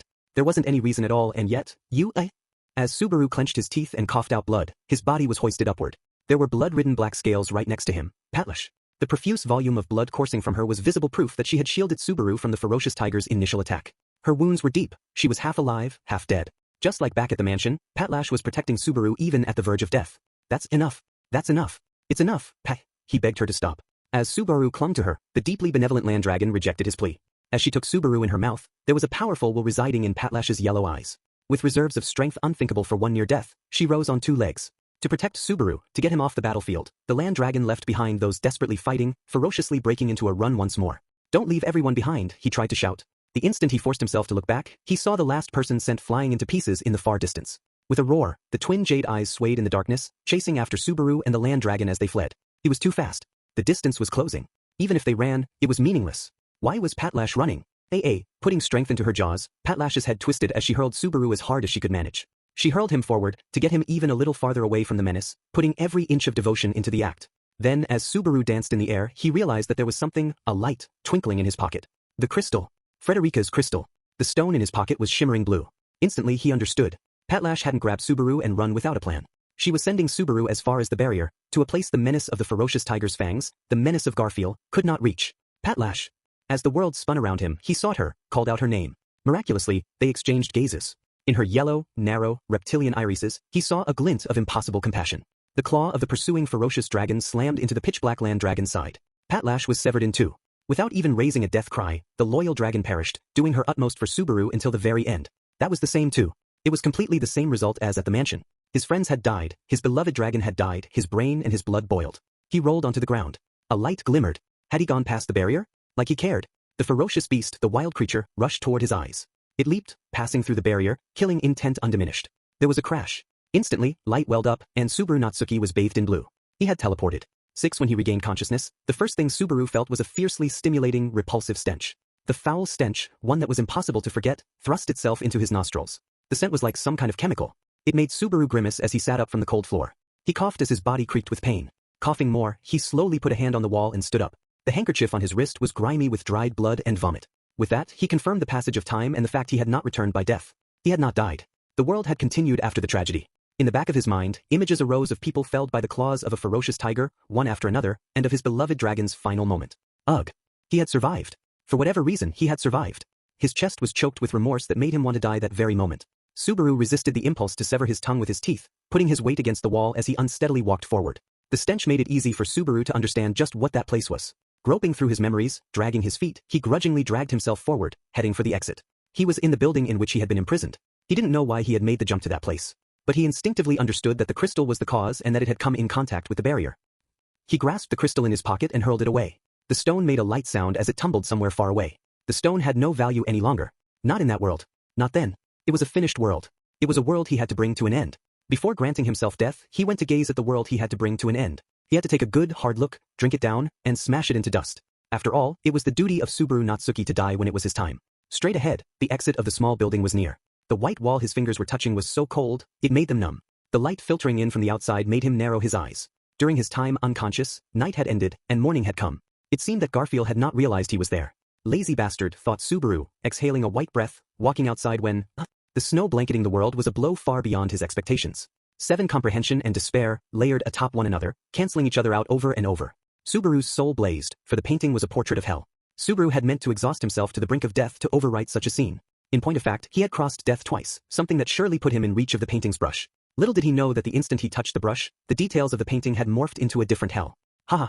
The wintry world made his breath a white cloud, and as he trod through the snow, Subaru put his hands on his seemingly gasping knees. It had already been several hours since he had left the structure, walking aimlessly ever since. Subaru safely reaching the settlement the night before had been thanks to Otto leading the way via his blessing. At present, he was without that. In the heart of the lost woods of Cromaldi, the landscape changed abruptly by the falling snow, with not a single thing to aid him present. His endurance was depleted, the snowy landscape's low temperature robbing his body of warmth. To prevent a drop in body temperature, even to a tiny extent, Subaru tied Petra's handkerchief around his forehead before resuming his walk once more. My promise with Petra. The sun had risen high. There was no longer any way to prevent the tragedy from befalling the mansion. He'd been unable to do anything. He hadn't saved Petra or Frederica. Probably not Ram either. Beatrice was still clutching that magic tome. Otto was dead. Patlash was dead. What had happened to Ram? Garfield, Roswell, what were they thinking? Emilia was, but he'd take it all back. He'd redo everything. It was his duty to walk the path where everything was right. Only Subaru could do it. It was something Subaru had to do. For that reason, the memory of everything that had been lost had to continue in Subaru alone. For that reason, the sacrifices paid for it had to continue on inside of Subaru. For that reason, Subaru and Subaru alone had to pay a commensurate price. He'd pay the commensurate price. He'd let the casualties pile up. And then he'd bring everything back. The instant his responsibility to do what had to be done burned within him, the forest opened before Subaru's eyes. The landscape he thought would continue forever ended, and he rushed into the settlement, which was also buried in snow. He wasn't surprised. He was already resigned. There, a giant tiger would suddenly blot out his vision, as he died laughing with nothing but hatred burning within him. His heart had long frozen over. However, contrary to his resignation, the ferocious tiger did not appear. No, rather than that, no one's here? The fallen bonfire had vanished in the snow. He couldn't sense that anyone was present in the sanctuary whatsoever. He couldn't pass it off saying it was a low-population settlement to begin with. It felt like an uninhabited wasteland. Indeed, he couldn't see even a single footstep on the accumulated white snow. There was no sign of anyone walking around. Snow fell. No one's here. Touching a hand to his forehead, he dug his nails into his forehead as he began to doubt his own sanity. The sanctuary was filled with tranquility. There was no sign of human presence, nor the sound of any insect. From time to time, he heard only the sound of the leaves swaying in the wind, a change announced by the faint shift in his eardrums. He heard nothing in this world. In that soundless world, that white-marred hell, he was taken back by a change within. At first, Subaru sensed something like a white ball of wool tumbling in the wind. However, he immediately understood that it was no ball of wool at all. It rolled to Subaru's feet, and there, made a tiny tremble. Then Subaru, eyes wide, realized it had 2 long ears protruding from it. It had long ears, a soft white pelt, short legs, and 2 red eyes. With a tilt of its head, its mouth moved in unhurried fashion as it made a high-pitched key. Rabbit? Subaru's eyes beheld a rabbit, and a particularly small one at that. The rabbit was as small as Subaru's closed fist, a creature no larger than a mouse. The long ears characteristic of a rabbit were fairly short and, combined with its round tail, all of the parts were in order, if at a very compact size. In the sanctuary, where insect, animal, land dragon, man, and all others had vanished in the snow, a rabbit had suddenly appeared. Why is a rabbit here? Should a rabbit be here? An inexhaustible supply of mysteries was born, and the crush of information made Subaru feel like even his brain wanted to retch. Was the rabbit at his feet a clue for learning what had happened in the sanctuary? Clinging to that thought, he stretched a hand toward the rabbit. The next instant, from the wrist down, Subaru's hand was ripped off. Eeg! Blood gushed out of the raggedly cut wound. His reddish-black arteries drooped downward. Perhaps the thin white threads pulled out were muscle fibers or nerves. Either way, the spectacle of human flesh being destroyed was particularly grotesque. Such evasion of the reality of his lost hand prevailed for exactly 2 seconds, whereupon his brain was wrecked by the ferocious pain from another dimension. Triple gaga. The world blazed white. His mind, dominated by pain, had lost all pain ability to recognize pain reality. What pain had happened that pain he had to endure such pain? What was the cause of pain? What had pain happened? Why this pain? Pain. Agonizing further and further, he pressed his blood-spilling left wrist against the ground. Unwittingly, he bit into the snow, a seemingly meaningless mixture of ice and mud. He tasted the soil, crunched down the ice, and his vision whirled in search of what had happened. At his feet, the white ball of wool had red spots scattered over its pelt. It was moving its mouth. It was chewing. Subaru could see his fingers hanging out of its moving little mouth. He understood. It had been eaten. His hand had been eaten. Gah. An understanding he didn't want to be aware of, a pain he didn't want to feel. The agony dragged his spirit toward madness. His mind was like stained glass as it cracked, shattering and turning into vestiges of fine sand. And yet, pain had roused his shattered mind. He felt a burning sensation in his calf. His eyes reeled from a stimulus like flesh and bone being mercilessly raked by a file. Reddish-black bubbles poured into the middle of his throat, causing him to convulse like a fish out of water. He didn't faint. He couldn't. The pain was too strong for that. The cruel pain forced his mind to remain awake. Key, went the countless cries that his eardrums picked up. The number of these high-pitched voices was vast, and he was surrounded by presences he couldn't bother to count. His eyeballs were already derelict in their duty, having given up on looking at his surroundings. That was a mercy. He was glad it was only his ears still working. He could not have borne the sight. Fangs tore into his entire body. From the feeling of the fangs biting into him, he knew it was a horde. He screamed. He rolled onto his back, sending his voice toward the heavens. That very moment, he sensed something furry enter his mouth, ripping out his tongue. His throat was violated, opening a path from his windpipe to his stomach, from which his viscera could be voraciously eaten. He was being chewed away. Fangs invaded from his anus, crashing inside his body against those that had entered from the mouth. As if in a contest, they raced left and right to consume his inner organs, making mincemeat out of Subaru Natsuki. He was alive. He was being eaten alive. He could feel his flesh being torn into fragments. He wasn't afraid. He couldn't feel pain anymore. He didn't even know where his mind was. He was being eaten. He was being consumed. His left eye was eaten. His ears were gone. His inner organs had been torn away, and just then, the skin of his face was ripped off. A hole was opened in his skull, and fangs thrust into his brain. His flesh had been rebuilt. The torn, consumed flesh of his cheeks, the ripped-off skin of his face, his bitten-apart skull, his chewed-away nerves, his lapped-up blood, and his fiendishly violated, ravenously consumed soul were restored to their former state. Blood passed into his fingertips, and Subaru's entire body ferociously convulsed. On the cold, hard floor, Subaru moaned as froth gushed out, his eyes rolling in every direction. There was no pain. There was no sense of loss. His 4 limbs were connected to his torso, and his chest had all of the viscera required to sustain life. His flesh and blood had been returned to him. But what of the spirit that had been eaten apart? Whose mind could return to the world of the sane, when the memory of being devoured was still fresh? B. Subaru slammed his head against the ground as if he was having a seizure. His brain bounced back from the hard blow, making his brain shake. For a moment, the vestiges of having been chewed away eased. In search of this, he repeated the act. But it was not his spirit or his flesh, but his soul, which refused to acknowledge reality. With the most critical part of his decision-making systems refusing to reboot, Subaru Natsuki could not return. But his soul repeated the word why over and over again, searching for an answer. What had occurred? Just what had happened? Why had such a thing taken place? Why did it have to be that way? What was happening with him now? What to do? What should he do? Why? No answer came forth. Before that vague thesis, not even a written problem, his soul simply broke into lament. Why? Drowning in reality, haunted by a nightmare, having lost sight of the path of life, all he could do was ask himself, why? For that was, once more, you have gained the qualifications. As Subaru made little trembles, he heard a whisper-like voice in his ear. I invite thee, come to the witch's tea party. The next instant, the soul of Subaru Natsuki returned but moments before, was once again severed from reality. Chapter 5 The witch's tea party won atop a small hill jutting up from a verdant plain, a gentle wind reminiscent of spring blue. Subaru's forelocks and the tall, green grass swayed in the wind as cumulonimbus clouds danced, racing toward the blue yonder. Subaru touched his forehead, tickled by the wind, and narrowed his eyes at the dazzling sun rays. Then he slowly brought his gaze down from the sky, reorienting it straight ahead. At some point, Subaru had come to sit in a white chair. It was large, resembling an easy chair, and before his eyes, there was a small pure white table. Across from the table, in an identical chair, sat a figure with her long legs crossed. She was a beautiful girl with long hair, precious little of her white skin exposed, and beyond that, everything was covered in black clothing. That's not quite accurate. More like, you're a bound spirit that spent 4 centuries unable to move on. Quite a greeting, such short shrift the very moment we are reunited? In the first place, where I am concerned, I was 19 years of age at the time of my death. Therefore my outward appearance is that of a young maiden much the same age as you. Dying at 19 is straight up heavy stuff. Sorry, I shouldn't joke about the dead. Quite a laudable response. I suppose we have not known each other long enough for me to say that is not like you? As Subaru leaned forward, his fists opening and closing, the girl, the witch Echidna, narrowed. Her eyes in apparent deep interest. She rested an elbow upon the table, and her cheek against her palm, provocatively looking back at Subaru with a sidelong glance as she spoke. It is rare for the same guest to be invited to a tea party twice. It does not happen often at all. You should be proud. A host shouldn't be so blunt to the guest. If I stop being honestly thankful, where will you be then? Oh my. Then you intended to be honestly thankful to me, yes? Ugh. When Echidna hit the bullseye, Subaru averted his gaze from her suppressed laugh. Thanks to his mental state just prior, he'd blithely let the word slip. But that mental state just prior was the very issue at hand. Was in the tomb. The words he was too frightened to add were, going crazy. As a matter of fact, Subaru's spirit had completely broken down. That was how much death that time around had carved indelible wounds into his soul, combined with how repeated return by death experiences had beaten him down. He'd rather have his mouth rent than ever speak the words accustomed to death. But he thought he was prepared for it. So very easily, that assumption had been ripped away. But right now, I'm fine. So normal it feels bad. You don't like that? You would rather lose your cool, fall into a panic, pathetically bawl your eyes out. I'm not saying I want stuff like that. I thought you understood, Echidna.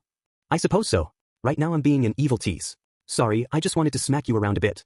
Sensing the rebuke in his voice, Echidna raised both hands as if to declare surrender. Then, with a flutter of her palm, she went, it's just, tilting her head as she said, I did not invite you to this tea party merely to tease you. Had I not done so, your mind would have shattered. You are aware of that, perhaps. That's why I was honestly going to thank you out loud, shish. Then you, I see. It seems my words and deeds carry the same faults as they did in life. Now then, I would like to properly hear your words of thanks right now. Well, knock yourself out. With a wry smile, Echidna puffed out her chest, a posture for accepting words of thanks. Staring at the smug, proud look on her face, Subaru took in a deep breath, exhaling at length. If he had to break it down into raw terms, she was being a very witchy witch. What is wrong? Any time is good. Is the reason I returned to form the instant I came here that I drank your tea before? I would suppose so. The tea set your witch factor into motion to promote stabilization. Leaving and entering the tea party does not cause it to lose its effect. Incidentally, the words of thanks. That so? I'm just a little relieved. Should I understand that to mean it'll continue when I go outside? Because we are discussing your mental state. Since you have regained your cool? I suppose if you were to remember about this place, you might retain your peace of mind even outside of the dream. So hey, the thanks. The reply, including how she said it like it didn't concern her, made Subaru's breath catch. If he were to remember this place, Echidna had said, as a matter of fact, that made things very difficult. The fact he'd come into contact with the witch twice, forgetting both times, proved the vow was at work. The vow had made Subaru forget Echidna. As a result, Subaru had lost sight of even himself. Echidna, is there a way to rewrite a vow? Huh. Is there a way to leave here without forgetting about you? As long as the vow makes me forget you, my mind will break. Isn't that right? Well, it is, but, besides, it's not just an issue of my mind. Even setting that aside, I want to remember you. It was not an issue of Subaru's mind alone. Remembering Echidna's existence was a necessary piece to unravel the mysteries of the sanctuary and prevent it from changing into that hell. That was why Subaru thrust his hands onto the table, drawing near enough to the witch's face he could feel her breath, and made a firm declaration. If you need compensation, I'll pay anything else. In return, don't hide my memories. Okay. In the face of Subaru's strong demand, Echidna acted particularly awkward, nodding meekly. Her demeanor gave him an odd feeling, but the reply was a yes. I did it, thought Subaru, clapping his hands as he celebrated. Got you to say it. Big help. No taking it back. I would not do such a shameless thing. I would not, but you are somewhat underhanded, I think. Subaru cocked his head in confusion at the sudden accusation. His response made Echidna turn her face with a fairly sour look. Then, the witch indicated the opposing chair to Subaru as she said, Anyway, I understand what you have said. For now, deuce it. Let us take our time and speak. Yeah, I don't have time for all that. More importantly, gotta take care of the vow business. I prefer you do not misunderstand, Subaru Natsuki. Her lackadaisical demeanor quickened Subaru's mood. Echidna called out to him when he tried to hurry things up. The words brought him to a halt. For some reason, her tone of voice carried a power that was difficult to defy. Then, as Subaru swallowed, Echidna, or rather, the witch, continued. Rewriting a vow is not a difficult thing in itself. Nor do I mind how you are boldly stating things that are difficult to say. But I will not have statements ignorant of your position. In the end, you are a guest invited to this tea party. And this castle of dreams is my territory. Under my rule. If you say things that are simply too selfish, it becomes an issue of my honor. Her voice was quiet, with no change in its tenor, only the voice's power had changed. Having changed the atmosphere to such an extent, her eyes of bottomless darkness gazed up at Subaru. Therein rested the supernatural being known as a witch. The feeling of oppression grabbed firm hold of his soul, making Subaru recall the initial impression he'd had of Echidna. Namely, his terror toward an overwhelming menace outstripping even the white whale and the witch of sloth. And that Echidna, the witch of greed, the witch of white and black before his eyes, lived up to both name and title. Having been invited to this tea party, you have a duty to behave politely. That only makes sense, yes? With Subaru's spiritual body marred with an unbecoming level of cold sweat, the witch stroked her own white hair as she continued. With his throat and tongue feeling dry and his breathing ragged, Subaru barely managed to wring out a reply. Politeness as a guest, you mean? It is quite simple. I am the hostess. You are the guest. Let us behave as such. The feeling of oppression was intact as Echidna slowly reached out with a hand. The witch's slender fingers touched the table, tapping upon its surface thrice. Her fingertips indicated a point atop the table, upon which rested an untouched, steaming cup. Ah. If you are a guest to a tea party, you should begin by accepting tangible proof of your invitation. Is that not proper? You're not easy to understand. I am a witch, after all. It would be a shame for normal girls if you were to lump me in with them, would it not? Smiling as if she'd pulled a fast one on him, the sense of oppression from Echidna's demeanor dissipated. Subaru felt like the mental anguish she'd inflicted as revenge for his rudeness was completely over the top, but at any rate. Shit. I get it, geez. Clicking his tongue, he snatched the cup from the table and poured the liquid down the hatch. Even though time had passed since its pouring, its temperature had not diminished at all, as might be expected of tea served by a witch. Subaru strongly gulped it down, concerning himself little with the taste, and raggedly wiped his lips with his sleeve. Well, I swallowed it down. Now you'll accept me as a guest of the tea party? Having my bodily fluids swallowed down with such fervor. It makes me blush a little. Gay. I forgot about that. The donut tea trap was at the first tea party, and upon his second arrival, Subaru had fallen hook, line, and sinker for it once more. The sight of her guest earnestly retching on the spot made the witch hostess's shoulders sink in chagrin. After that, the witch abruptly clapped her hands together, seemingly just remembering something as she spoke up. Come to think of it, your words of thanks? I feel as if I have not heard them yet. Thank you for pouring me tea that tastes like shit. You damned witch. Though he thanked her just as she told him to, Echidna was less than thrilled with the words of gratitude he provided. Beginning with Subaru and Echidna sitting on opposite ends of the table once more, the tea party recommenced. Just like the previous time around, he had been unable to expel the donut tea he had absorbed no matter how desperately he retched. Pretending that nothing had happened, Subaru sought to blot out his sense of nausea with his sense of duty as he attended the tea party. Having the bodily fluids I offered rejected to that extent wounds my maidenly heart. A maiden wouldn't talk about offering bodily fluids once in her whole life. More importantly, I want to continue talking about important stuff. About the vow issue you promised to. Nah, you'll do it then. You have an aversion toward the word promise, do you? This too I accept. The joking exchange weighed on his mind, but Subaru was relieved he'd gained a firm promise from her, that even when he woke from the dream, he would not forget Echidna's existence. This would surely prove a necessary key to finding the answer to the witch's laboratory known as the Sanctuary. Having gained confirmation on that point, there was one other thing he wanted to confirm with the witch. Echidna, how much do you know about my circumstances? What I know is how much I want to know about you. And how much I want to know is all there is to know in the entire world. Don't kid about this. I'm sure you've realized how weird it is that I'm here at all. That is not so. You fulfilled the conditions to be invited to the tea party, you reached my territory, and in that place, you were filled with such longing for some reason. And that desire aroused my greed. Echidna made a play on words, whereupon Subaru placed his hand on the table once more. By this he indicated he didn't mind playing along with the tea party, but he had no intention of playing along with the farce. It is strange. I mean, from your point of view, I only just left, right? I returned from the trial, from overcoming my past. And here I am, right after that. The reference point for that loop was set to right after he'd overcome the first trial. Even though Subaru had returned, he ought to have been in the stone room in the tomb. That was both immediately after his conversation with Echidna had concluded, and to the witch, an extremely quick reunion. You're so smart, there's no way you wouldn't find that strange. If you don't, that could only mean. Hesitating to continue his words, Echidna gave his hesitant back a proverbial shove. He breathed in then out. If Echidna did not harbor suspicions about their reunion, that meant, you know the circumstances that caused it. When Subaru pressed onward, Echidna made a tiny smile and maintained her silence. The basis for his suspicion was the words he'd exchanged with Echidna in the virtual classroom at the height of the first trial, when she'd stated that world was nothing but a charade. Even that very moment, the answer he'd conveyed to his parents in the past had not changed. They rested strongly in his chest. Accordingly, it was not that which weighed on Subaru's mind, but how that world had been constructed.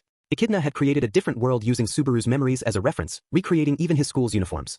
If that was the power of the Witch of Greed, sleeping eternally within the tomb, then, you have the power to see my memories. So, you don't think this situation strange?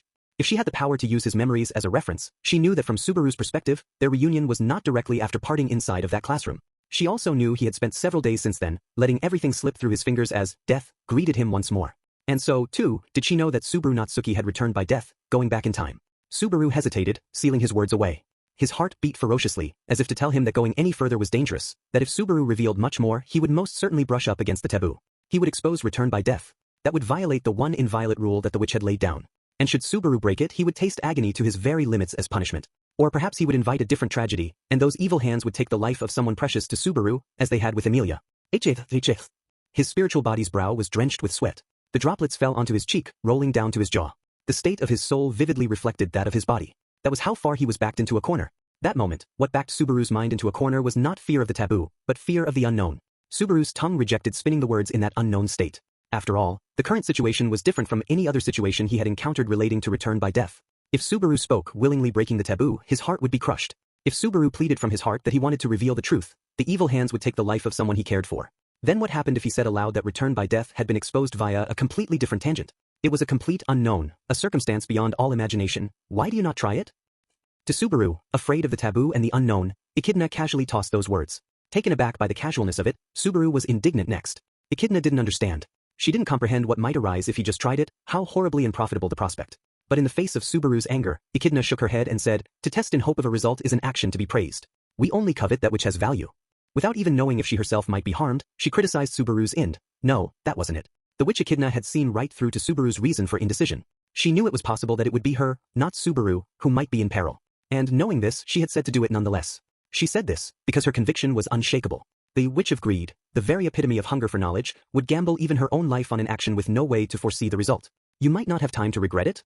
If that time comes, may I expect that you will break down in tears before my remains? To Subaru, hesitating until the last moment, Echidna replied in a tone that was sunny to the bitter end. Her position was one she adopted out of consideration for Subaru, so that her personal feelings might not excessively sway his decision. That was less sympathy toward Subaru than the witch's sincerely not wishing for an external impurity to skew the result wrought by his decision. There were no expectations, nor wishes, attached. He saw that it was her way as a witch to seek the purity of the result, and that gave his back a shove. He felt like her way of life, not harboring the slightest of doubts, was mocking his own smallness. Echidna, I return by He spoke the words that were taboo. Just as he had done many times before, he spoke the words, the special phrase, that walked across the prohibited line. Several times had he done this, to serve as a decoy for the demon dogs, to lure in the white whale, to deceive the witch cultists. In the course of doing so, he was robbed of words, and the world's time came to a halt. Firmly closing his eyes, Subaru gritted his teeth against the ferocious pain he expected to come. However, his touching resolve amounted to nothing. He opened his eyes. The world had not changed. Time had not stopped. There was no pain. And this being the case, he shifted his gaze toward the witch sitting directly in front of him, who went, Sitting in her chair, the witch recrossed her long legs as the eyebrows of her refined visage grimaced ever so slightly. However, that was her only reaction. Even when he glanced at the area of her breasts, there was no change in the witch. If you keep staring at me like that, I shall be embarrassed. Though I am rather proud of my outward appearance, I have no such confidence about my figure. Unlike Sekhmet and Daphne, that is. I ain't staring at you for a reason like that. No, more importantly, Subaru responded to her misdirected demeanor, his thought process still at a halt. No punishment of the taboo had been applied within the chest that Echidna hid from Subaru's gaze with her arms. In the face of that fact, his thoughts slowly began anew as he touched a hand to his mouth. The roots of his teeth and his voice were shaking. When I die, I go back in time and I restart the world. I return by death. I heard you, and I perceived it before I heard. I see, it is an exceedingly rare circumstance. I return by death. Return by death. Return by death. Return by death. Wada? Echidna was horrified at Subaru repeating the forbidden words over and over. Her composure from the moment before was lost. The witch's eyes opened wide as she hurriedly urged Subaru to calm down. See, calm yourself. I understand how you feel, but I return by death. Over and over, I die and restart. Return by death. I get it already. So let's advance this and I return by death, starting things over and over. He shouted numerous times, unable to contain himself. As Subaru shouted, hot droplets poured from his eyes. The droplets trickled down his cheeks, rolling down to his jaw, and fell. This was not sweat. These were tears. All this time, He'd seen this dream so many times. He'd anguished so many times wanting to shout it out. He'd probably begged for it many times over. Yet he could reveal return by death to no one. He thought he was forced to defy it, alone. I understand. His revelations became lamentations, and his shouts scattered into sobs midway. Faced with Subaru's voice, the witch quietly nodded. As Subaru wept, the witch stood at his side. Her fingers touched his black hair, seemingly ready to enter it. Then her slender, delicate hand gently stroked his head. I know, the footprints you have made until now. I saw them after all. But I have merely seen them. If possible, I would like you to tell me about them from your own lips.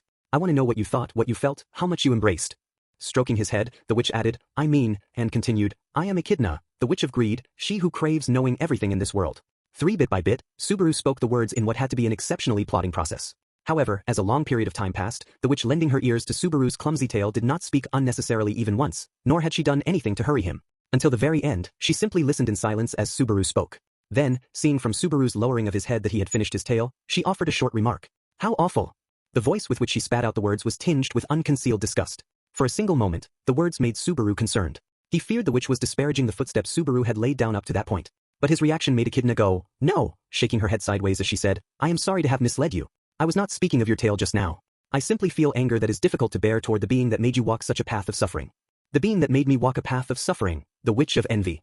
When Echidna's voice became like a whisper, Subaru came to a complete stop. Amid the sense that his body, his breathing, and even the beating of his heart had come to a halt, Echidna's black pupils narrowed. I am sure that you, too, understood long ago. The power to rewind death. No, the power to deny you the peace of death could only come from envy.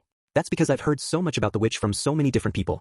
I've never met this witch face to face, but I figured as much from the outstretched hands that appeared once in a while, the shadowy woman who appeared in the world of stop time to inflict the punishment for breaking the taboo. On the one hand, the shadow granted him agonizing pain, on the other, it touched him lovingly. At first, it was only one arm, but now he could see two arms and the contours of a torso that was progressively drawing nearer. He suspected that, as he returned by death more and more, a time of reckoning was approaching. I have absolutely no idea why she's infatuated with me though. Do you know the reason? Not really. After all, understanding that thing's way of thinking is beyond not only me but all others as well. Even if I could, I would prefer not to. Averting her gaze, Echidna spoke with invective. Subaru raised an eyebrow at her attitude. Man, for someone who declares she wants to know everything in this world, you sure have a thing against the witch of envy.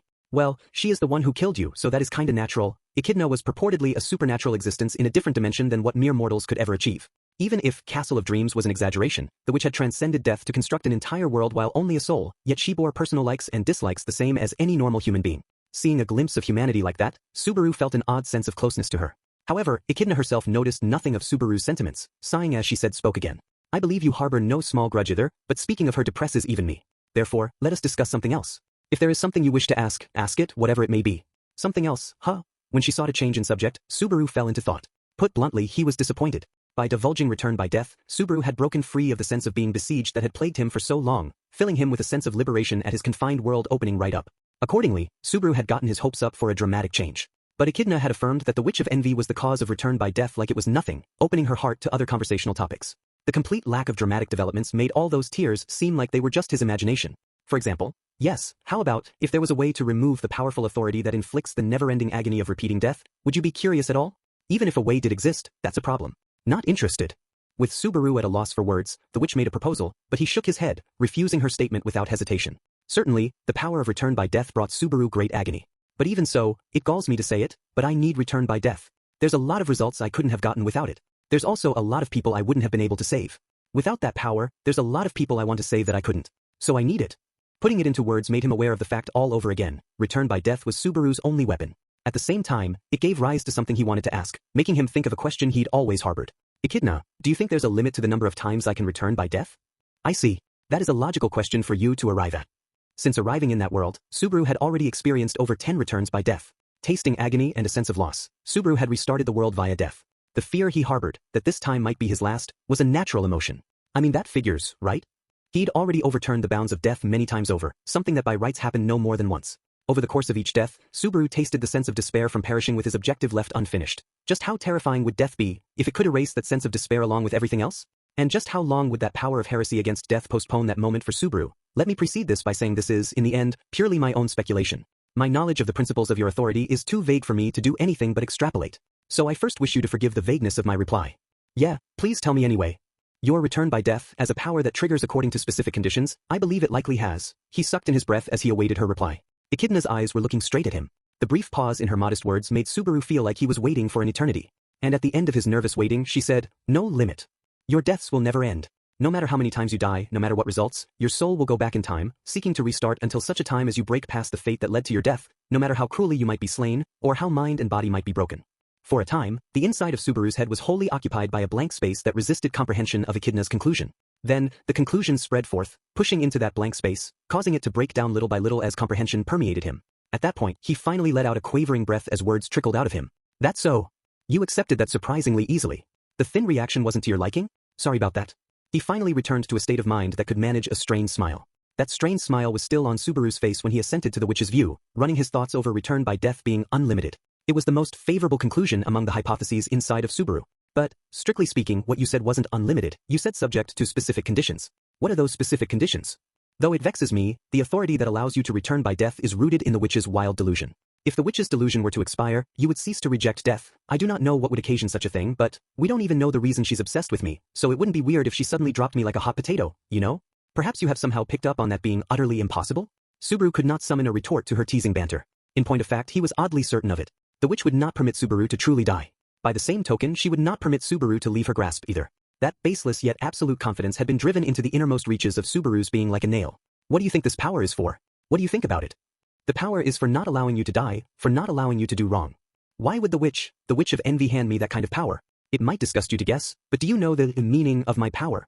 Gradually speaking faster and faster, Subaru feared the sense of evasiveness toward the odd certainty dwelling inside his chest. Subaru gradually lost the composure in his demeanor, or perhaps it had never been there to begin with. At this, Echidna knit her brows and said, I do not understand what you are afraid of. What has you so frightened?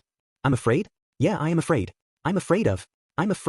Echidna's inquisitive bent mercilessly sliced open the part of Subaru covering his fears. In place of red blood, her slice resulted in the emotions stuffing his chest gushing out instead. Fear, regret, unease, sadness. Nothing but negative emotions flooded out. Even if I die, I'll come back. I didn't want to indulge in thinking I can die. Any number of times. I didn't want to think it, but if it's the only thing I can rely on, I'll rely on that. But, even if death was without limit, gradually the witch's shadow would take shape, and Subaru would inevitably have to confront it. Besides, return by death was not omnipotent. It could leave situations where something could never be regained. And the greatest thing that he was unable to get back was, it couldn't get Rem back. The biggest problem Subaru had with return by death was that it had not returned Rem's existence to him. Subaru could never forget, knowing Rem was lost to him, the impulse to stab his throat before her as she slept, nor could he forget the despair when, immediately afterward, he'd returned to the point just before stabbing his throat.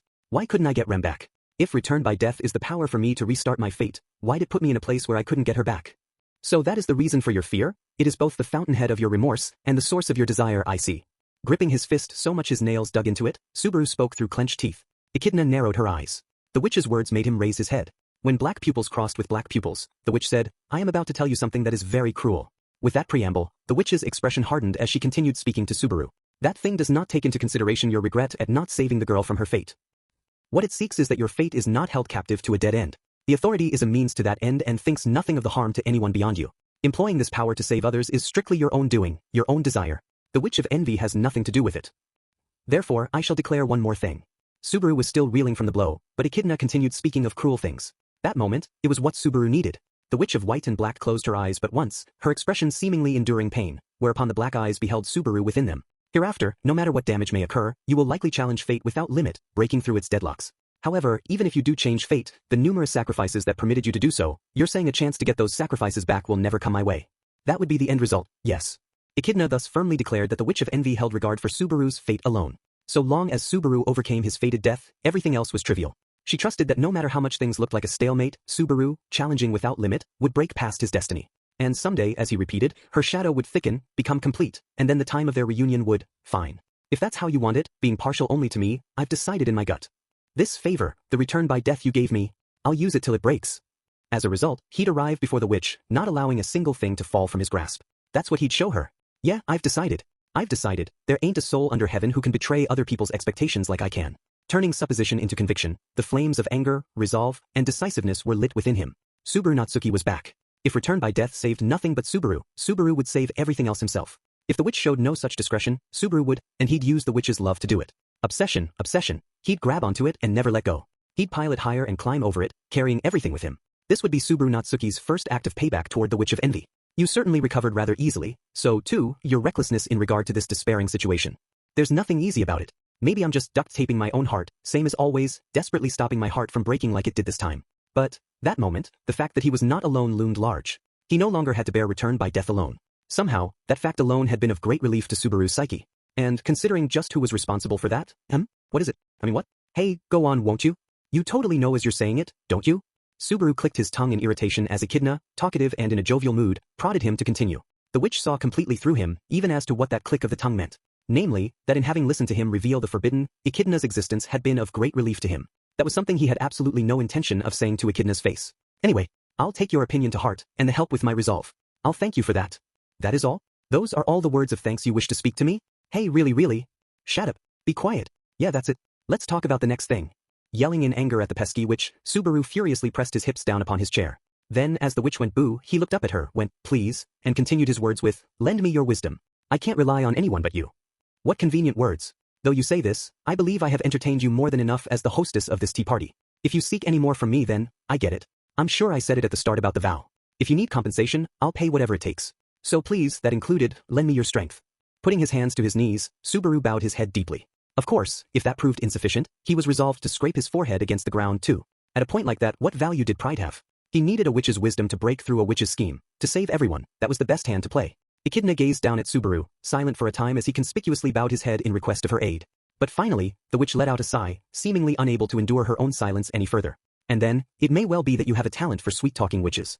Her lips loosened, and a charming smile came over the witch, the words trickling out as she reluctantly gave in. For there was no end to what he wanted to discuss with the witch. But, at that juncture, there was something Subaru first wanted to confirm that was completely separate from the rest. I know you called me to the tea party right after return by death. But what's happening outside during the time I'm here talking with you? Did I not speak to you of it previously? This is my castle of dreams, and you and I are merely souls at present. During your time here, you are isolated from the outside, even the passage of time thereof. I will not say that time does not pass whatsoever, but the effect on the outside world is meager at best. Therefore, it is unlikely to the extreme anything is happening outside at all.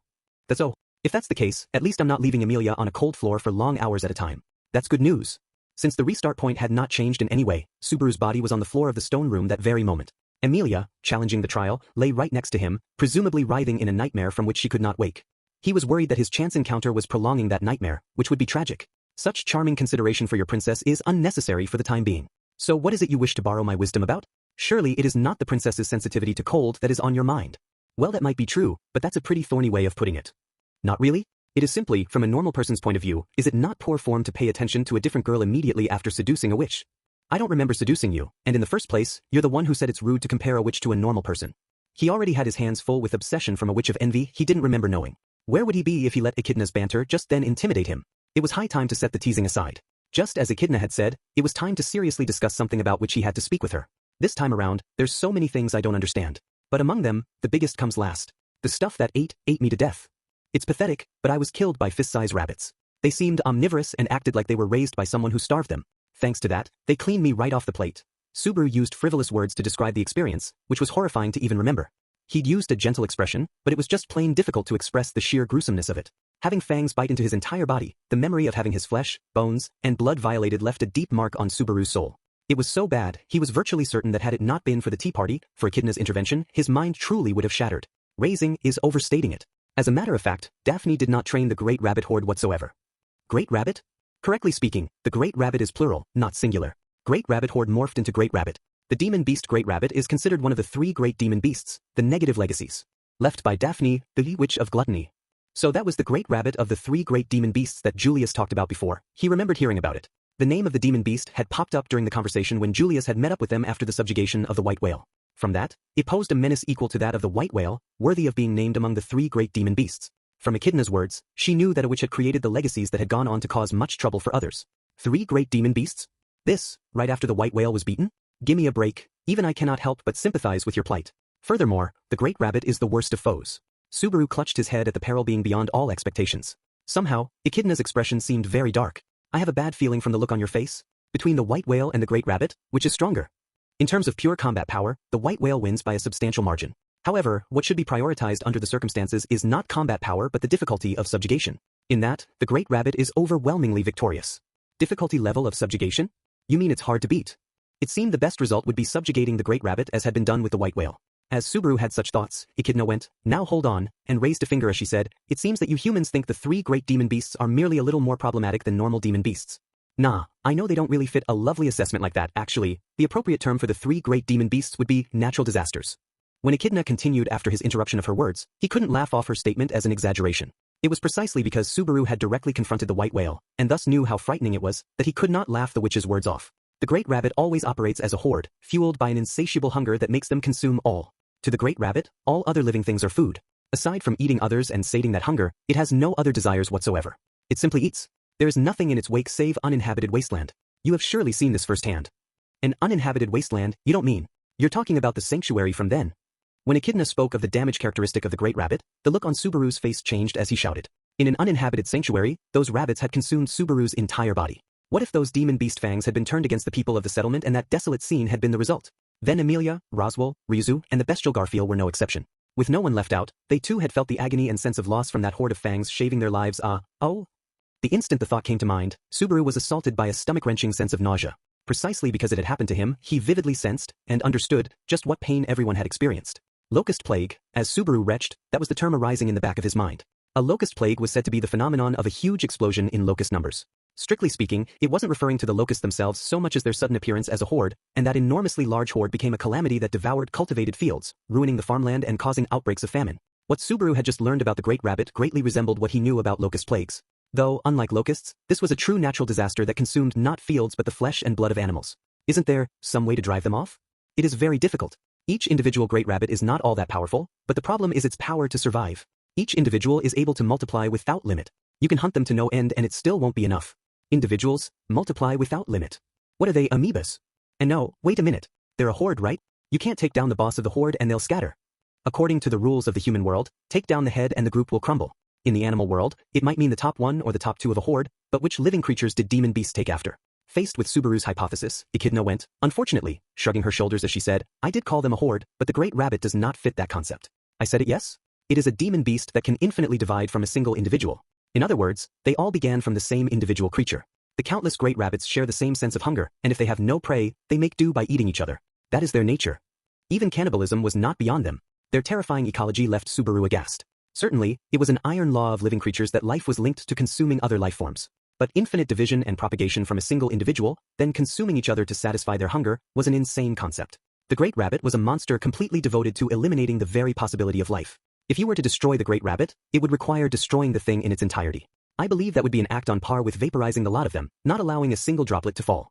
It was exaggerated talk for the sake of argument, but that simply represented the scale of the problem. Accepting Echidna's explanation, Subaru felt dizzy at just how difficult it was to beat the Great Rabbit.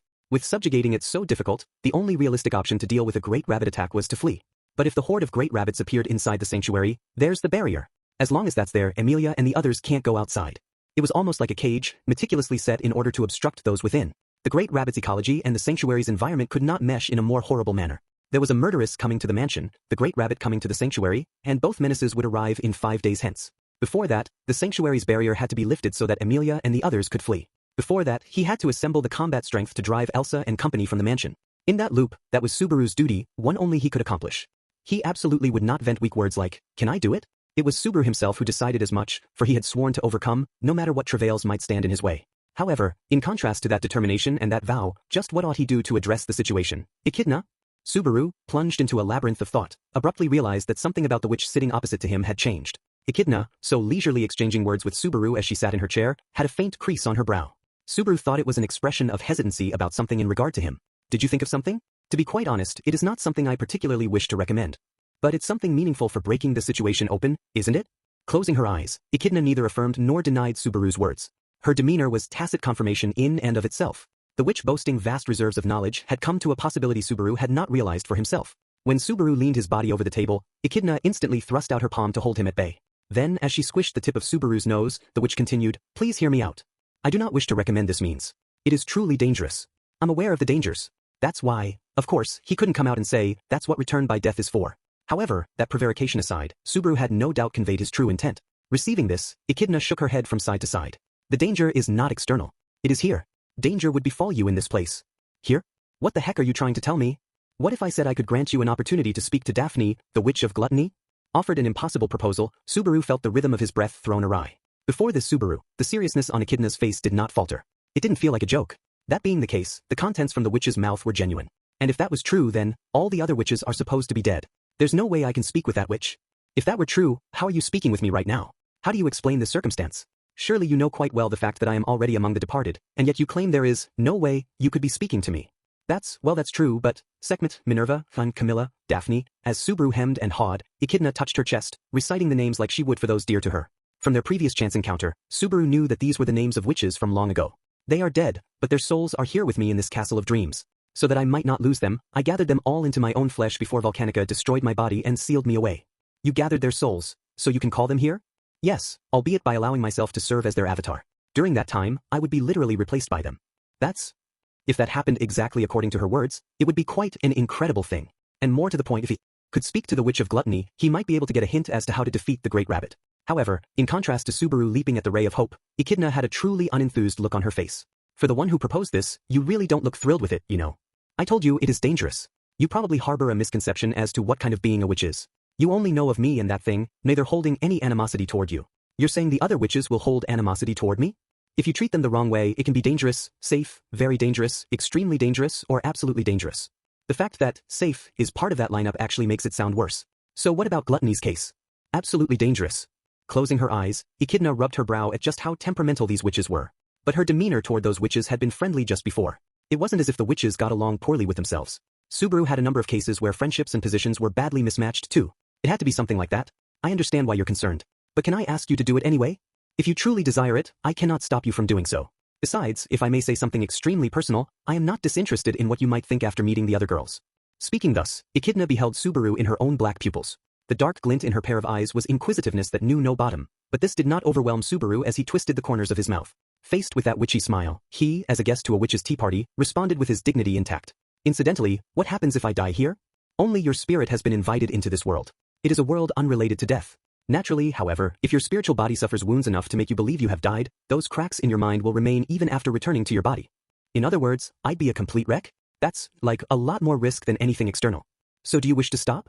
When Subaru raised his voice, the risk of becoming a wreck was pointed out to him, and Echidna sent a provocative smile his way. That smile lit a fire in him. He couldn't back down. Do it. I pray for your good fortune in battle. It wasn't set in stone that her final smile was really meant as a prayer for his good fortune. The joyful craving in it, that of a girl waiting expectantly in ultimate delight for the result, was too strong for such an assumption. Besides, Subaru immediately lost the free time with which to pay any heed to such a thing. Echidna's charming smile suddenly melted into the air. The particles from which Echidna was composed unraveled, and her very being was dismantled, only to be reconstructed into a completely different shape.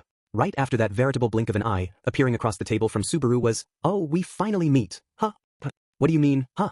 What? Wow, aren't you a rude one?" These words spoken, bare feet wiggled in front of Subaru as the other party's cheeks puffed up. There sat a little girl maybe 10 years old, a being one would never think a witch. The little girl had brown skin and a bright, adorable face, the very image of youth and innocence. Her deep green hair mixed with big round red eyes.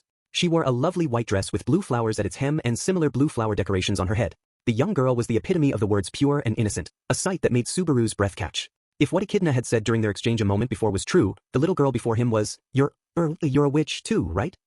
You heard from Dona, right? I know you're Baru. Baru it is. Dona had to mean Echidna, and Baru had to mean Subaru. The way her reply came off as young, or younger than her apparent age, threw Subaru for a loop.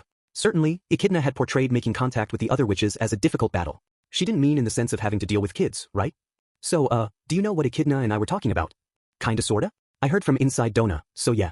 The inside Echidna part of that info kind of weighs on my mind, but anyway, I'm glad we at least have some basis to go on. So to get right to the point about the rabbit, Subaru leaned forward with every intention of asking about the great rabbit. But his action made the little girl tilt her head. Incidentally, she went, bringing him to a halt. Baru, are you an evildoer? I've been wondering about that the whole time, you see. Evildoer? The question, from a completely unanticipated angle, made Subaru unwittingly drop his jaw. As he did so, the little girl swayed her legs, which did not reach the ground, and her chair rattled as she began rocking it back and forth. I'm asking if you're an evildoer or not. Which is it? You mean like a bad guy? I'm not sure what you're getting at with that question, but, I get it. I'll check something out then. She turned him an innocent smile, making painfully clear just how difficult it was for Subaru to converse with this witch. Ignoring that sentiment, the little girl leaped off her chair, trampling the grass with her still bare feet, and walked over to Subaru. Then, she showed her teeth as she smiled at him and put out her hand. You want to shake hands?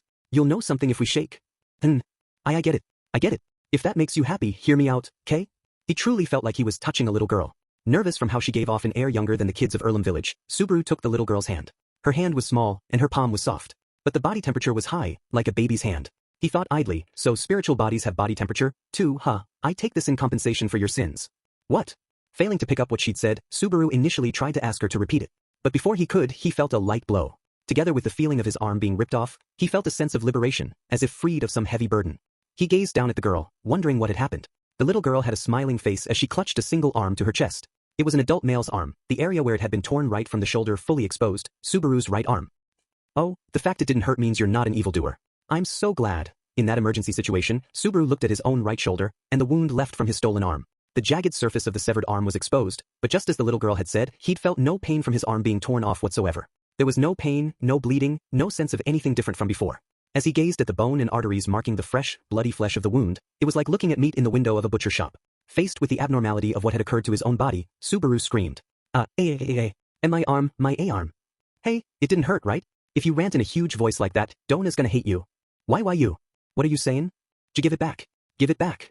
The little girl's easygoing and bizarre worldview blew a hole in Subaru's unaccepting brain. He instantly determined that he needed back the arm she was clutching to reattach it to his shoulder immediately. A human body was not a simple enough thing that this alone would heal it, but he was too confused for that to sink in. Anyway, I've got to get my arm back, went Subaru, attempting to grab hold of the girl when, thou shalt not be among the condemned. The next instant, both of Subaru's legs shattered from the knees on down. Having lost his right shoulder, then both his lower legs, Subaru lost his balance, tumbling forward. The blow cracked his hips, sending a fissure into his chest, and his face was flattened at an angle. W tweeted, oh, you're not an evildoer, but you have a guilty conscience anyway. Ah, Brew, you're so nice, you poor thing. It must be so hard. There was no pain from his shattered legs, his cracked torso, or his head. They were simply broken and lost. Squatting, the little girl gently stroked Subaru's head as he lay on the ground. The earnest benevolence in the stroke of her hand, and the voice she cast toward Subaru, became frightening. He could not comprehend. It didn't compute. He couldn't cope with the abnormality. Typhon's completed her goal. After that, I get it. Standing up, the girl brushed off her knees and said something, but his mind wasn't paying attention. The little girl seemed to have lost interest in Subaru, too. In the view from lying face up, the little girl vanished, and in her place, he saw the clear blue sky. Perhaps Subaru felt no pain because his body was a spiritual one, formed from his soul alone? He'd been advised that if it was wounded enough to make him think that he had died, it would be something that couldn't be undone. It's all right, I'll endure it, you'll see, he thought, and this was the result. The cracks on his limbs, his hips, his torso, his head, were growing, until finally within the dream he would become fine particles of dust. The absurdities of the human world must be punched. There was a voice. The voice strongly reverberated through Subaru, on the verge of shattering to dust. The voice continued. It was imposing without a hint of shame. Nefarious misdeeds can go to hell. The voice echoing in the distance gradually grew nearer. Moreover, it was a voice with a high-pitched echo. 3. Be it unsightly or beautiful, all is part of this transient world. As he broke, Subaru listened to the voice.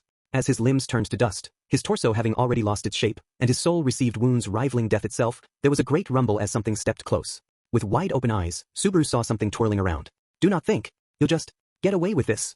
As Subaru lay face up, the fist made a direct blow to the bridge of his nose, penetrating to the back of his skull and making the ground behind it explode. A crater was formed in the grassy plain, and a plume of dust rose from the destructive force of the explosive blow. He didn't understand what had happened, but with his psyche on the verge of death, he was caught by his neck and forcefully swung about. It was as if he was being dragged away from death, as if it was too soon for him to die. He was dragged up and pummeled. Fists punched wildly, continuing to dig into Subaru like rain. Engulfed by the impact, he completely lost his bearings. His psyche was dyed white. His field of vision beheld only the unrelenting fists, and the side of the face of the girl hurling them, drenched in sweat and tears. The girl's tears glistened as they scattered into the sky. The girl wept as she swung one fist, then another, pounding the nearly dead Subaru over and over and over and over again. Through my fists, the world is reborn. Through my anger, the world is cleansed. My wrath, my healing fists. This is my answer.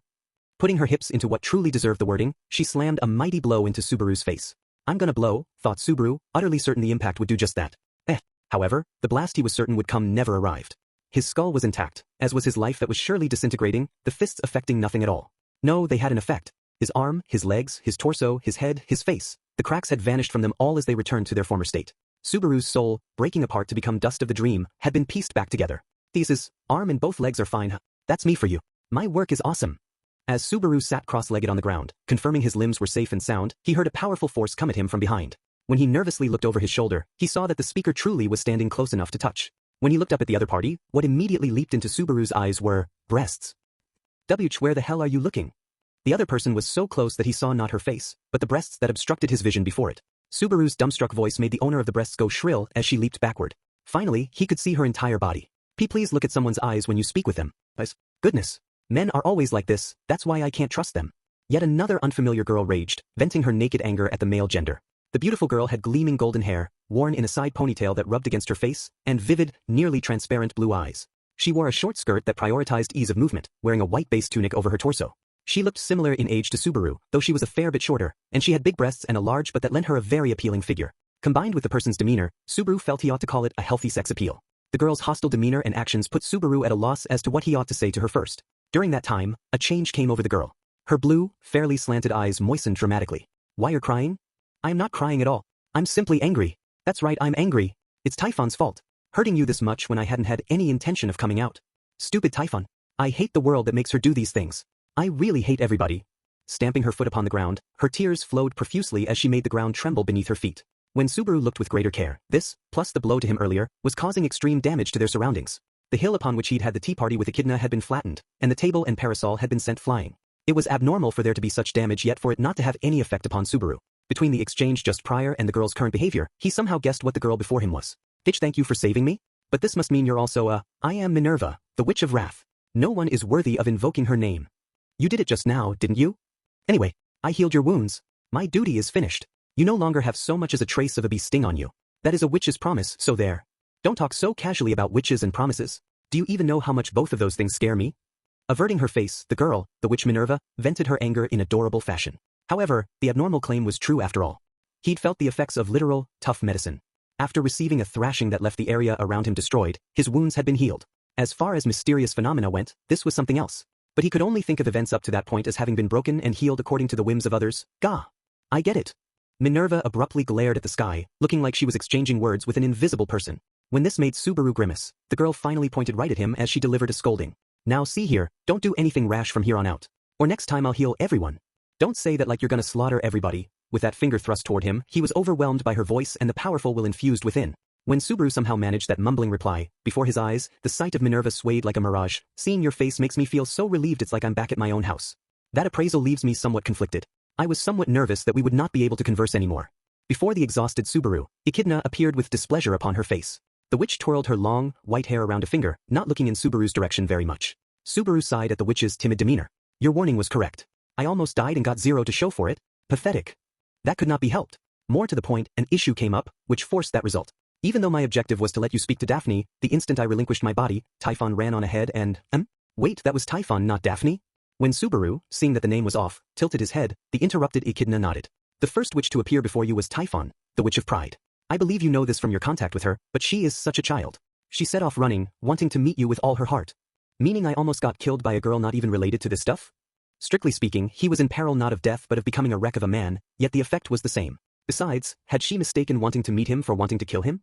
She named herself, but the one who saved you from the verge of death was Minerva, the Witch of Wrath. In terms of what I explained earlier, that girl is the witch you would be safest with. Yeah, she came off like a fresh-feeling explosive, Sundra, big-breasted lowly healer. Thanks to her, I didn't have to die but, Subaru broke off his words and looked around the area. There was no little hill left anywhere to be seen on the grassy plain. Sensing from Subaru's gaze what he was getting at, Echidna flashed a strained smile and snapped her fingers. Instantly, there was a puff of wind. Simultaneously, for a brief moment, the world was enveloped in darkness as if a curtain had fallen. Then, when the curtain lifted, everything was back as it had been for the tea party of dreams. Oh, men, you really are a witch. I am shocked you would doubt such a thing after all of our conversation together. Well then, what now? What do you mean, what now? Do you wish to continue? I can firmly state that this time, I can grant you an audience with Daphne for certain, without interruptions, but Daphne is more dangerous than Typhon.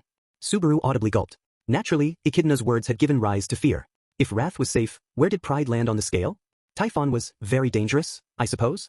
Just not as much compared to Camilla and Daphne. Hearing that really makes a guy think, when he was told he'd spoken to Typhon, conversation seemed like a distant memory to him. If he dealt with someone even less inclined toward proper speech, his life truly would be in danger. Even if that was not the case, she was still the creator of demon beasts, which were collections of murderous instincts. Perhaps it truly had been a reckless challenge that Subaru had been doomed to lose from the beginning. Then, just as he began to think of his battle as one with no chance of victory, that's why I have to pry the door open, damn it. If it was just a matter of victory or defeat, Subaru Natsuki couldn't win against anyone. It was Subaru's manner of fighting to challenge so that odds of victory might be born. Your determination is firm, then? Understood. Before Subaru's eyes, Echidna's provocative stance gave way to a sigh with an air of resignation. However, the witch then went, however, raising a finger as she said, I do want to make this much very clear. You absolutely must not free Daphne of her restraints. Restraints? Moreover, I forbid you from touching her. If possible, I would like you to avoid meeting her eyes as well. If I upheld all that, I'd be a guy so creepy I'd want to die, you know? In the first place, she hadn't explained the word restraints, something he could not dismiss. But before he could pursue the matter further, Echidna had finished preparing on her end. The witch's form slowly wavered, her existence unraveled, and the world melted as she switched places with a different witch. Then, with Subaru's body hard and tense, it slowly emerged before his eyes. Come on, isn't this a little excessive?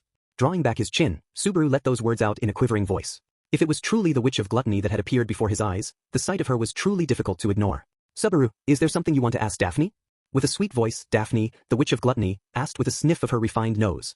The witch was inside a coffin, firmly bound by chains, both eyes sealed by a black blindfold. It wasn't that there was nothing distinct about her. Rather, the witch's external appearance was peculiar in very awkward ways. The coffin was shaped closest to the torture device known as an Iron Maiden. The witch, packed into the vertically standing black coffin, outwardly looked 13 or 14 years old. She wore her ashen hair back in two tails that reached down as far as shoulder level. A pitch-black straitjacket worn over white clothing was affixed to the coffin with chains. Both of her eyes were covered by a blindfold wrapped to cross over the center of her face, lending her appearance an ominous witchiness greater than those who had preceded her. I came out because Donadona said to, even though sleeping felt really good, I don't want to be up that luong, so don't talk about anything boring, okay? Why yeah, thanks for the trouble of coming out. That statement sounds more like sloth than gluttony, so, you're the witch of gluttony, right? The other party was blindfolded and surely not at liberty to step back. But there was Echidna's warning just prior, so Subaru carefully closed the distance by only a single step. But that move made Daphne, inside the coffin, murmur, humming through her nose before saying, this might be poison for Daphne's body, centipede coffin. She called out, and Subaru's surprise at the subsequent spectacle made his throat catch. To put it matter-of-factly, all Daphne did was move backward, seemingly to maintain the distance with Subaru. However, it was how she moved that was beyond Subaru's expectations. The lower part of the coffin binding Daphne suddenly floated up off the ground. The cause was the legs that sprouted on the bottom of the coffin, legs moving like those of a crab or a spider. With these legs, the coffin moved backward. It was like a mobile Iron Maiden, or, more accurately, it moved like a living creature. Can I ask you what that is? Meaning? Daphne cannot see, so say it in a way Daphne can understand. That, super aesthetic coffin you have there. From what little I know, coffins don't have feet, and they definitely don't move like insects at amazing speeds like that. With a creaking sound, the coffin set itself down, as if having reached its destination, drawing the legs it had sprouted back inside again. The action was like a turtle hiding in its shell, but vastly more repulsive. Daphne cannot move freely, so Daphne made the centipede coffin for Theat. It moves from Daphne's sweat and pee, very convenient ease. Suddenly I feel like that's way too much information. The gist was that it was a creature living off its host's waste products. Inside his head, he mulled whether it was just poorly phrased, but the abnormality of it was conspicuous indeed. The greatest abnormality was surely the part about her having made it. When Subaru is by Daphne's side, Daphne's body throbs. It's a scent that Daphne really likes. It makes Daphne want to eat you. By eating you mean, swallowing me up? Swallowing you, Daphne replied with a red face, almost like someone drunk. The words probably meant something different to her than they did to him. Her expressions were adorable, but the witch had said without hesitation she wanted to eat Subaru. This indicated that she meant nothing beyond the literal meaning of consuming food. In other words, cannibalism was not too far for her. Common sense or ethical considerations would be of no aid to him. Seizing hold of the pace required a preemptive strike. I get that neither of us wants the conversation to drag too long. I get it, so I'll get right to my question. It's about the 3 great demon beasts you made. 3 great? The white whale, the great rabbit, and the black serpent, those demon beasts. You made them, right? Her demeanor, like she didn't remember them, set Subaru off, making him shout the names of the demon beasts. At those names, Daphne tilted her head left and right a number of times as she answered. You mean Whaley, Buny, and Snaky? That's what I'm telling why, but you called them by strange names. I don't know the names other people gave them. I mean, those children just picked you up and left Daphne all on their own, squirming inside the coffin, Daphne seemed to try and evade Subaru's anger. Apparently, she didn't have much self-awareness about creating life being a veritable act of God. Meaning that in creating the demon beasts, Daphne wielded power rivaling that of proper deities. Geez, why did you create guys like that anyway? Why? But, did you let guys like that loose on the world? Unable to bear her attitude any longer, like it was someone else's problem, Subaru rang out an angry shout at the mother of demon beasts. Wrath made his face red, as he pointed a finger at Daphne and howled. Even if you're dead, it's been 400 years. How much rampaging do you think those demon beasts have done? All the people, tens of people, hundreds of people. The casualties are still increasing even now. The ferocious clash with the white whale on the Lippes plains rose to the back of his mind. He remembered Wilhelm's tenacity, his shouting the name of his slain wife, the days of lament and anger spent by the knights participating in that battle, and the source of it all was the witch in the coffin before his eyes. What for? What did you make a monster like the white whale for? The bigger a creature is, the more people it can feed, right? Awas. The thoroughly mystified look on Daphne's face brought Subaru's forceful, sharp recriminations to a halt. When, as her demeanor rendered his vigor fruitless, he murmured, Daphne inclined her head even farther as she said, the white whale, it's big, right? A lot of people could be satisfied from eating it. What are you, the great rabbit? If they just multiply more and more. As long as it's around, no one will go hungry. Isn't that wonderful? That's because the great rabbit ate so many of them. Daphne's speech was incoherent. If he took the words at face value, the reason she created monsters was to resolve the problem of hunger. To save people from the anguish of starvation, she created monsters as a source of food, and yet, so many people had fallen victim to those monsters. You got everything totally backward. The number of people taken by monsters is way higher than the people whose bellies were filled by, you're going to eat the other one, but you don't think it's possible you'll be eaten yourself? Isn't that a little too unfair? As Subaru wore a bitter face, Daphne smiled charmingly, speaking the words as if they were the most natural in the world. Drinking down her statement, Subaru strived to understand, and he finally understood that he could not understand. He'd been mistaken. From her appearance and her capacity for words, he'd thought he could speak to her person to person. But he was wrong. The girl before his eyes was not a person at all. That's animal logic. The strong eat the weak. This was truly the concept behind Daphne's actions. Furthermore, it was not that she saw value in a world where the strong ate the weak. Her eyes were solely focused upon eating. Now he understood Echidna's explanation. Daphne really was dangerous, someone who could not be reasoned with. Subaru and Daphne had different values. She was a witch. Even among the witches, of which there were only 7 in the world, she was a true witch. Saber, don't you think about easing everyone's gluttony too? In life, gluttony is the most important craving of all, you know? I mean, if you can't satisfy Fayette, you can't live, can you? Even if you have no peace, even if you are not loved, even if you can't vent your emotions, even if you can't respect yourself, even if you can't get what you covet, even if you can't get excited about anything, that won't kill an iron. But, if you can't you die, right? Of all the 7 deadly sins, only the sin of gluttony was directly connected to life itself. In a proper sense, gluttony meant a craving for food beyond that which was necessary. But in this case, Daphne truly believed it to mean the craving for food that was necessary to sustain life. She had a point, one he could not refute. However, what you're saying is partially right. I acknowledge that. But that's just, you should try hunger up to the very limit. Then you'll understand what Daphne's words mean. What kind of world Daphne and Beauty live in. Certainly, when she referred to starvation in the utmost extreme, Subaru lacked any words to speak in reply. Subaru had never experienced hunger to the point that it had threatened his life. In a normal household in modern Japan, a lack of food to the level of starvation basically didn't exist, and even once summoned to another world, he'd been blessed with the good fortune of meeting Amelia in short order and being taken in by Roswell Manor. Even if hunger pangs assailed him that very moment, inflicting difficult tonger anguish, it wouldn't make him understand the witch's psyche. So that monster, the great rabbit, was created out of your own hunger, then, all those children took after Daphne after they were born, especially Daphne's empty stomach? You can understand how they feel when they eat each other. Doesn't that make your conscience hurt? How you made the monsters you created feel that emptiness in their stomachs.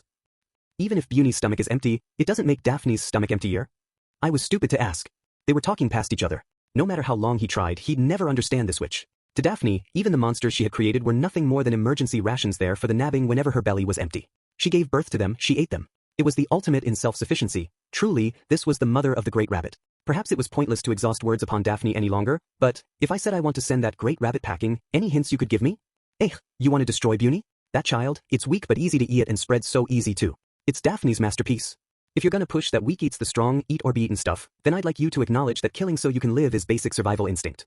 Toward Daphne, who was stubborn in her off-the-wall judgment, Subaru framed his rebuttal in sophistry. Their values were different, so they couldn't communicate in the same realm. Trying to play ball and establish space between Subaru and Daphne where they could see eye to eye was a long shot, likely fruitless for both parties.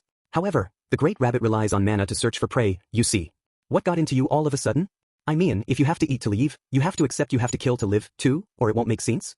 Subaru was suspicious about Daphne coming right out and telling him about the great rabbit as he'd asked. As he did so, Daphne nodded over and over, apparently accepting Subaru's sophistry from earlier. He'd expected some kind of instant counterargument, but he'd apparently filled the chasm between his and Daphne's values from different realms. Ignoring Subaru's surprise at that, Daphne spoke about the characteristics of her child as the mother of demon beasts. It's attracted to large amounts of mana, so you could use a strong magic user as a decoy to lure them together. Then you could take them out all at once. I heard they increase with no limit. Won't there be guys away from the pack? No matter how many bodies, there is only one mind. So it's like, one set of thoughts is shared across the whole horde. It doesn't have any smarts for keeping it from being destroyed. That's so. So if we do take them out, it won't be like, they all come back from one survivor like something out of a cliché horror movie. It was an obligatory plot in a monster panic movie, but combined with the Great Rabbit's characteristics, it wouldn't be funny at all. But the information from just then was a huge contribution for how to deal with the impending Great Rabbit. It didn't mean he'd worked out a sure way to eliminate it yet, but the data was plenty to make all that worth the effort. He saw a tiny glimmer of hope. Phew, is it all right if Daphne rests new? To Subaru, his head pondering how to subjugate the Great Rabbit, Daphne yawned and spoke thusly. To the bitter end, she did things at her own pace, or rather, was heedless of all around her. To Daphne, just like the Great Rabbit, all began and ended with her individual existence. Accordingly, the witch had utterly no interest in the results, not for Subaru, not for the Great Rabbit. Perhaps the only thing that interested her was insatiable hunger. What did that even mean for a witch who was no longer alive? Yeah, took a while, but I'll keep that tucked away. Thanks. Also, one was alive, and the other was dead. The eras of their lives were different. Had it not been for such a fashion, Subaru and Daphne were two lines that would never, ever have crossed. Hence, there was no issue whatsoever with giving up on their different values and parting ways. There was no issue, but I will destroy the Great Rabbit. I already killed the white whale. I won't accept any complaints from their mommy dearest. 400 years ago, you might have thought you did a good job. If you didn't, well, setting that aside, they've rampaged on and on. They've done enough, I'll erase them with no trace left. There was a vast chasm between their values, and, fully aware of this, Subaru spoke. Not knowing whether it would reach, he'd wanted to fire off at least one arrow at the witches toying with him until the bitter end. Faced with Subaru's declaration of war, Daphne showed him a reaction like none before it. Uppity human. The murmur that trickled out was utterly bereft of the sweet atmosphere up until that point. The witch's mouth opened broadly to one side, and for the first time, he caught a glimpse of tangible will beyond mere gluttony. Do thigh it if you can. Baring her all-too-sharp fangs and sticking out her red tongue, the witch of gluttony laughed with delight. 7. A powerful wind blew, and Subaru unwittingly threw up his arms, obstructing his field of vision. His eyes followed as the gust buffeted the grassland, and a swirl of wind made the petals of wildflowers dance aloft in the sky. He watched until they were swallowed by the light of the sun, whereupon his gaze returned. And then, sorry for insisting, Echidna. I need no thanks. In this place, it is good for the girls to exchange words with someone besides me once in a while. Of course, if it was not a being like you, he or she could not stand before us. You pulling my leg? It would be great if all could be solved by pulling legs, but many things cannot. Echidna, manifesting in Daphne's place, spoke in a jesting manner as she shrugged her shoulders. At the very least, though Subaru felt the same sense of oppression from his first meeting with Echidna, he did not receive the same urge to vomit. He'd felt the same when meeting the other witches. He'd felt fear due to the girl's abnormality. But there had been no instinctive sense of rejection. That was the difference. So, did you pick up anything from that talk with Daphne? I suppose so. First, I picked up that among the witches, you're incredibly sane. Goodness gracious, this will not do. I cannot have you look at me more lightly from such lovely-to-hear words putting me in a good mood. At Subaru's deeply felt reply, Echidna made a sound through her nose, plus some small jest. After that, the witch hummed a tune as she put fresh tea and cookie-like treats onto the table. The tune wasn't very good. At any rate, she was an easy-to-understand witch. But I'll pass on your body fluids and cookies with who knows what mixed into them. I have not put any hair in them. At this point I've got to second-guess each and everything you tell me. From that moment forward, Subaru firmly swore in his heart that he would not eat or drink again at that tea party. In contrast to Subaru's determination, Echidna made a pained smile and narrowed her black eyes. With those dark-colored eyes staring at him, Subaru grimaced, feeling distinctly uncomfortable. I don't really like how those eyes seem to see through everything. If I could understand everything about someone by staring, I would stare at you until you burst into flames. Besides, I really must say, you have little self-awareness, do you? What are you talking about? Self-aware of what? Perhaps the distorted situation? For instance, if you had a mind to, you could calmly exchange words with even Typhon, provided she said she wants to speak with you. Am I wrong? With Subaru tilting his head, Echidna tossed him a question. Accepting it, Subaru twisted his head one way then the other, pondering. What did the witch want to say, or what was she trying to make him say? If she wanted to talk, I think I'd hear her out. What of it? After Typhon did all that to you? Normally, a person could never accept someone who shattered his arms and legs and nearly killed him, not even if those wounds had been completely healed. The instant she pointed that out, Subaru's breath caught. His reaction made the blackness of Echidna's eyes thicken in ever deeper interest. During that time, Subaru slowly remembered something he had forgotten, how to breathe. It seems you were not wholly unaware of it. I wonder if it's an issue with how my mind's working right now. Certainly I'm self-aware that my thinking is a little less than sane. But I can't just come out and say certain stuff, right? What would happen if he said in anger about Typhon, who'd nearly taken his life, that he couldn't forgive her? Even Rem had killed Subaru once upon a time. And once upon a time, Ram had helped her do so. Even so, Subaru had forgiven them both. Love toward them had won out against anger. He'd chosen a tomorrow he could spend with them over a tomorrow without them. Of course, it's different with witches I only just met than with Ram and Ram. I'm not gonna put up with talking to Typhon unless she apologizes. Tell her that. Understood. I do not know if she will listen or if she will desire to speak with you again, but I shall have a firm word with her about the matter.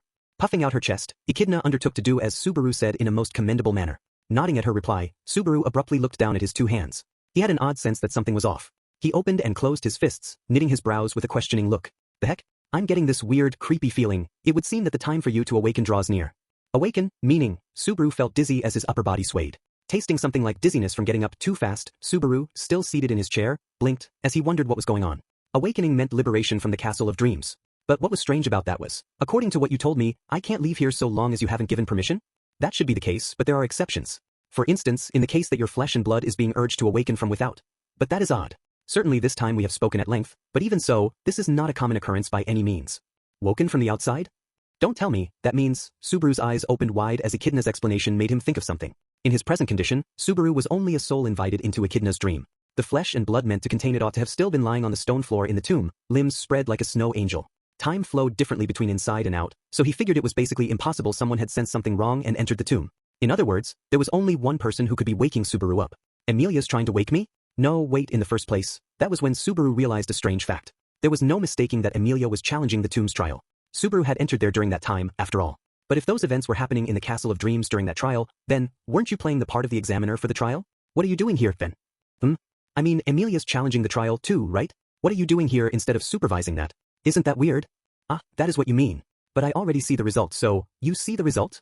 The terribly blunt reply left Subaru unable to continue to the next phrase. This was because Echidna's apathy about Emilia's trial came from referencing Subaru's own memories. So far as Subaru knew, Emilia would be unable to beat the trial for 3 days hence.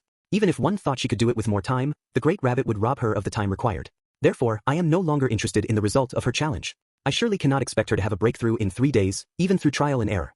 Or perhaps you could do it. Would you, he who has decided to redo over and over, spread your wings for the cowardly princess's sake? The sarcastic, teasing way she said it made Subaru shut his eyes. On the back of his eyelids, all that floated up was the image of Emilia crying, her heart broken by the trial. To make her overcome the trial, would he die over and over, to avoid making her wear that face? His heart strongly implored him not to behave in a manner so cruel. I hate to be a sucker for your taunt, but I can't let you make Emilia cry anymore. It is not as if I am the one making her cry, however.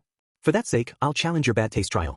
I meant to do that last time around, anyway. People got in my way, so I couldn't then, but I'll make it happen next time. You really did not have to say it is in bad taste, Echidna commented with a pout, but that did nothing to dampen Subaru's resolve. Either way, the declaration he had made to Echidna was genuine. This time, Subaru wanted to take the trial. He'd already overcome the first trial. If he broke past the second and the third, the sanctuary would be liberated from the barrier. After that, he could race to the mansion and, borrowing Beatrice's power, send Elsa and the Beast Master packing. For that, he'd challenge as many times as he needed to. The last thing to tug at his mind was Garfield. Even then, having restarted, he couldn't pin down how he ought to act toward the man who could bestialize into a giant tiger. The fact was, the more he returned by death, the more the miasma thickened, prompting unnecessary disputes between him and Garfield. If so, in spite of the overwhelming power gap between Garfield and others, he wound up turning his claws against Ram, Otto, and the villagers. Even if he survived, the other guy wouldn't listen. Even if the circumstances changed, how could he reconcile with such a man? There's no way. At the very least, Subaru was incapable of forgiving Garfield in his current mental state. Of course, it wasn't someone he ought to be antagonizing either. He'd have to avoid confrontation as best he could. There was no chance of victory through arms. He could not yet bring himself to imagine Garfield becoming an ally, but, shit, not good. My mind's really breaking down. In the middle of such thoughts, his mind swayed. He was struck by the sensation that he was falling asleep. From the sight of Subaru, Echidna said, "It seems our time is at an end," and continued, "From my perspective, this time was particularly fruitful, and this after not even being asked a question last time. Have I lived up to the name of the Witch of Greed, at least a little? I suppose you have. Yeah, to be honest, it's a big help, both for making a plan and for my psyche." Compared to the previous occasion, when he'd indeed exchanged words with Echidna for only a short time, they had spoken long. During that time, a number of people who had not shown themselves before Subaru to date had revealed themselves. Most of all, he divulged return by death. His eaten-to-death psyche's wounds had also apparently healed. Even if the outside world would doubt his sanity for the thought, he didn't find being aided by a witch to be so mysterious. One witch's power makes me redo from death, another's saves my psyche, huh? What was that? Nah, just talking to myself. Echidna, what should I do to come here again? Through return by death, Subaru would be certain to return to the tomb. But an invitation into Echidna's territory required qualifications beyond that. Opening the door of dreams required a key, just like his desperate struggling had acted as a trigger that time around. I know it's selfish to ask. But down the road, a time will come when I want to borrow your wisdom again. You know a lot of stuff, and besides, because I know about your return by death, yes? Yeah, that's right. Until that point, Subaru had no one who knew he returned by death that he could also actually converse with. But that was possible with Echidna, the witch before his eyes. Echidna was sharper-witted than Subaru. Her power was necessary to overcome the current loop. I do not mind the feeling of being relied on. However, the living should not so easily welcome the dead into their thoughts or lend them their hearts, particularly when dealing with a witch. You mean it's no good? I'm not saying it is no good, but I believe it will probably be more difficult from here on. With dejection and hope both dwelling in Subaru's eyes, Echidna's cheeks went taut as she made a strained smile. The conditions for inviting a guest steadily become more difficult. The first time I am free to call someone, but from the second onward, it is not so. This is the second time you have been invited. Your voice and its heartfelt craving to know reached me. The third time requires it be even greater than the second. Do you think you are capable of this? A bigger voice than this time around, meaning I have to die with a bigger impact than being eaten by bunnies. Even if I could, I would, prefer not to. In the first place, when he'd died this latest time, it was enough to spark madness. He'd been in a veritable oblivion, his soul shaken to the very core of his being as he cried out, why, just what kind of pain and loss would he have to arrive at to one-up that? Since you have rejected it, this may well be the final time you and I come face to face. But if you engage with the trial according to your plan, that might not be so. I get it.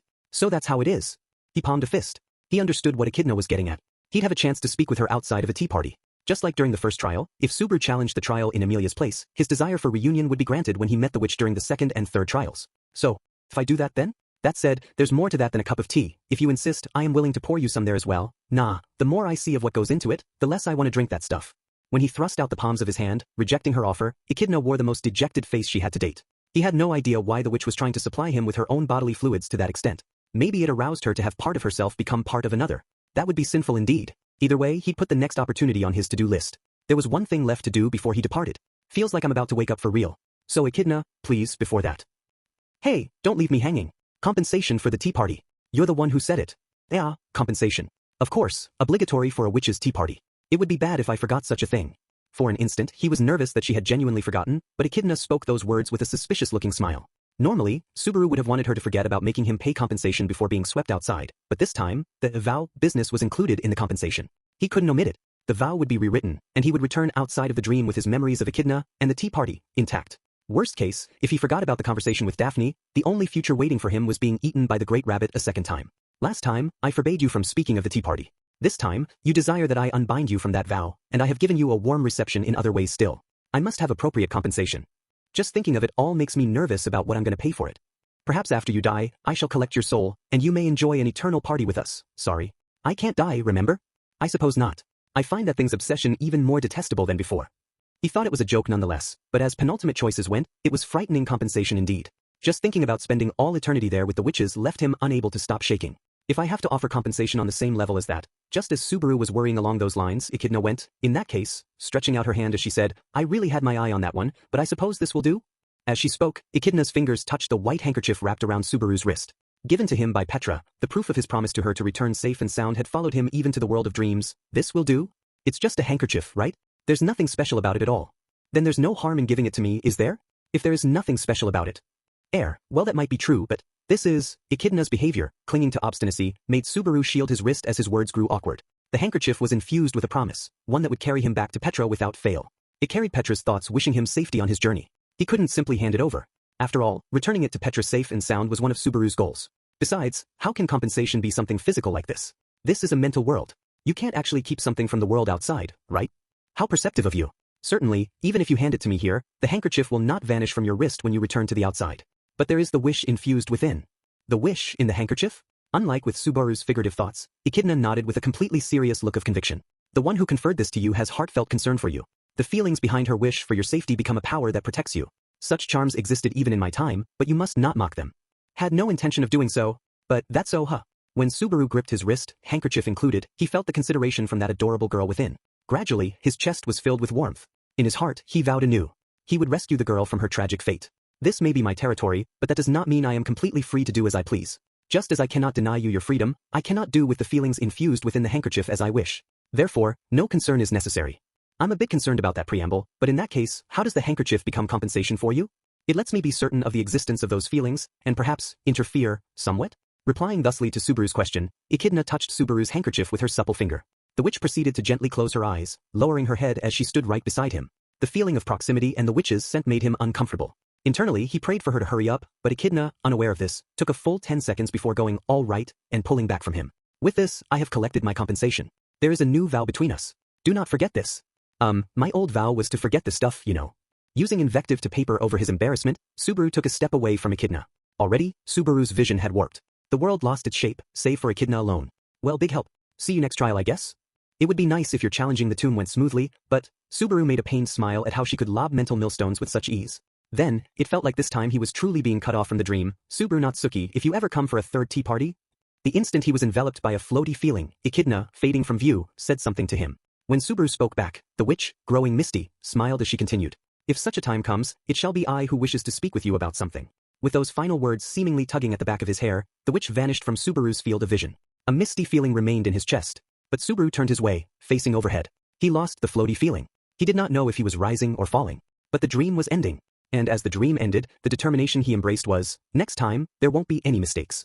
The murmur accompanied his resolve. The next moment he heard a sound like ice cracking, and all at once, his vision went white. Chapter 6 Love Way. Geho. Gay. The instant he awoke, Subaru spat out the bitter taste of dirt inside his mouth in spectacular fashion. Kneeling on the cold floor, he desperately retched until there were tears in his eyes. He earnestly spat out saliva reeking of mud and gravel. This gonna happen every time? When he finished spitting out the foreign substances, Subaru cursed as he shook his head, urging his waking mind to fully awaken. Slowly, he reflected on what had happened while he slept, and a fog seemed to lift as his memories came back to life. The great rabbit got me. I came back and got invited to the tea party. Tea party in which, when those keywords floated up, a rich variety of memories about the witches played on the back of his eyelids. The fact that he remembered made Subaru comprehend that Echidna had fulfilled her part of the vow. Without thinking, he touched his wrist with his hand. He felt cloth. Petra's handkerchief was there too, safe and sound. So Echidna kept her promise, huh? For a witch, she really doesn't seem that bad. Subaru made a little sigh. Perhaps it was a sigh of lament, perhaps a sigh of praise. Echidna, not as witchy as her title suggested, was one of his precious few allies for that loop. She had both intellect and wisdom. The tea parties and the trial provided limited opportunities to rely on either, but the flip side is they bring the biggest advantage. That's a big deal. Touching a hand to his chest, Subaru mentally trembled anew that he'd been able to confess return by death. The conditions had been limited to that place, where it was only him, Echidna, and the other witches. But being able to reveal return by death to someone and talk to her about it was something he didn't dare wish for by that point. Thanks to that, he'd gained information on the Great Rabbit and hypotheses about return by death's characteristics. Perhaps the most disturbing piece of information he'd returned with was that the Witch of Envy was the cause of the authority dwelling in Subaru and that, one day, he would most certainly come to face the witch. But right now, I'll rely on that power of yours. I'll use the lives you give me as many times as I need to. If this put him closer to the answers, he was all the gladder for it. It was a small price to pay for the sake of the future. Subaru crudely wiped his lips with his sleeve and stood up then and there. He wore a strong expression full of determination, but then it flipped. An ill feeling changed it to apprehension. Amelia had to have been the one who woke me up, but, properly speaking, Subaru's mind had been called awake through external interference. But in this case, it was a slight and trivial difference, one that evaporated in light of the larger current issue. Namely, there in the tomb's stone room where the first trial took place, Amelia was nowhere to be found. No way, right? Murmuring in astonishment, Subaru looked all around the dimly lit stonework room. However, there was no sight of Amelia anywhere within the trial room. Amelia, who should have been in anguish from the nightmare she was having until the moment Subaru touched and awakened her, was gone. So she woke up before me, then tried to wake me up, and then, with Subaru not awakening, she just left, leaving him there? That would not have been a very Amelia-like act. It was more likely that Amelia would carry the unconscious Subaru out of the tomb than go outside to call for aid. Or perhaps her mental state was so much at odds with its normal condition that she'd commit such an un-Amelia-like act. It was then that Subaru realized he had come far too late. As he repeated events, it was the fourth time he had awakened in that place. But until then, never once had Amelia awoken before him. This was the first time. Now, he was unable to console the broken-hearted Amelia, a hole bored in her heart by nightmares from the past. Don't tell me she ran outside all in a panic. Thinking back to how much Amelia was flustered by the past, he couldn't say with any certainty that it was impossible. Ram and Otto were outside of the tomb. Even if Amelia did leave in tears, they ought to have been able to skillfully calm her back down. Besides, outside were Garfield and Rezor there. When he turned around, about to make a run for the tomb's exit, his legs came to a halt. Right after return by death, Subaru's miasma had probably increased in density again. He still hadn't been able to work out countermeasures for that. If his miasma was thicker than the previous time around, there was no telling when Garfield and company would come after him. It wasn't certain they wouldn't attack him right after he left the tomb. Nah, I have to go. He was concerned for Amelia's safety. There was no way he could put that on the back burner. Besides, if his miasma thickened the more he repeated, every error in judgment made the situation worse. Subaru's excuses might only pass muster while the count was still low. That time might have been his last for that. Subaru's emotional state also made the short-tempered Garfield difficult to persuade. But he might get somewhere with Ryuzu by pleading that the miasma business was a misunderstanding. This time got a bet on that conversation. Betting everything on a possibility limited to that time around, he forced his once-stopped legs to move. After the first step came down, there was no more hesitation. He ran across the hard floor full force. The sounds of his shoes echoed throughout the cold tomb, mixing with Subaru's breathing as he hurried outside. A lukewarm breeze blew in from the entrance, rubbing Subaru the wrong way, something he brushed aside as he ran. As Subaru clenched his teeth tightly, the moonlight filtering in straight in front of him brought the entrance into view. Subaru leaped over the vines covering the corridor's floor and walls, determined to move even if he could see nothing on his way outside. When he raced out of the tomb, he wondered if it would be Amelia, or perhaps Garfield, first entering his eyes. Ah! Instantly he hit the emergency brakes, crudely bringing his body to a halt. He pitched forward, then righted himself. However, his heart, struck by surprise at the unexpected, could not be righted so easily. In his mind, he traced two scenes, Emilia in tears, Garfield turning with enmity as Subaru raced out of the tomb, that represented his worst-case scenarios. But the result was neither of the two. There was neither Emilia nor Garfield nor, for that matter, Ram or Otto or Ryuz either. What was there was, a shadow. Haltingly, without thinking, Subaru let the murmur trickle out, bluntly describing the scene. Outside the tomb, the sanctuary, surrounded by both forest and barrier, was entirely engulfed in pitch-black shadow. Shadow. Truly, there was no other way to express the spectacle before his eyes. A change had come over the landscape he surveyed from the entrance of the tomb. The clearing in front of the tomb, the settlement visible in the distance, and the bonfire for illuminating the nighttime path, none of these entered his vision. He turned his face skyward. There, the waning, pale moon and the countless stars glimmered, giving off their light. Neither the moonlight nor the starlight had any effect upon the shadows smothering the sanctuary in darkness. Swallowing his breath, Subaru hardened his will and stepped down the tomb's stairs, setting his feet upon the clearing before his eyes. His soles came into contact with the shadow. He felt the soles stepping on grass and soil, though his eyes could not see either. There was no sign that he was sinking into the shadow like quicksand, but he was engulfed by shadow up to ankle level. Instantly, the creepy shadow felt repulsive. Subaru's throat shuddered as he yelled, Emilia! Emilia, where are you? Where are you? Please answer me, Emilia. The uncertainty about the world that was present, the warping of the world shone through his eyes. These sent fear running through Subaru. His resolve in the face of come what may was blotted out by the absurdity of not even understanding what had happened. Emilia did not respond. There was no sound or sight of her to be found. Ram, use it. Even Otto. You're here, right? Come on out, please. If that moment was right after taking the trial, all of the people he named ought to have been present in the clearing. What ought to have happened was Subaru soothing the panicked Emilia and being greeted by those people when he brought her outside. That was what ought to have happened, but this time, nothing was going according to Subaru's experiences. Am I stupid? No, I am stupid. This ain't the time to get cold feet. Whatever happened, I've got to be as cool as if I was wearing a water cooler over my head. Biting his lip, blood coursing to his jaw, Subaru strived to maintain his calm in the face of the anomaly. He'd wasted enough time in futile things like his mind going awry, getting emotional, and being buffeted by events, no more. Hadn't he only just hardened his resolve at the tomb, at Echidna's tea party? However indecipherable the circumstance, if he faced it resolutely, even if he didn't arrive at the right answer but simply took a step forward closer to where his hand could reach, a step closer to payback, such a death would have meaning. I have to find out where the heck Emilia and the others went. Speaking aloud that which he must do, Subaru settled on challenging the shadow before him as his interim plan. He was walking toward the settlement. His options were the cathedral that had taken in the people of Erlem village and the Ryuzu residence where Roswell was convalescing. The cathedral was closer and had more people. So he headed there. Pursuing that thought, Subaru lifted up a foot from the shadow to break into a run. The instant he tried to run, Subaru stopped moving at the very first step. It wasn't out of timidity. The reason he stopped was that the wind was suddenly blowing right before his eyes. It was a lukewarm wind, and there was a color to it. Its black color greatly resembled the shadow enveloping the sanctuary. The wind brushed against Subaru as if licking his entire body, passing behind him. Feeling the skin on the back of his neck tickle from the graze, Subaru slowly turned around. His eyes followed the wind. It was a foolish act, but there was a tangible reason why he did it. In the sanctuary, befallen by darkness, shadow shrouded the surface of the clearing, in which there was no one besides Subaru. But there, close enough to breathe upon it, that shadow silently stood. He hadn't noticed until it was very close. He hadn't noticed it getting very close. Even having come so very close, it had raised no voice, though it gazed at him. He could not see the other person's face. And yet, it was that face he could not see more than anything else, that revealed who this was. The next moment, the shadow blanketing the ground swelled up in explosive fashion, and the fragile landscape known as the sanctuary completely collapsed, swallowed by a sea of shadow that blotted out the darkness-covered forest, the settlement, and the world. But faced with such an enormous anomaly before him, Subaru could not spare a thought for the world being swallowed by the shadow. His thoughts were stolen by the being before his eyes and remorse that should not have existed. His voice trembled. He could not continue further. With Subaru's voice caught in his throat, the shadow whispered in his stead. It could not have expressed what it intended in a fashion easier to comprehend. I love you.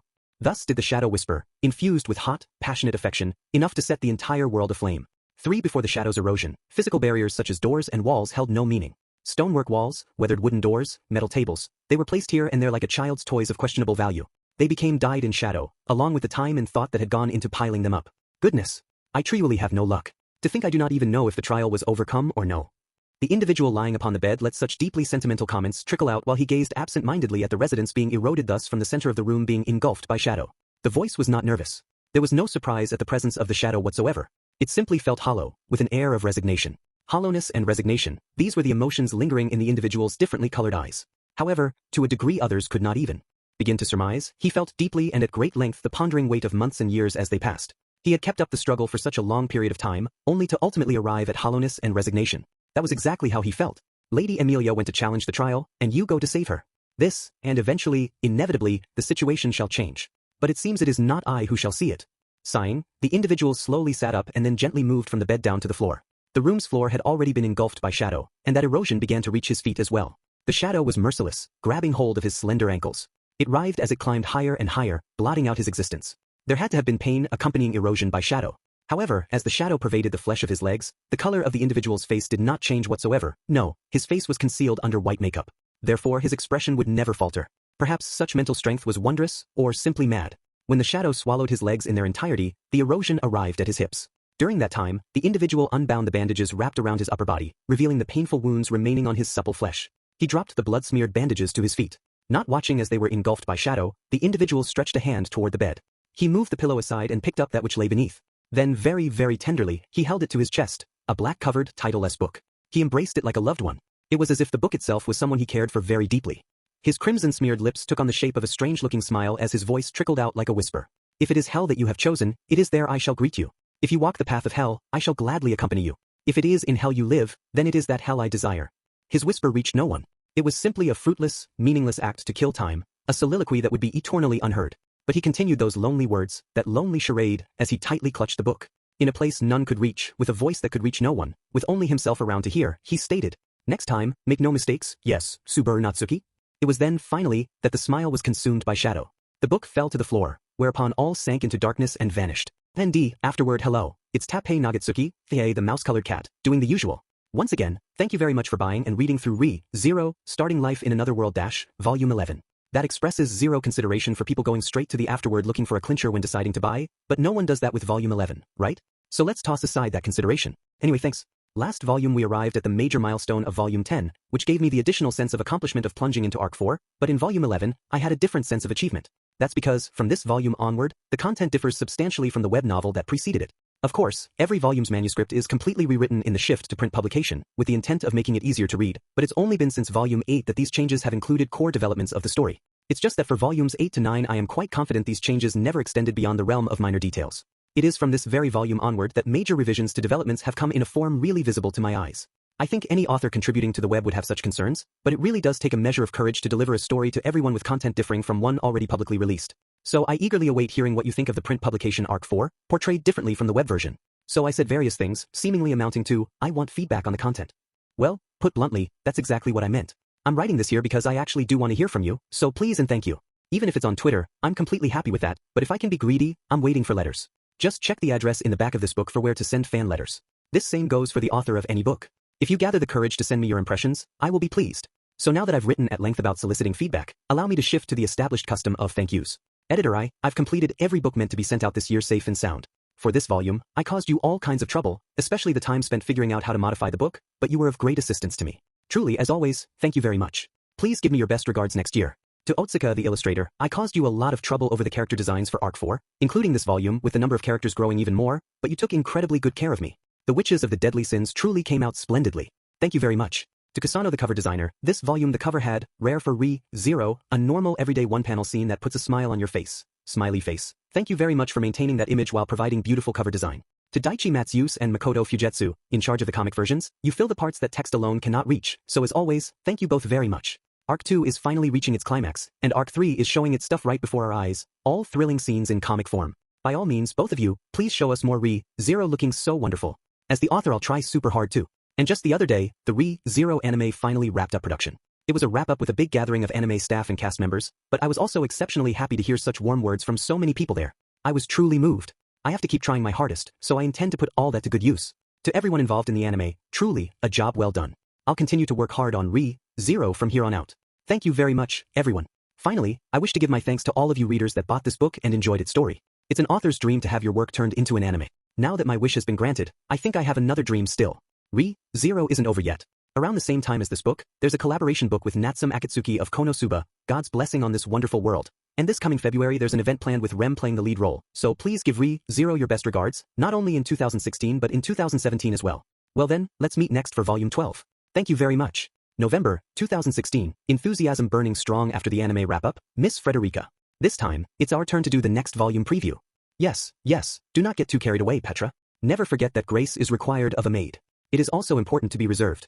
Yes, Miss Frederica. But, it's so reassuring to do this with you, Miss Frederica. I'm happy the both of us are here too, Petra. Now then, what are we discussing this time? First, just like Zero, Starting Life in Another World Volume 11, Volume 4 of the Alive version of the Zero comic is going on sale this December. As for the story, for Master Subaru, Lady Amelia, and you too, Petra, the happy stories shall continue. But it is because these exist that what follows shall shine so much, very important stories indeed.